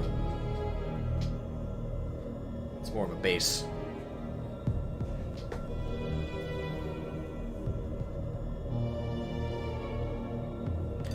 Not much is clear. If we have to repeat her first visits to Eden, we may even be joined by those Void-Sent friends of hers. If you go and see what Guy is doing, Onionje and I will stay with Reen. Stop listening to Linkin Park. Hey, Linkin Park is great. I'll have you know.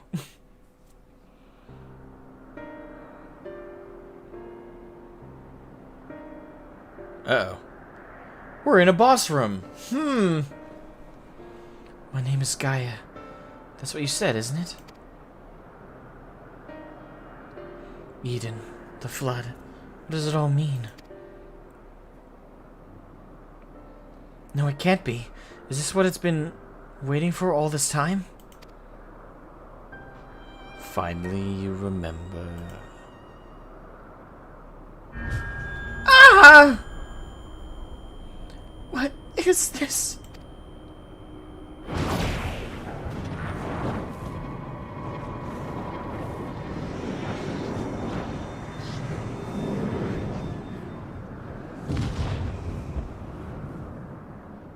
The darkness that dwells within you, Gaia.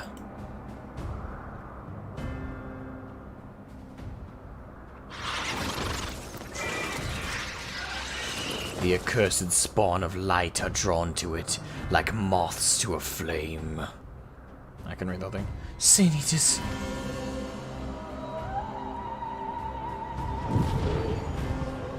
Now the time of awakening has come.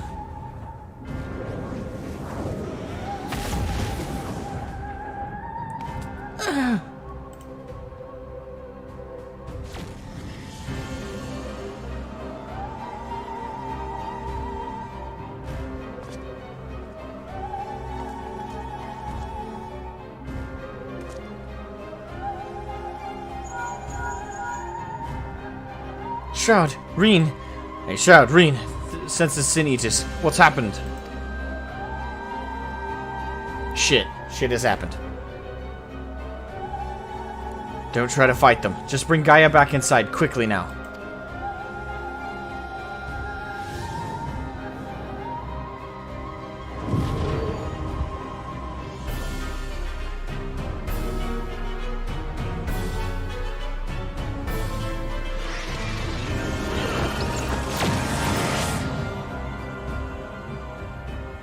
Did you just try and tell me not to fight something? How's that? That doesn't usually work.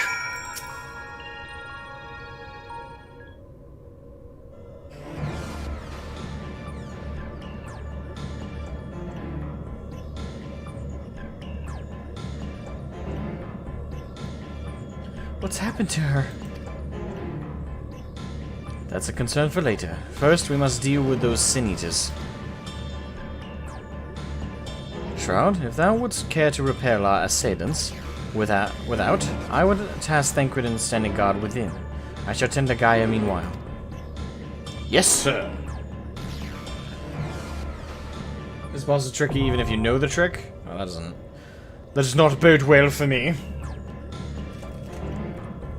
Alright. To avoid the curse, before I even queue up,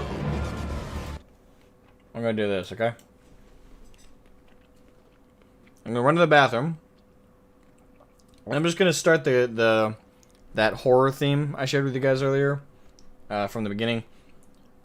Feel free to critique it. It's just to serenade you guys while I run to the bathroom.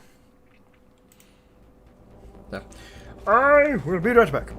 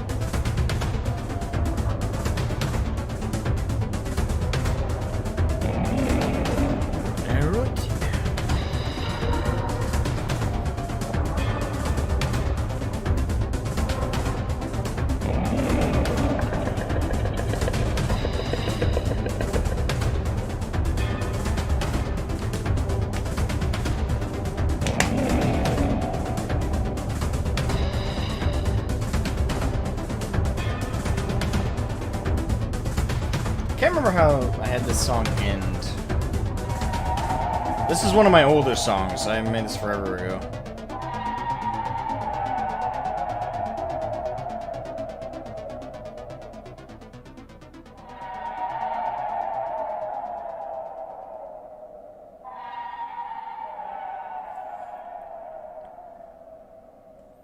And that's the song. Hey, Infinite Freedom! Been a while. Oh, welcome back. Dark artifact here. I don't like the color choice for it, but otherwise it looks great. The color of the artifact armor is meh.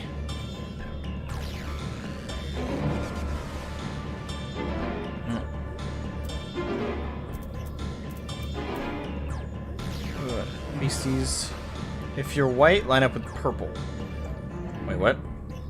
The hardest part about this one is keeping the colors right. If you're purple, line up with white beasties. If you're white, line up... Okay. Shit. Great song. Thank you.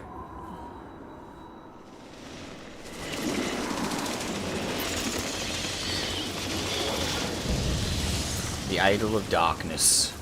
Air joy! So many of them. But nothing we can't handle. Nope. Where are you?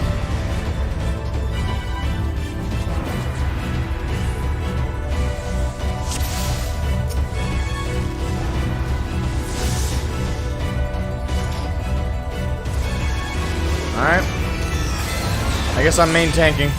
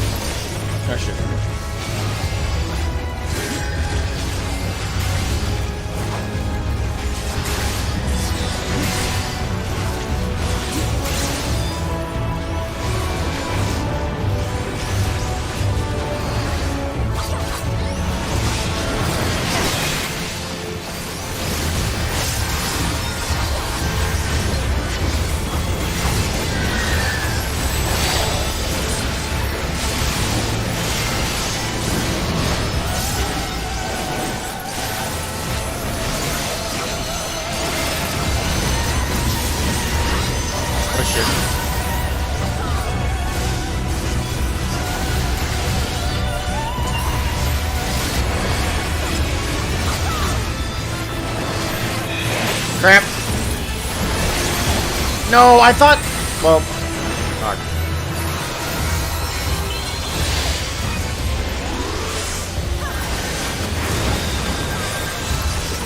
I thought I missed that first wave. Oh, shit.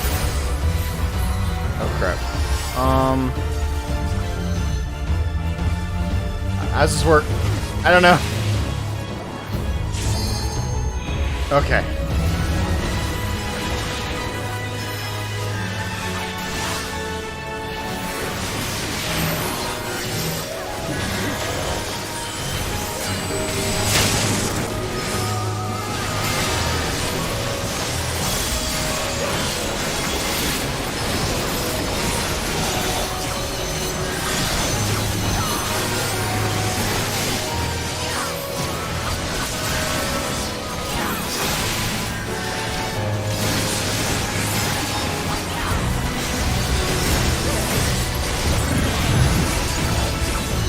Umbral effect. Alright, so I'm purple, so... White. White's what I want to hit. I don't know what that means yet. Now I do.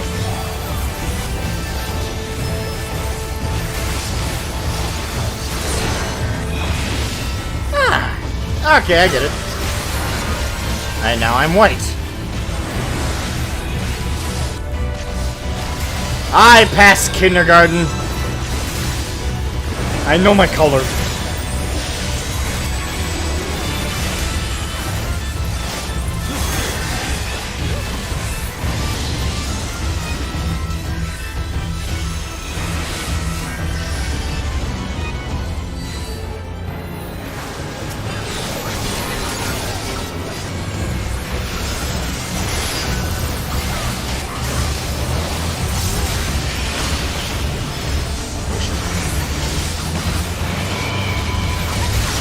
Oh, you son of a...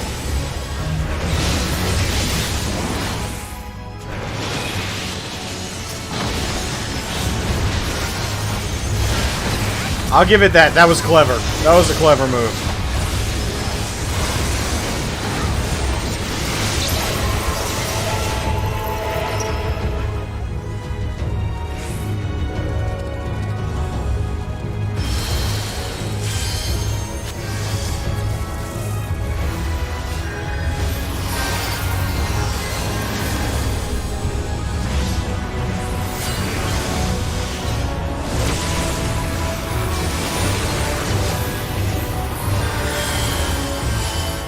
Damn!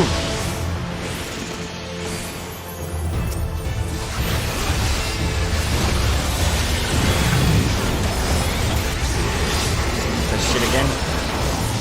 Alright, I'm white.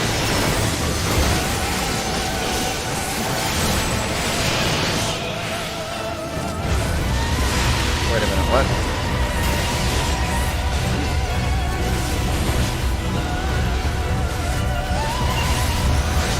Oh crap, no! Oh,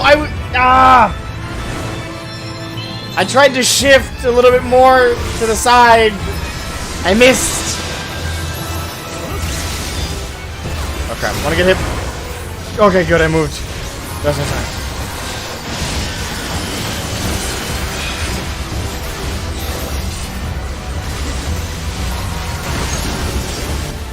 Oh shit,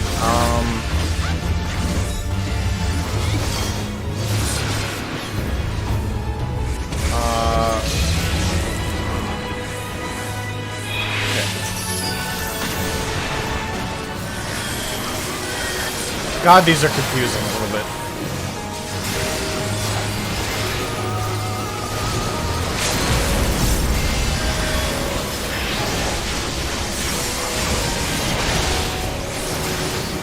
Boom, baby!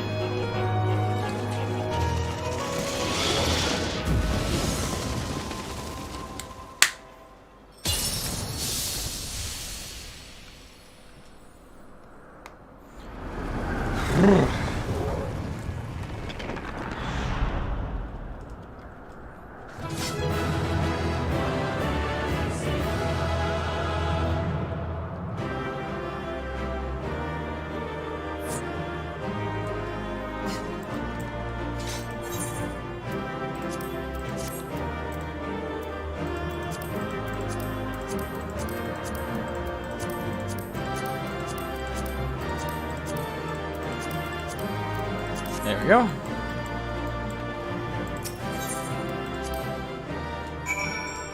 Alright. At least we didn't wipe on that one, so that went better than it could have. She won't wake up. What do we do? Not a clue.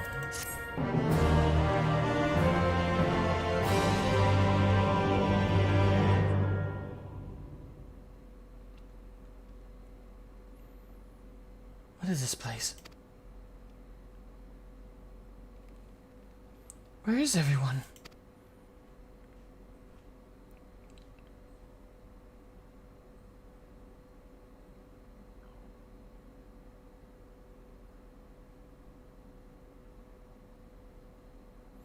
So I'm all alone. Even the fairy is gone. Is this symbolic? Like in her head, or... Endless silence. Endless darkness. Is this what death feels like? I hope not. But it also depends on how you die. I'm assuming. It's no use. No one can hear me. How ironic. All those times I wanted peace and quiet. And now that I finally have it, I wish I had someone to talk to. It is the kind of the irony of life. I thought I couldn't stand to be around them while they're interfering and fussing, and I was never alone.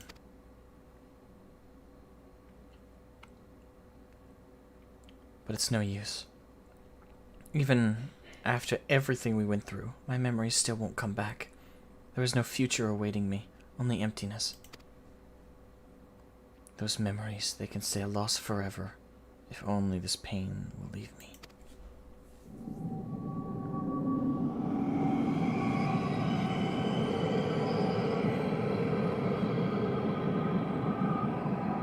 Ah, shit. Now I close my eyes and sink into darkness.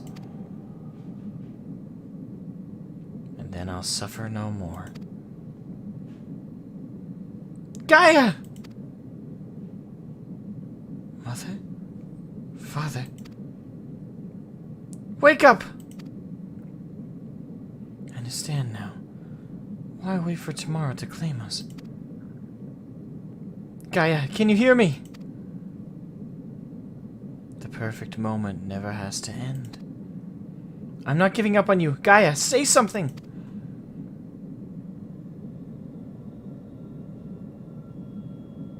Wake up, you emo bitch! Sorry. What do you want? Please, I'm begging you. Remember all the things you said we'd do? Like going second serving for coffee, but she said she wasn't gonna do. Reen, my girl, Reen. She said she wasn't gonna do that.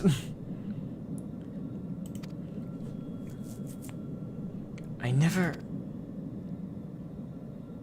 Gaia?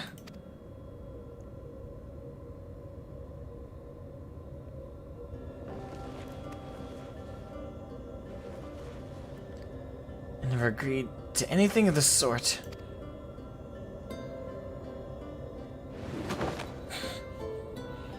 Well, thank goodness, I was so worried about you. Ugh, do you have to be so loud?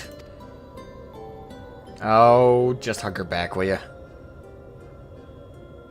The fairy fell silent, only to be replaced by Reen's voice ringing through my head.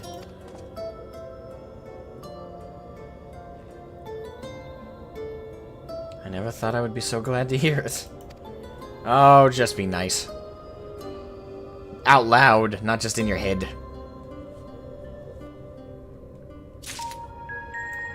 You okay, kid? You've all gone through a lot of trouble on my part. For what it's worth, I'm sorry. Anyway, I've delayed you for long enough. Please carry on with what you came to do. You gotcha. After this next boss, and then whatever quests are connected to it to end this second third of the Eden stuff, we then have to do 5.3 to progress. Wake me up inside. It's not a phase, Ma. I mean, yeah. I'm glad you're back to your usual self, but how are you feeling? Much better now, but something is still bothering me. The fairy spoke to me in a dream, and a stream of memories rushed through my head. My mind. I don't recall anything like this happening before, and I'm not sure what it all means. What sort of memories? I can't make any sense of them. They were only brief flashes seen through someone else's eyes.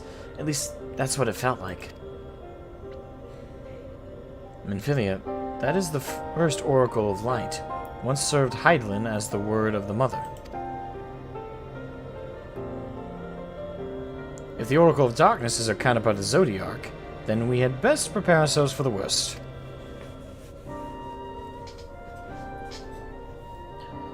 Aye, the light's return did tip the ethereal balance towards activity which may have served to awaken the fragment of his power in the first. Wake me up when September ends.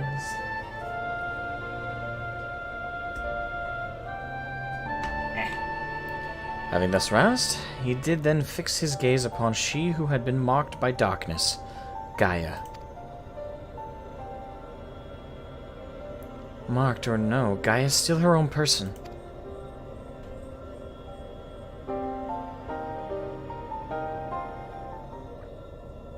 Everything alright?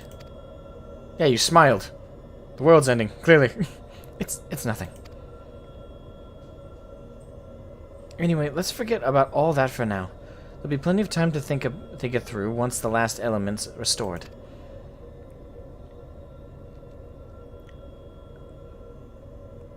If thou believest thyself well enough, then I see no reason for the delay. Let us forthwith attempt the revitalization of ice. Indeed! Shiva, then. Shroud is the only one here to have actually seen the primal. Perhaps you could describe her to us? Oh, that's right, they haven't. That didn't even occur to me. A woman named Azael made herself a vessel for Shiva. She and the great worm Hirsvelgur shared an undying bond. For the primal, the second part's not that relevant. I'm not smiling, you're smiling. So she summoned into her body the imagined essence of someone who lived over 1,000 years ago? That such a thing should be possible. The long-since departed Shiva was a source of great inspiration to Azael, whose method of summoning differed greatly from any we had previously encountered. By the echo did she bear witness to the deeds of the noble Shiva, and thus was she moved to dedicate her being to the selfsame cause. 'Twas this devotion that granted her the power of a primal. Indeed. So she was able to control it herself? Yep.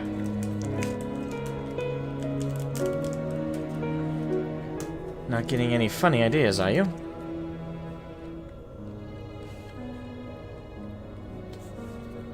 Dragon song. Just thinking out loud, that's all. Anyway, we'd better get going. Our journey leadeth to a great glacier situated in the northernmost region of the Empty.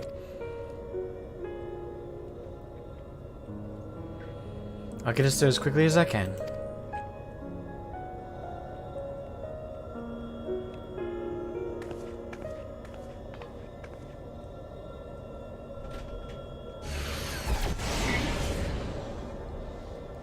It's time to draw out the ether. Here we go! I was thinking.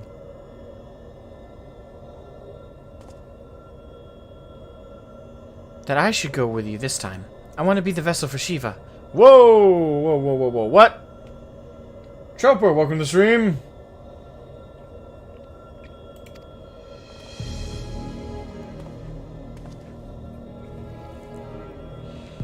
Being still and passive by nature. Ice is the element that is the most strongly aligned to light.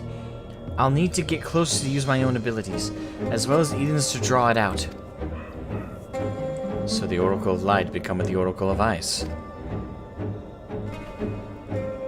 cannot claim to be in favor of this stratagem, and yet the primal we encountered in the source was summoned in much the same manner. The inherent advantages are undeniable.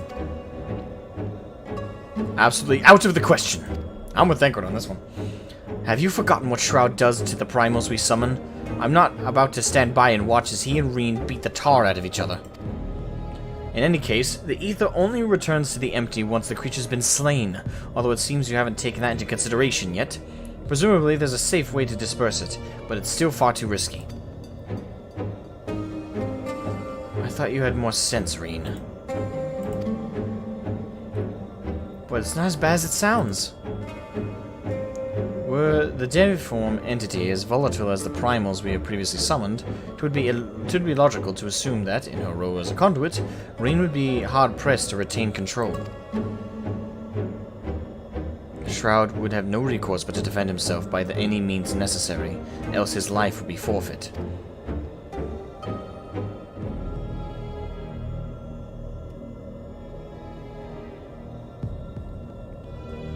I know it's dangerous, but I can't let that hold me back. Please, I got to try.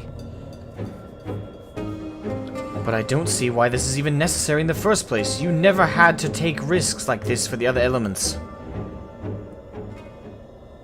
Eden possesses almost infinite power, but what would happen if it began acting without my intervention?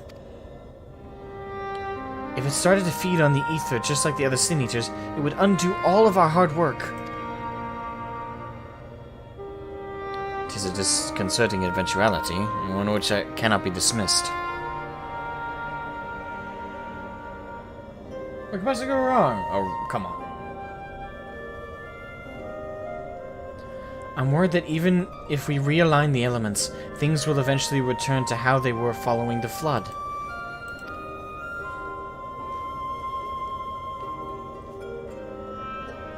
But if I drain Eden now to nurture the environment rather than drain the life from it, we can leave it to take care of the empty in our place. I'll channel the ether through myself and show Eden how it's done. This isn't some house pet we're dealing with. If it all goes wrong, then what? I know this all sounds like I'm taking a leap of faith, but it has been a gamble every step of the way. I've managed to come this far because of faith, in ourselves and in each other.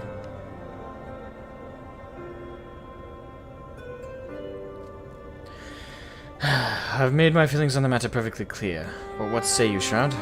I say she doesn't do it. Yeah, I ain't seen the first part's bullshit. Our memories clearly haven't done much to help with the fights. Just make them worse. Reen, I suppose that if you've got your heart set on this, there's no point trying to dissuade you. Just don't do anything reckless, is that clear? As crystal. Ah, boy.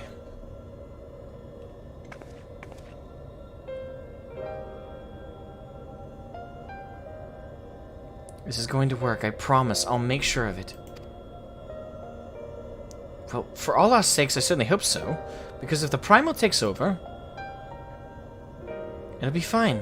With all of you by my side, I know that whatever happens, it'll work out in the end. All of us? I hope you're not including me. I can't even deal with my own problems, never mind yours. It's enough just knowing you're here. Anyway, I've decided to take a leaf out of your book. I do what I want, when I want. I've made my decision, so now I have to see it through. Yes, but this is a different kettle of fish altogether.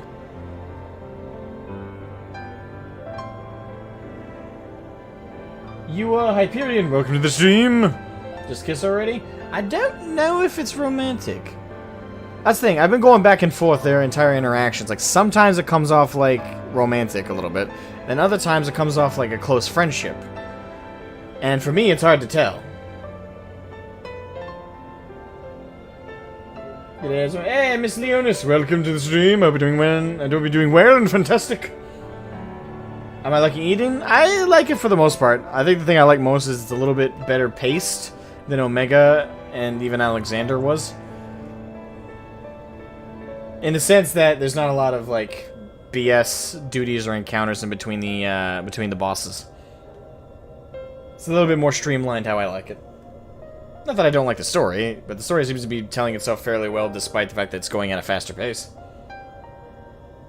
Stepsisters would think with his dad. That's another way I'm thinking about it. Like, I'm not... Maybe it's Yuri bait? I don't know. Like, I'm not gonna lie. Like, when it comes to like, recognizing a relationship from afar, it's hard for me to tell when something's a friend thing or a romance thing. Usually I can tell. Like, there's very definitive lines I can follow.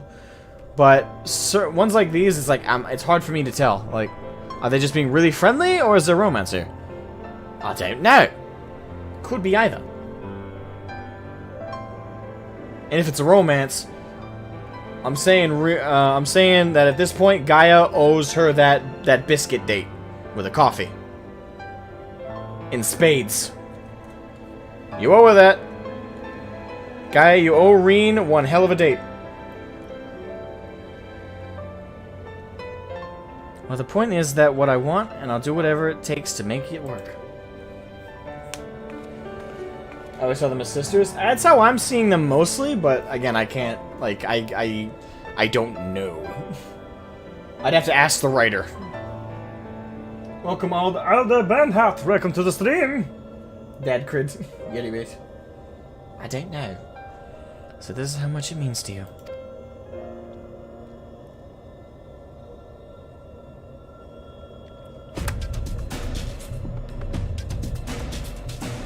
I'd have to ask the writer what the undertone was supposed to be there. Alright, Memory of Shiva. Okay. I'm worried about how we perceive... how we're gonna perceive Shiva, because she's connected directly to Azael for us.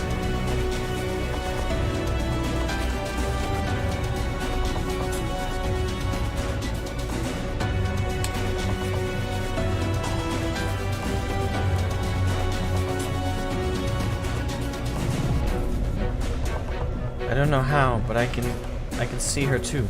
This might actually work. Look at the BGM. I'll crank up the BGM. Calm down, guys. Give me a moment.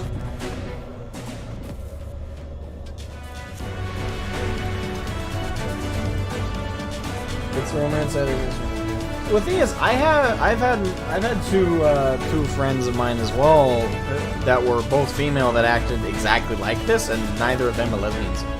I mean, one of them is married with kids, and the other one works actually where I used to work with the Navy.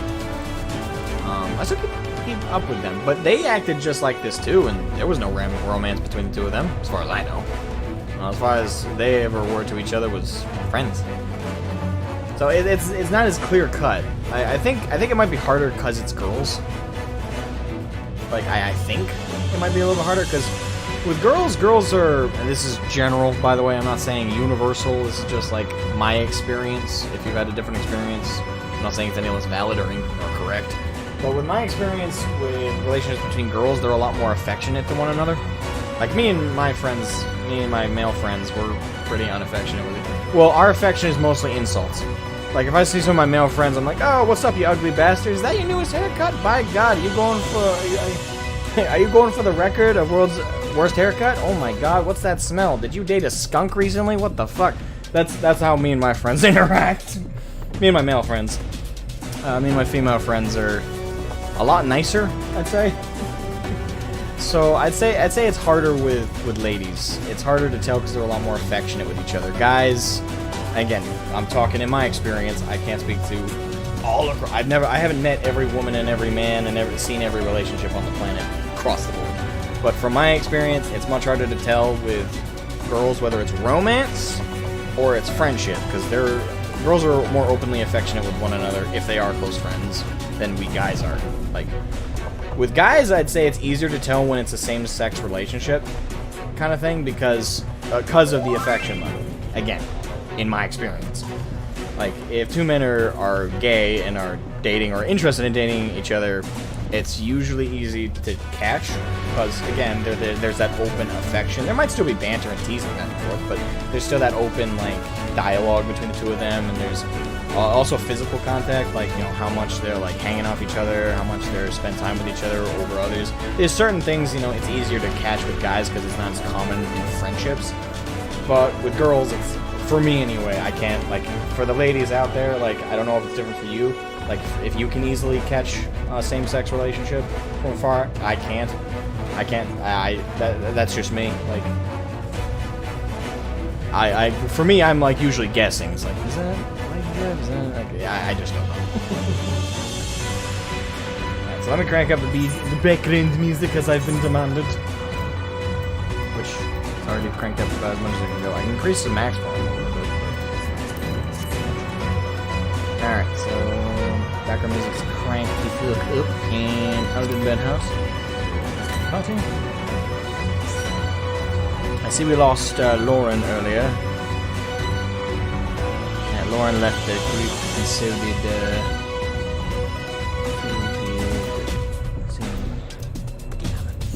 right, well. So we can queue up with this group.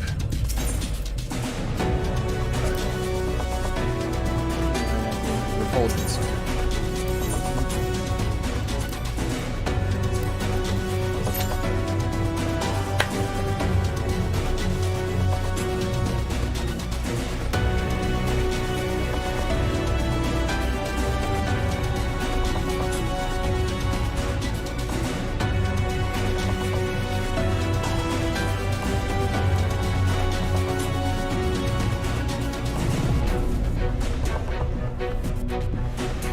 Could just be right. Oh yeah, that's exactly it. Like, it's hard to, it's just hard to tell. I mean, the only time guys are like really sweet on each other and it's not like a gay thing is when we're going through a hard time. Like, well, even then that's dependent on the friendship, I would say. But when one of my friends is going through something rough, right, and they're not feeling it, and I know that the usual banter, want me to main tank? Yeah, you can main tank, Alder. I don't mind backing you up. So, yeah. Ooh, yeah, but that's the only time, like, guys are sweet with each other, and it's not, like, that way, is when we're going through a tough time, and the normal banter would only actually upset them. That's about the only exception I can think of, especially with my friend group. Like, if one of us is, like, downright crying because something's going on, you know, we'll hug him, we'll hold him close, and we'll be like, it's okay, bro. And we'll try and talk him through it, or let him just rant at us, vent at us, whatever. There you go. That's like the usual on these things.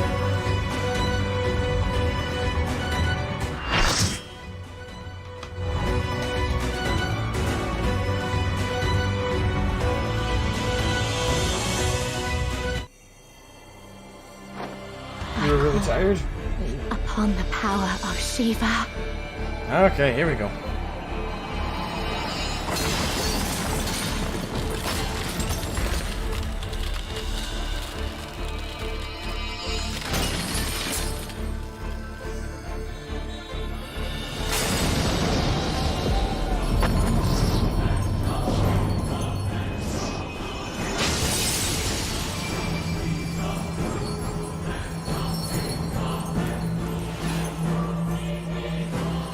So it looks like green.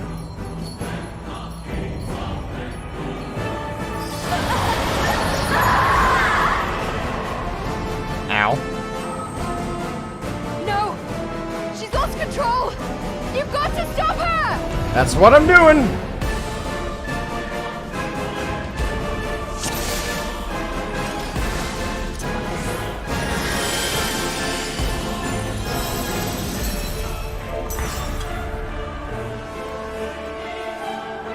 Fools.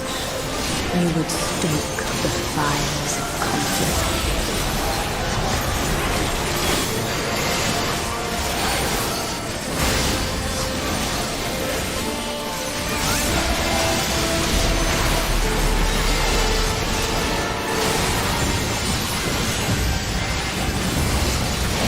The light shall usher in peace.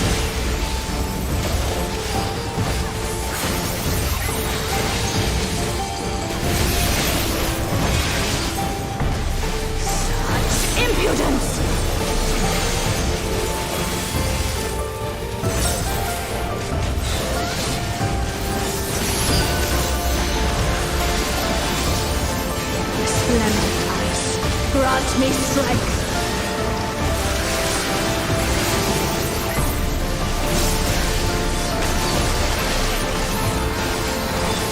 Shatter.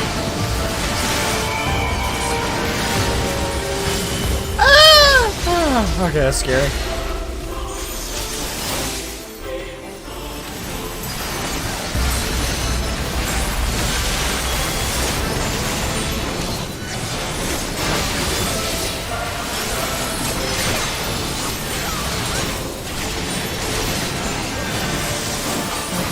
Shall free.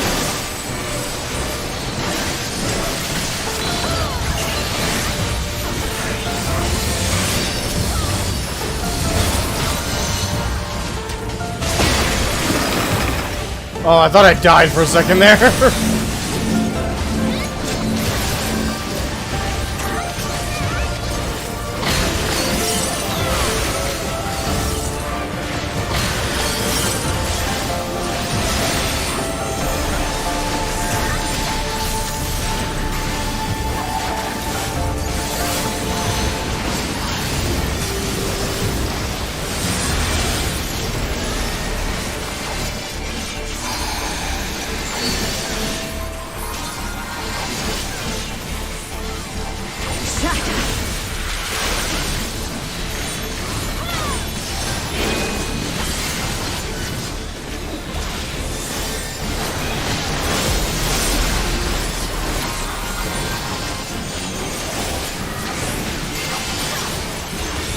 The light shall usher in peace.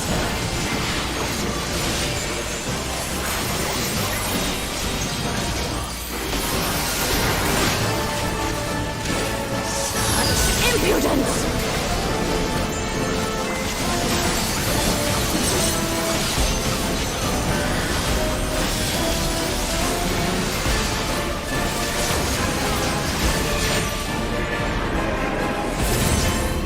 Change forms again? Okay.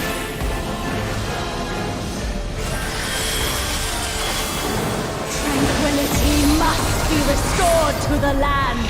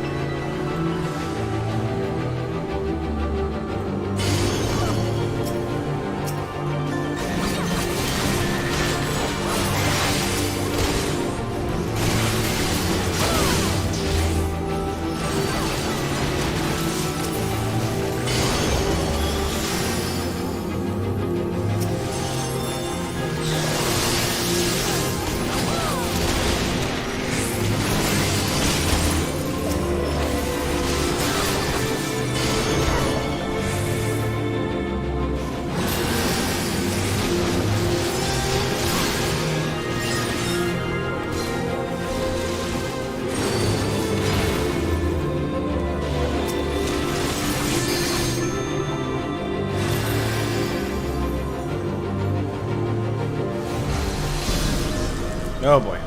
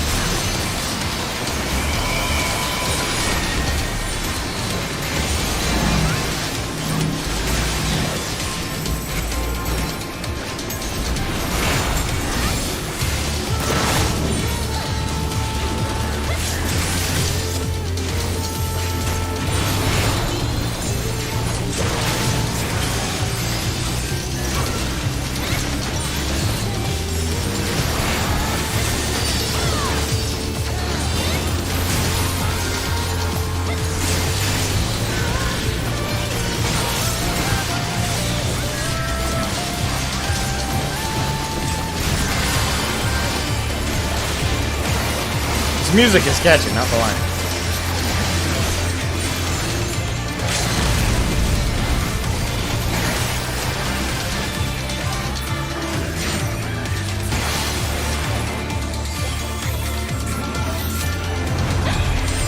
Such power! I can't! Oh boy.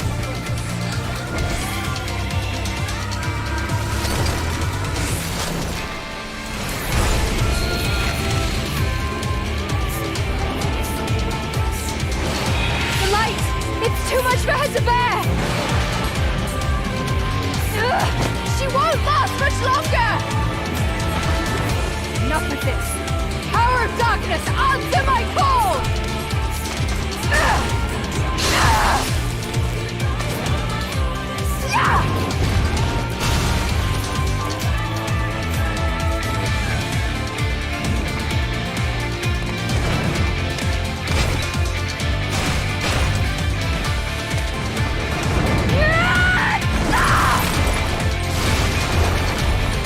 God damn. Damn it, light! Damn it all!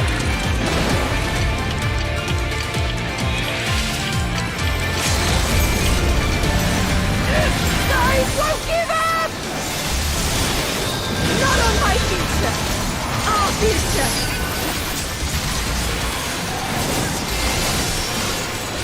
I want to see what tomorrow will bring!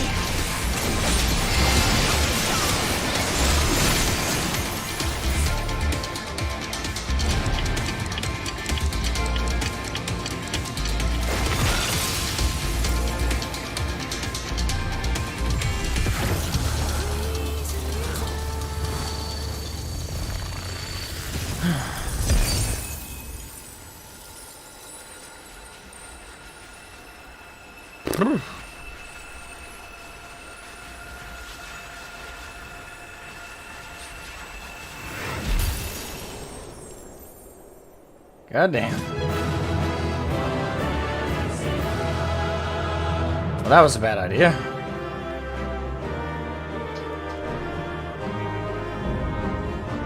Eden's verse complete. And that was the last boss, my count's not off here, for this wing. Which means we're on to 5.3 after this.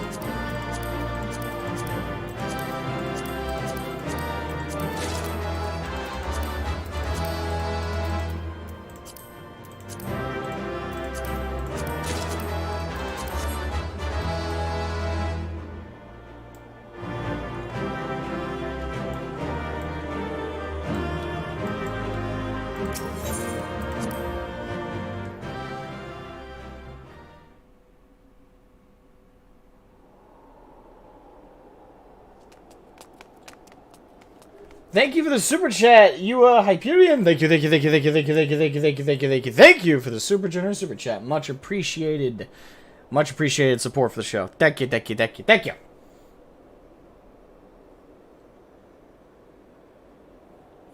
You were there. I heard you. More gil for the cause. What happened to Shiva? Is she still in control?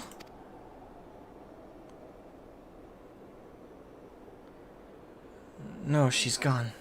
But Gaia... What?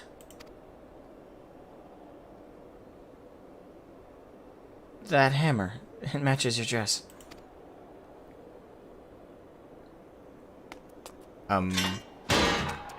Okay. I see you're back to normal, idiotic self.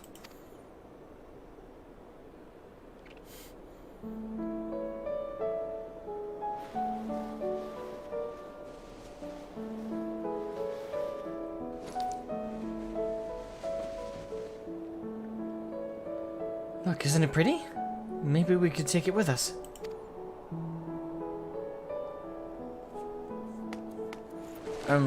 Ice tends to melt, you know.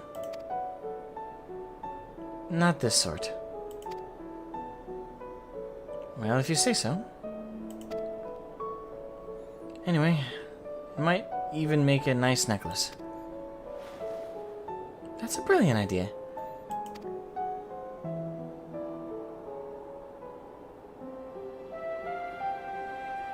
Wouldst thou rush to her aid? Perhaps I'm getting slow in my old age, because it would seem Gaia's beaten me to it. To think that she would be the one to break the ice.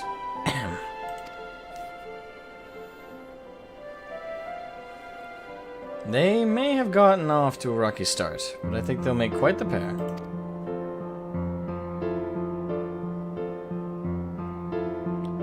Is that a hint of melancholy I detect in thy voice? Something akin to a pining mother bird whose chicks have flown the nest. Oh, God.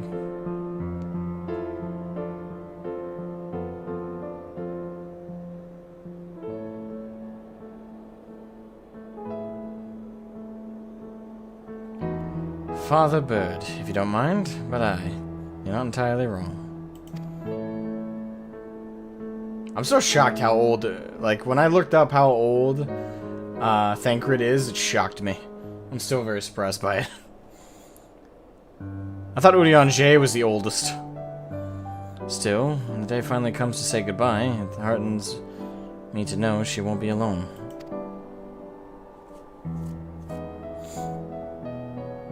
After that, we can go to the second serving for some for coffee biscuits.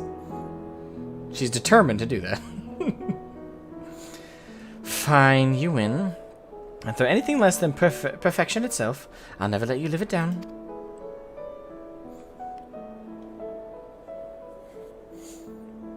If they're not to your liking, there are plenty of other things to try.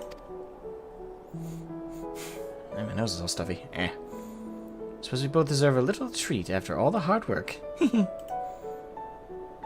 I certainly do. I can't do a girl's laugh, I'm sorry. I can't do that justice. There we were, laughing as if we had not a care in the world. Fleeting though it was, in that moment I was content.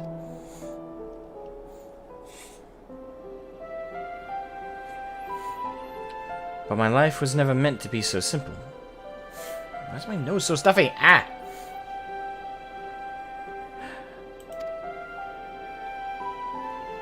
Bad timing, nose. Just do a high-pitched tee-hee. I can't even do that right. It doesn't sound... doesn't sound right. I'm so sorry, everyone. I clearly have a long way to go before I can handle that kind of power. But we achieved what we set out to do, as I had faith we would. So without further ado, let's return to camp to admire our work. Sounds good to me. Good for the audience. Tee-hee! That's the best I can muster. Tee-hee!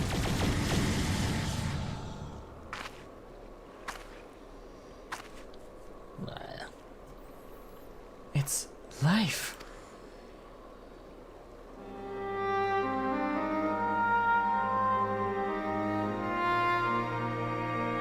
It's patchy, but yeah.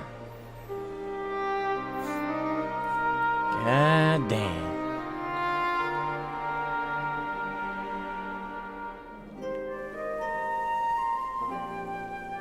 Bringing life to the dead wilderness.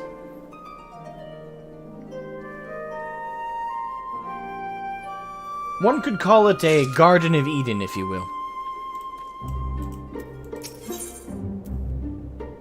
Wait, is this... Wait, hold on. Is this quest the next one in, like... Or is this still part of the 5.2 section? Oh, let me accept it, so I'm assuming it's part of what we're still doing here.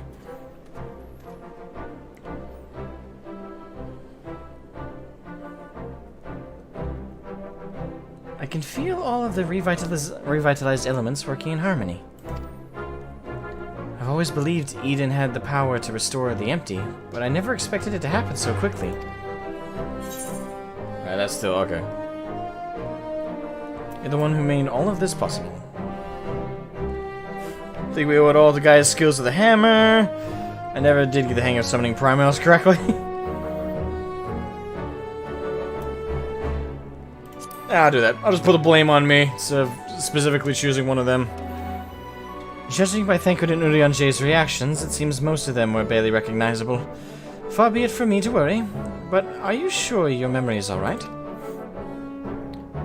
Though thou hast grasped the basic principles of summoning, it beareth repeating that such deiform entities are not the product of the memory alone. Nay, myriad other factors contribute to their corporeal manifestation, in a process not unlike the techniques employed in creation magic.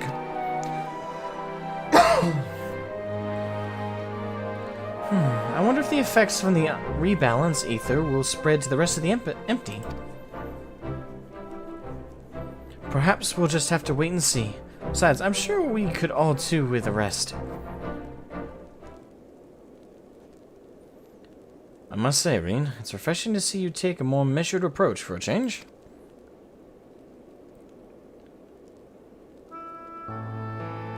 Well, if my experience here has taught me anything, it's that I shouldn't rush into things unprepared, and I've also learned that there are some problems that can't be solved alone. Is that so? Since you freed me from Eulmore, I've met all sorts of kind people who've gone out of their way to help me. I thought that I should do everything in my power to repay their kindness and make the world a better place. But now, more than ever, I realize that there's a limit to what I can achieve by myself. Even though I was able to summon Shiva, I couldn't control such vast amounts of ether. If Gaia hadn't been there for me, I might never have returned to normal. I could say the same about you. I was trapped in a nightmare, but you freed me. It seems we're more alike than I thought. We might not be able to do everything by ourselves, but if we look out for each other, then we can face our problems together. Camaraderie and friendship. And possibly romance, unless I'm not... Because again, I can't tell. If that's if you don't mind.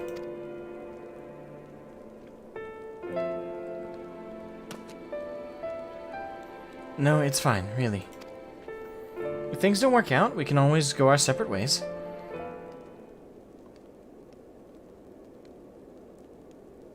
Music just died. But, on the other hand, if I can resist the urge to punch you whenever you annoy me, which, I must say, is quite often, I have no objections to stay around. Yeah, okay, that line kind of makes me think friendship. Alright, that line in particular, like, up till now I've been very on the fence, but the punch me line, it's kind of something I would say to my friend. Again, can't tell with girl relationships, but I'd say that's more of a friend kind of thing, isn't it? Threatening violence, even if it's comical. Alright, have a good one, Ravenwing. Thank you for joining us. Have a wonderful afternoon! I noticed there.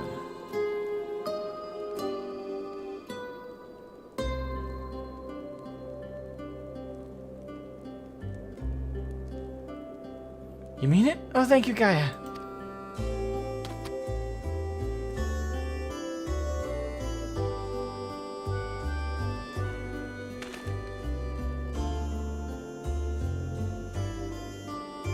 Dad crid. May I suggest we continue the conversation in Armorang? Though the empty may now supporteth foliage, the land's normalization hath but begun, and to linger overlong still entaileth risks.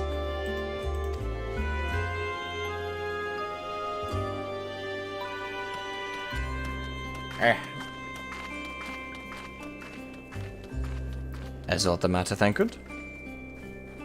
Nothing you need to worry about. Let's go. Oh. Watching the little saplings grow up. The sprouts, if you will. Before we do anything else, we should report to Yelfort. He'll want to know how we've been getting on in the empty. Speaking of Mort Sock, there was a snack of some sort that caught my eye last time. I can't quite describe it, but it looked squidgy.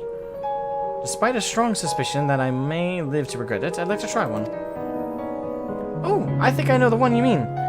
They might not be much to look at, but I bet they taste amazing. Perhaps we could also try a pot of those jellied wrigglers, or whatever they're called. I'll even let you take the first bite. You? No, thank you. First coffee biscuits, now worms and jelly. Heavens forbid... Oh, that's sacred. Heavens forbid the two of you might actually eat some proper food. He's definitely a dad.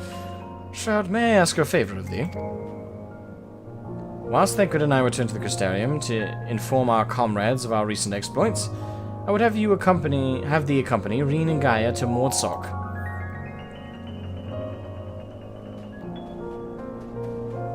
Gotcha.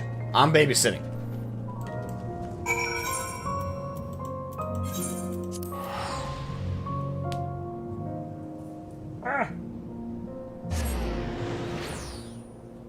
Gaia doesn't like the levitative stuff, sappy stuff. She counters it with a violent remark. And that describes me and my friends. Well, in fairness, the characters, their stories mirroring an FF8 were romantic. Oh, okay. Well, I didn't know that. So with that context, maybe it is romantic. Like, if they're supposed to be mirroring characters in FF8, which were romantic, maybe that is the subplot. And that would follow, right?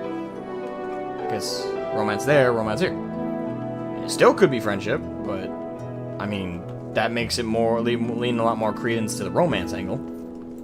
Especially if it's mirroring a specific storyline, that would follow, I would think.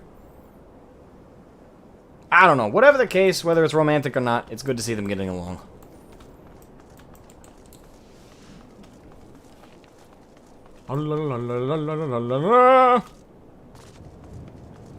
Oh, there's Yarfoot.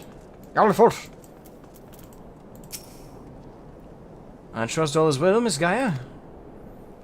It will be once we get out of this desert town. If I have to spend another night in this dingy little room, I shall scream. I'm terribly sorry to hear that the accommodation was less than satisfactory. I'll investigate the availability of more comfortable lodgings post-haste. Yes, I think we'll be staying in Mordsock, at least for the time being. It might take a while for me to write the report, as our expedition was rather eventful.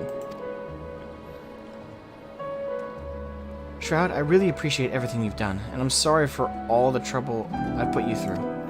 Nah, you're fine, kid. Still fretting about that, are you? What's done is done. Besides, it all worked out in the end, didn't it? You're right. Now, how about that treat we promised ourselves? They might not have coffee biscuits here, but I've heard the Wriggler... The Wriggler... for a second, I misread that. I heard the Wriggler... I read it as Riddler for a second there. Wriggler cakes are to die for. Or was that you'll die from eating them? Only one way to find out, I guess. Can we not take that risk? I'm sure trying the local delicacy will keep us occupied between writing reports and thinking about the next plan of action. Hopefully, we'll have another chance to visit the MT to see how things are coming along. And don't even think about leaving me behind. Yes, ma'am. Sorry, Mike. I didn't intend to hurt you. I just going like that. I didn't get you. I'm sorry. Okay. Direct hit rate? I don't think I have those. Well, I don't know. I probably have a shit ton of materia at this point. And I don't think we can grab the next one, can we? Probably not. I'm presuming that's the cutoff point right there. Was that the cutoff point, or was there more to the 5.2 section? Oh, I need to stretch my back. Old man here, don't mind me. Oh. I have issues if I mess up in a dungeoner's raid. Nearly though Reen Gaia are under it. Like, I did not want to imply that that was a thing I was leading to. Yes, no lewd, please. No, they're kids, for Christ's sake. Ugh. I don't know where that came from, but please don't bring it up. Ugh.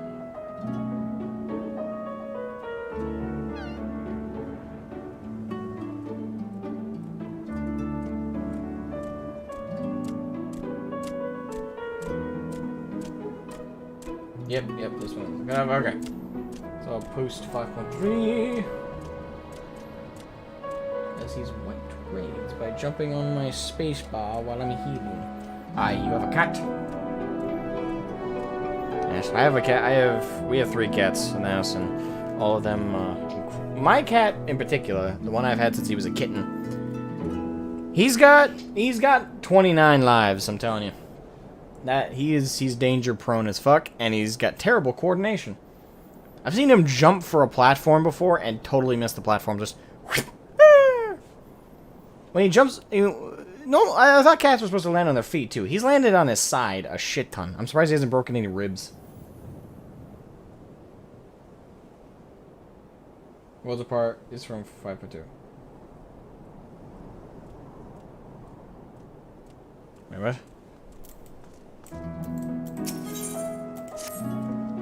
Good news. Okay, I guess. Right. At least it has the potential to be good news. I've received word from Master Urianger. Unfortunately, the message was rather thin on details. He only requested that you return to the Crystarium and meet him at the Wandering Stairs. Not the most likely of places for important meetings, but I suppose you might be able to squeeze in a pint or two while you're there. Let's go drinking!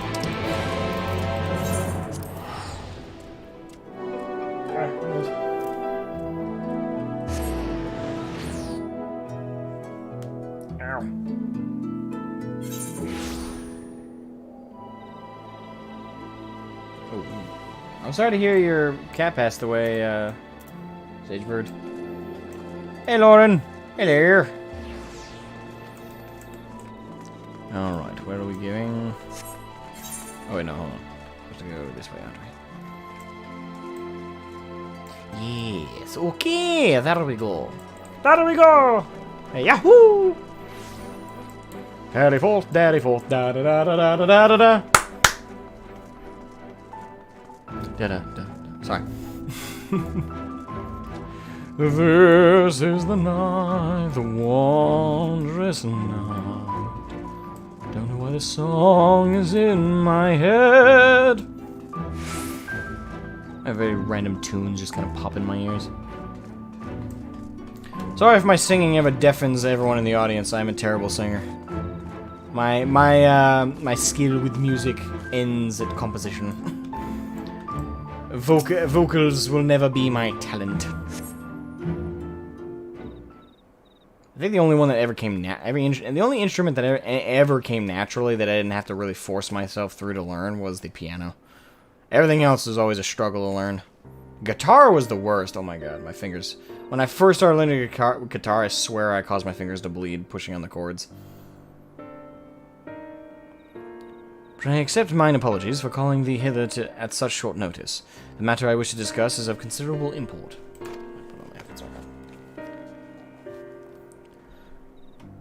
If it's that urgent, wouldn't it be quicker to use those link pearl things Reen's been telling me about? These are words best delivered in person.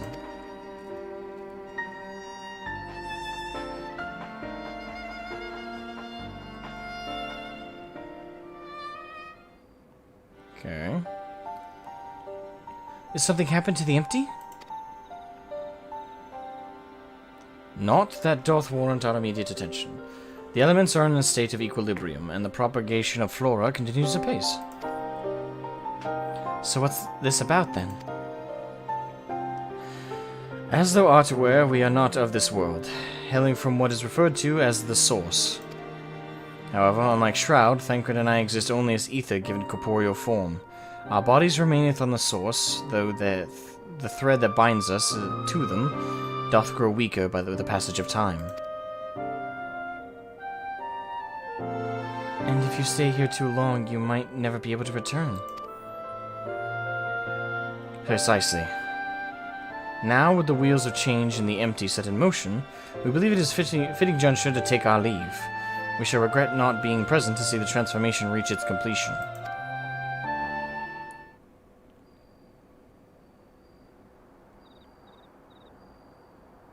That doesn't line up with what we learned at the end of 5.2. That hardly seems worth losing your bodies over, though. If you have to go back to your own world, who are we to stop you? I always knew this day would come,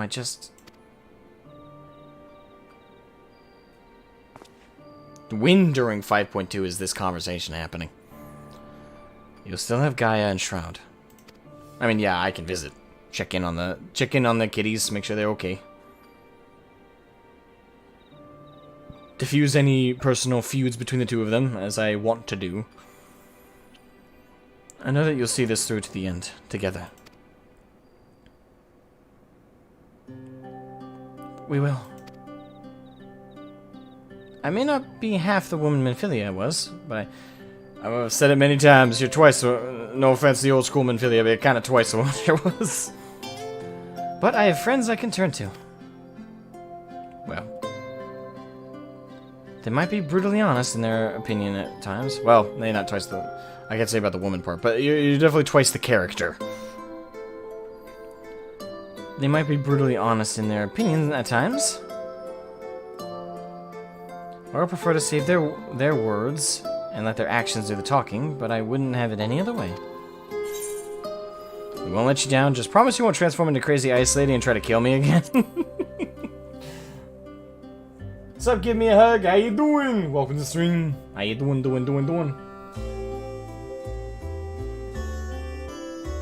Alright, return to the Waking Sands. No.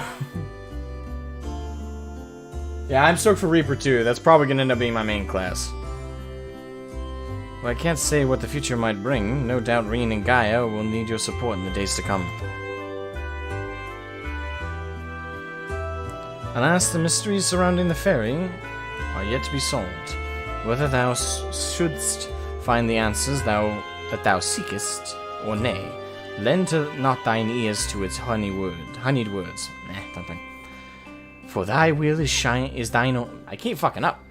For thy will is thine own. Never forget this. I won't. The time of our departure is at hand. Yet know that, no matter where we may be, ever shall we pray for your success.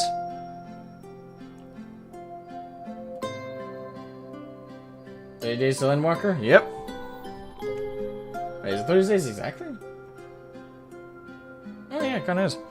With the Unchained Thickwood set to leave the first, it seems wise to share this development with Yalfor, who will continue to oversee expeditions and everything. Okay. Gotcha. Wait, how are they gonna leave for the first, though? I'm confused. So I'm assuming that kind of spoils one thing for me, that in 5.3 they do make it back.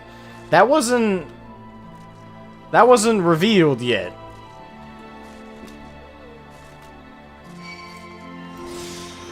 Not definitively, anyway. I knew they were working on it, but they hadn't for sure found the way to get them back yet. So that kind of... At least that's the implication. I mean, maybe they don't make it back. We'll see, but...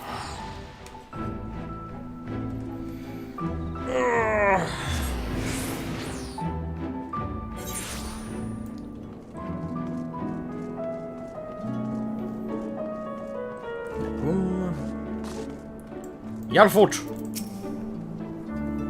You're back sooner than expected. Is everything alright? Sort of.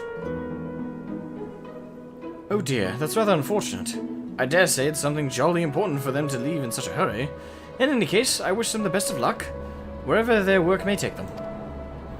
I shall remain here and hold the fort, as it were, and make the necessary provisions should any further forays into the empty be required.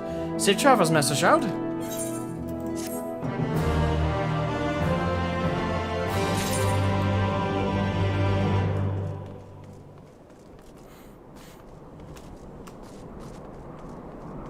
All of us who were playing FF14 and 5.2 saw that scene. Yeah, it doesn't necessarily mean it's not a spoiler, because if they don't go back in the first, that feels really weird and out of place. So, especially since it had that dialogue option over it, so Yalford no. So it's kind of a definitive confirmation that they do indeed go back in 5.3. Kinda. Alright. So, that brings us to the end of 5.2, right? There's no other quests in 5.2's Eden stuff. We've gone through it all, you know, we've made it. We've triped through all the dusts and stuff. We've made our way through, so to speak. You know, we made it to the important part.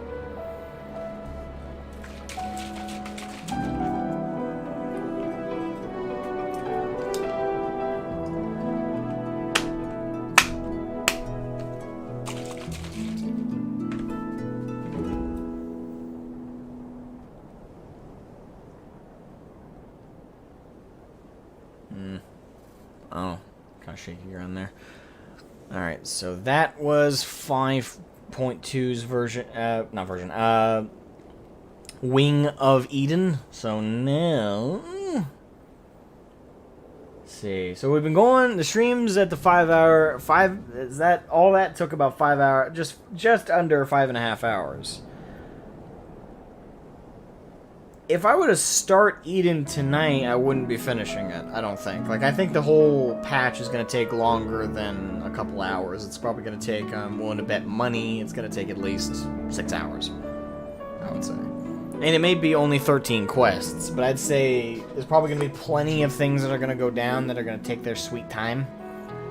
I'm pretty sure there's a trial and a dungeon in there, which together those can take over 40 minutes. Hold on. Let me pull it up here.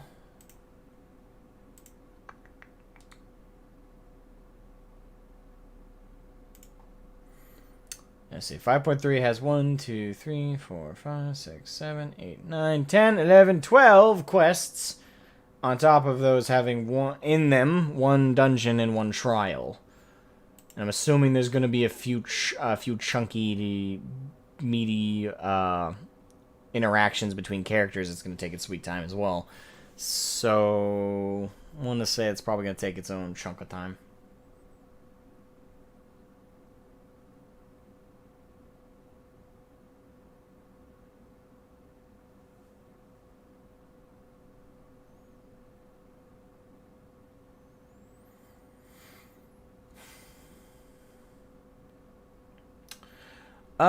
So what are my thoughts when actual storylines attached to raids? I like actual stories being attached to raids. The only part about it I don't like is sometimes the story takes a lot of in between the inner. Because for me, raids, I really want the raids to have, you know, beat to beat to beat to beat. Like I want to get to each of the encounters and to each of the.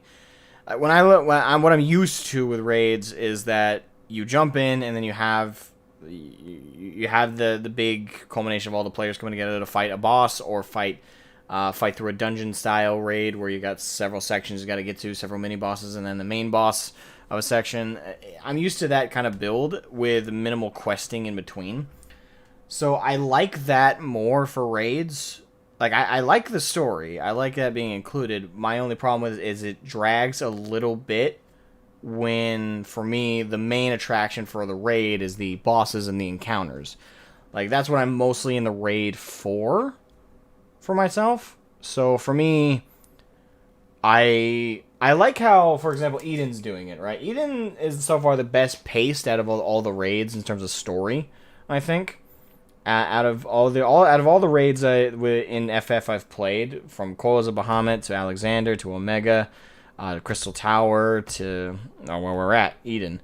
I'd say Eden is the best paced and the best designed in terms of ratio to story to encounters. Like there's dialogue, there's interaction, there's everything that's needed to set up the story and why we're doing what we're doing, which makes it have weight to it and it gives it more engagement. But then you also have the balance between that and the actual fights and the cool mechanics that those introduce. Like, it seems like a better balance than it's been. Omega had started to get that pace right for me. Like, it was boss to boss to boss to boss to boss, as opposed to kind of a dungeon sequence questing, dungeon sequence kind of questing, then major boss, dungeon sequence questing. You know, Omega started to get the rhythm down with the bosses all being in a row and being able to do those encounters, and with questing in between. My biggest problem with Omega was the duties, the in-between each section duty we had to do. It felt totally out of place, and for me it felt kind of annoying, because it was like, this isn't part of the raid for me. This is kind of making me dance where I don't want to dance, right? Like, it's not, for me it felt like a distraction or a time waster to do those duties in between the wings of trial style bosses. So, like, for me, what Eden's doing right is leaving that stuff out. Like, leaving the open world questing side of things to mainly narrative. It's dialogue, it's conversation between characters.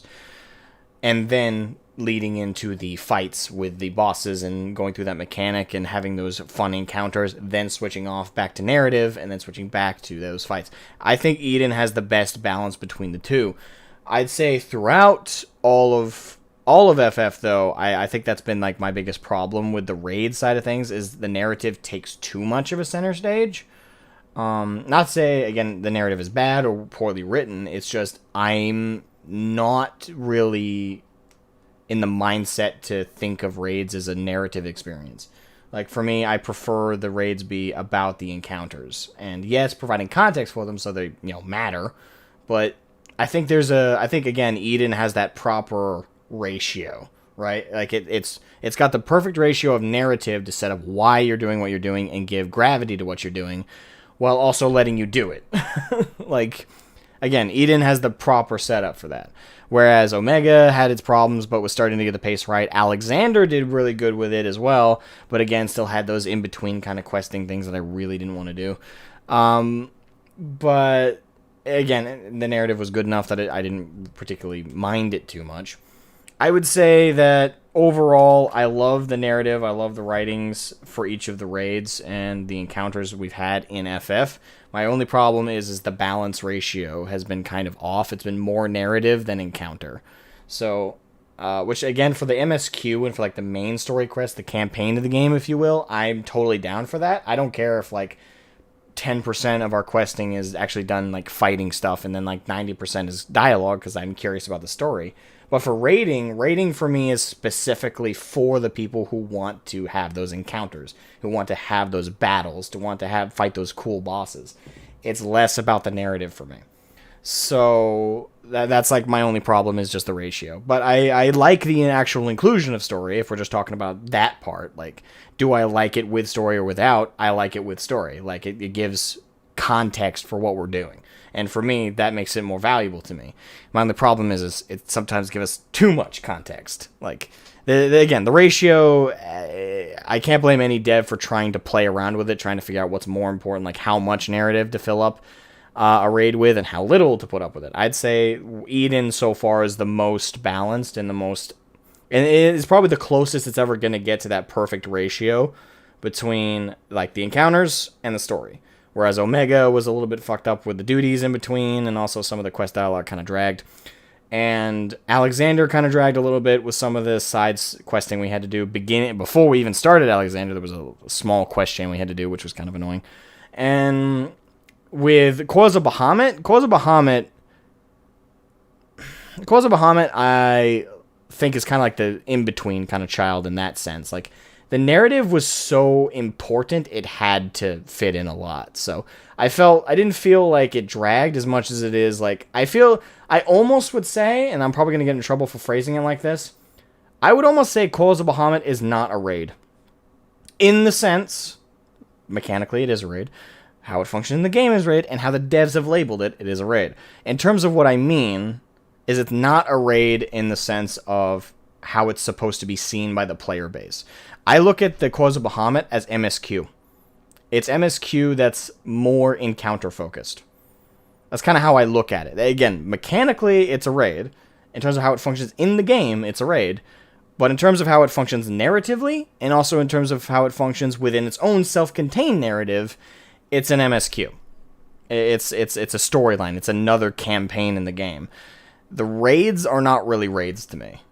In terms of like how I see coils. I don't know if I'm making sense, but that's the best way I know how to phrase it.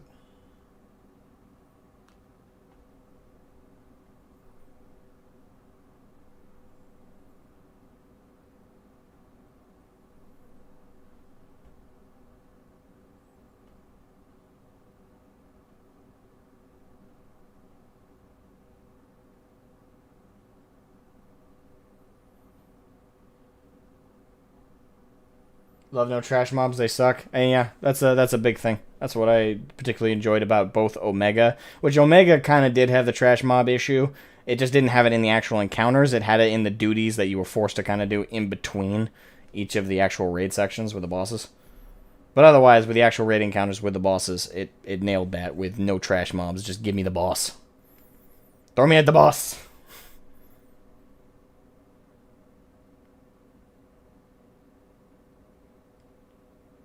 thumbs up.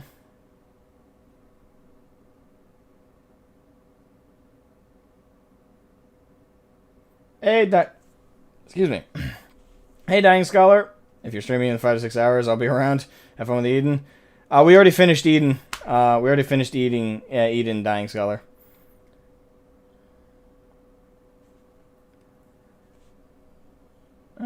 These are just the normal raids. You'll want to do Savage tiers for the raids and to get the experience you're thinking of. Not really. Like, the difficulty isn't what I'm talking about. Like, I'm not talking about... difficulty's not a factor here, Alder Bernhard. Not at all. That's not what I'm talking about whatsoever.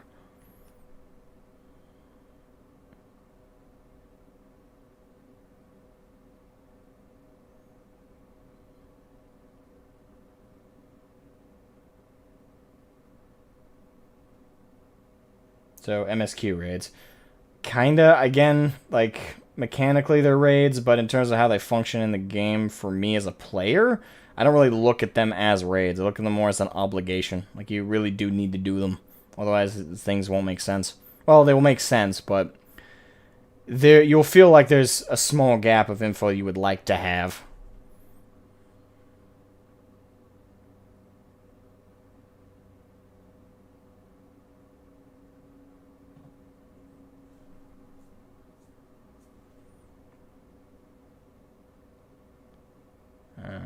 Savage has some more story, just a little more, but it's there. I mean, I might do Savage for that, but yeah, what I was talking about earlier had nothing to do with difficulty level. Like, well, I'm not talking about, like, the difficulty with the bosses and the encounters. It's just getting to the actual encounters. Difficulty is be damned. Like, my points had nothing to do with that, with difficulty.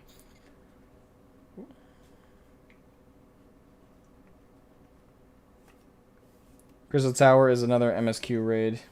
Yeah, it is. And that's kind of how I look at the Crystal Tower, actually. It's kind of the same way I look at Coils of Bahamut. Not only because the game actually forces you to play it, but... Have you done the Nier raids? No, I haven't finished playing Nier, so it wouldn't make sense to do the Nier raids, which are a giant reference to Nier, if I haven't played Nier. So I'm playing through Nier Replicant right now, and I'm going to wait till I finish Nier Replicant and Automata. Or Automata. Again, I'm not sure which is the proper pronunciation. But I'm going to wait until I finish playing through the Nier games before I play the Nier raids. That way I actually get the references, and if there's spoilers, it doesn't fuck with me.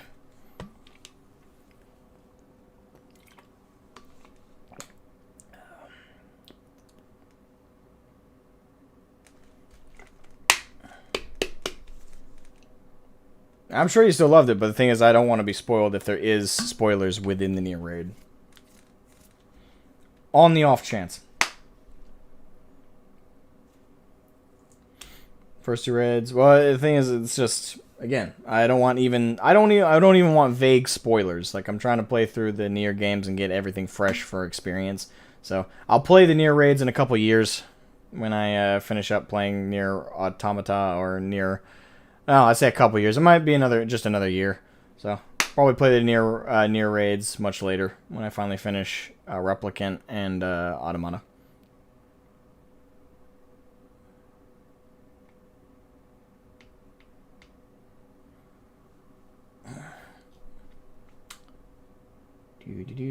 I started playing Automata after trying the Nier raids. Well, let me know if there's spoilers. Yeah, I'm playing the Nier Replicant. I'm liking Nier Replicant a lot. It's very somber, though. Catch up by November 19th. No. I'll take that bet. No. He's not going to catch up. The dude just finished A Realm Reborn. Literally just finished A Realm Reborn. At the rate he's playing, I'll be surprised if he's going to be ready for the next expansion upcoming. Not an Endwalker, the expansion that comes after it. At the rate Bellier is playing, he's not going to catch up. That motherfucker is not going to catch up. That's right.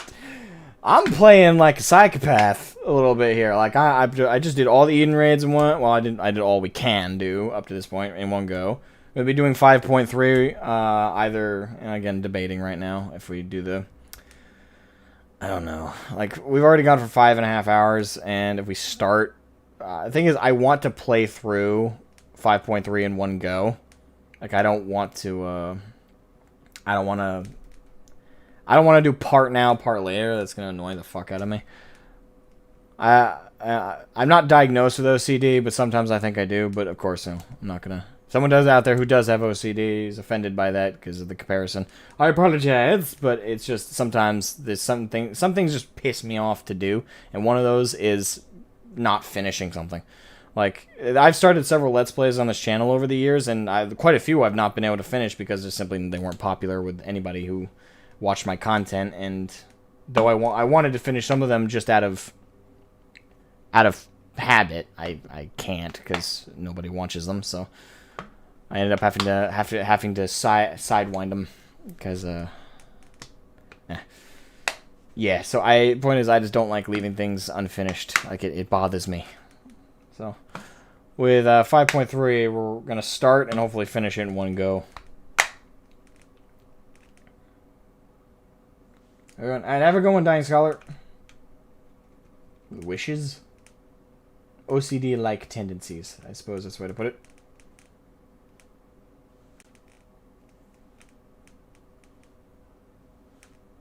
Just finished Stormblood. Yeah. Yeah, I don't, even if Bellier's bringing up his pace, though, there's no, like, even if he plays 12 hours a day, he's gonna be right on the line right now. And with everything else that he does and he and his team do, with terms of content, he's not gonna have enough hours in the day. He's not, he just finished A Realm Reborn. Has he done the coils? If he hasn't even done the coils, like, if he's intending to do the coils. I mean, he might skip them, but I hope not. But cheers for the stream, Asmogan. Glad you've enjoyed eating so far. Yes, I've enjoyed it so far. And stop in about an hour or so. You gotta use Matt as his slave. I believe he has. Alright, if he's done coils, at least he's got that out of the way. But I still don't think he can. It's 24 hours in a day. He's got. If we go by the official launch, he's got... Let's see here. He's got 8... So we got 15 days. Plus... Well, I'm doing my math. 15... Plus 22...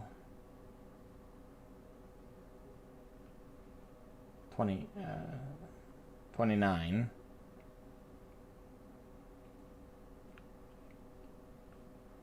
He's basically got 35 days into the official launch. Although we all know 90% of the player base pre-ordered Endwalker. So the official release date is actually even less than that. But he's looking at like 28 days for the unofficial launch. That's not enough. I don't think there's enough. The thing is, I think Heaven's Word, if you rush it, which he shouldn't rush a damn thing in this game, if he rushes it, he'll make it through Heaven's Ward in like 200 hours.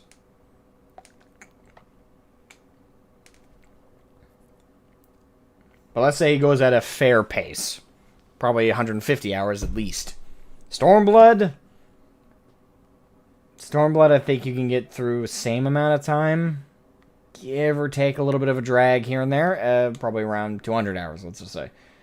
I just think hour-wise, there's not unless he plays 24 hours a day, he's not. I don't think he's going to catch up by the 19th.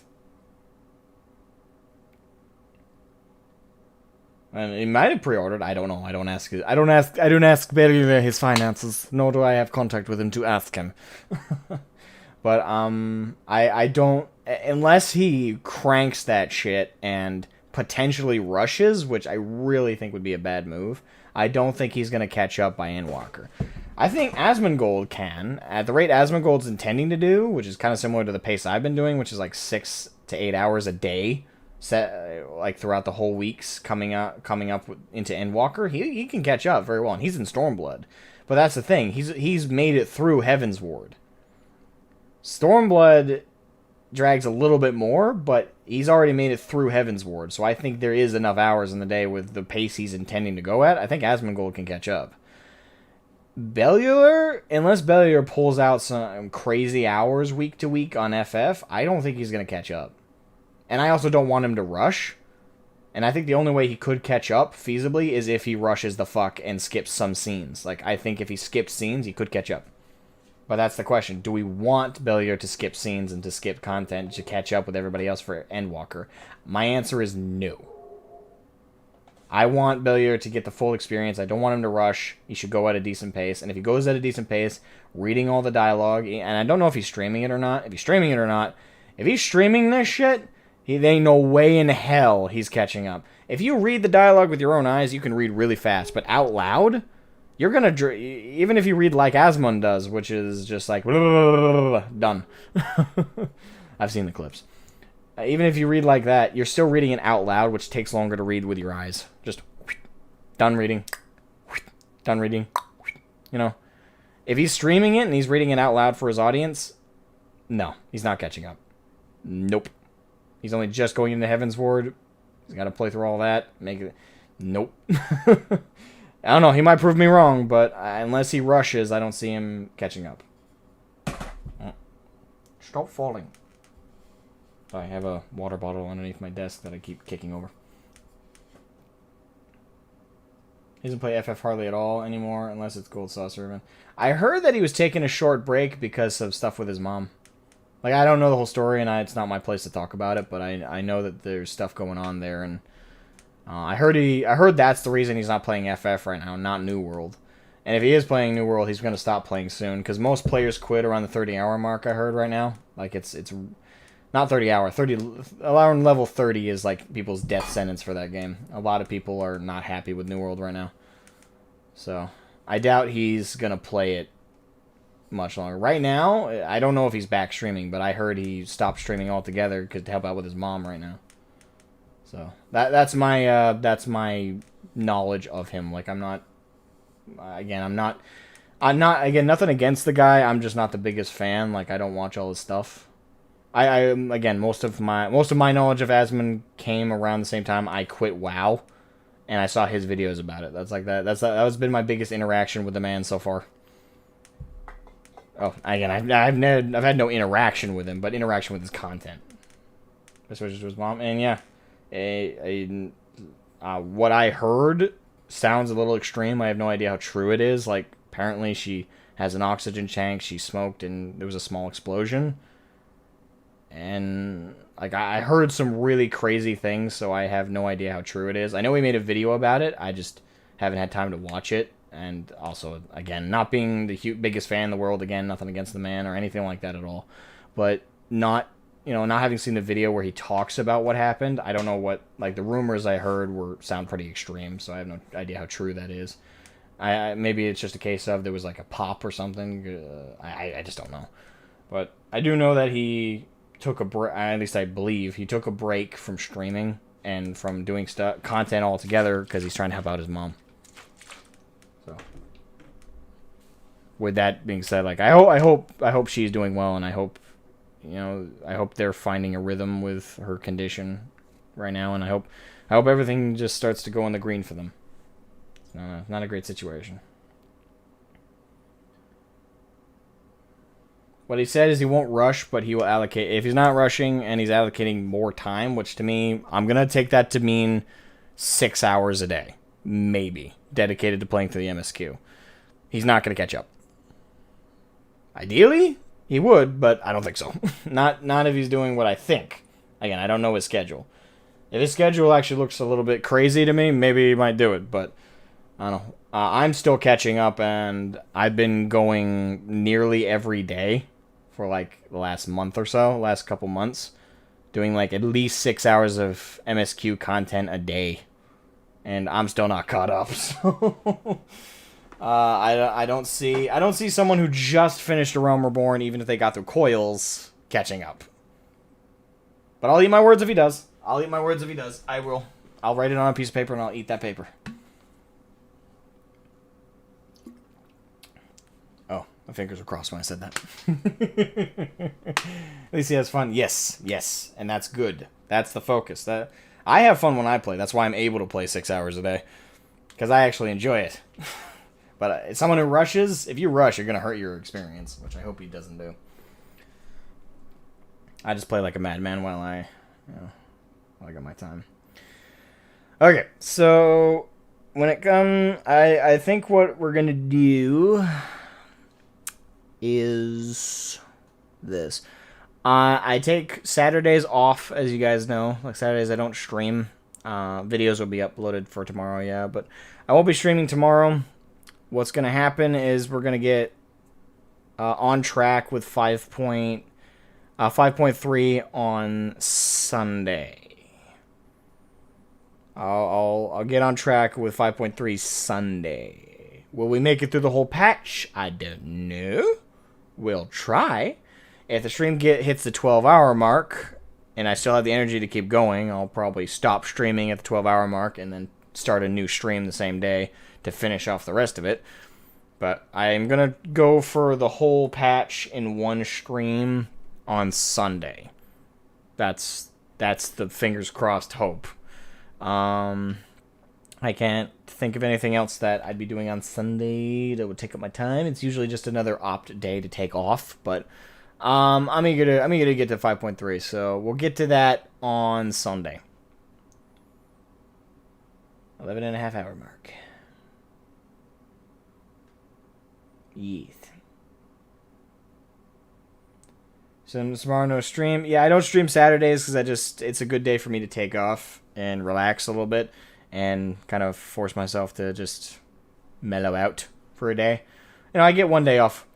I get one day off a week. I think that's I think as unreasonable as that might be, I try and be somewhat sensible about my brain not working.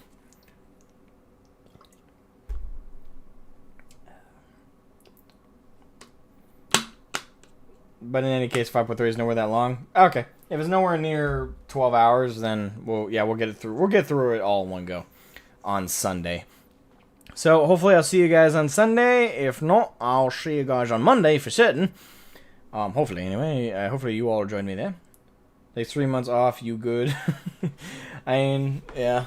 But yeah, I'm gonna call it here. I might play a little. If any of my friends see me online in FF tonight, probably because I'm leveling alts. I might do that for a little bit while I listen to music or something, just to, mellow out my brain and just kind of turn it off while I do something repetitive.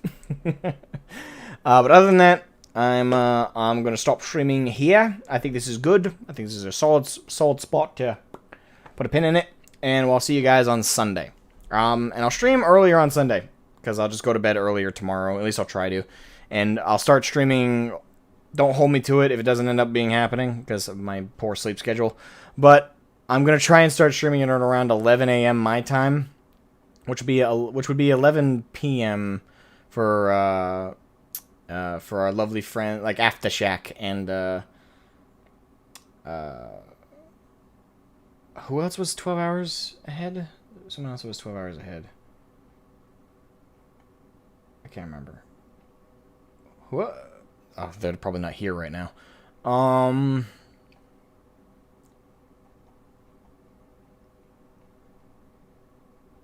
can't remember. Crap. Who else was 12 hours ahead? I don't know. The name will come to me probably after I turn off the stream. So turn off the stream. Ah, fuck. That's what it was. Alright. Well, I'm gonna call it a night, guys. Thank you all for always being the amazing human beings that you always are. And I will see you guys on Sunday. And I hope you guys enjoy the videos that'll be up tomorrow. Anyway, catch you guys later. Bye-bye.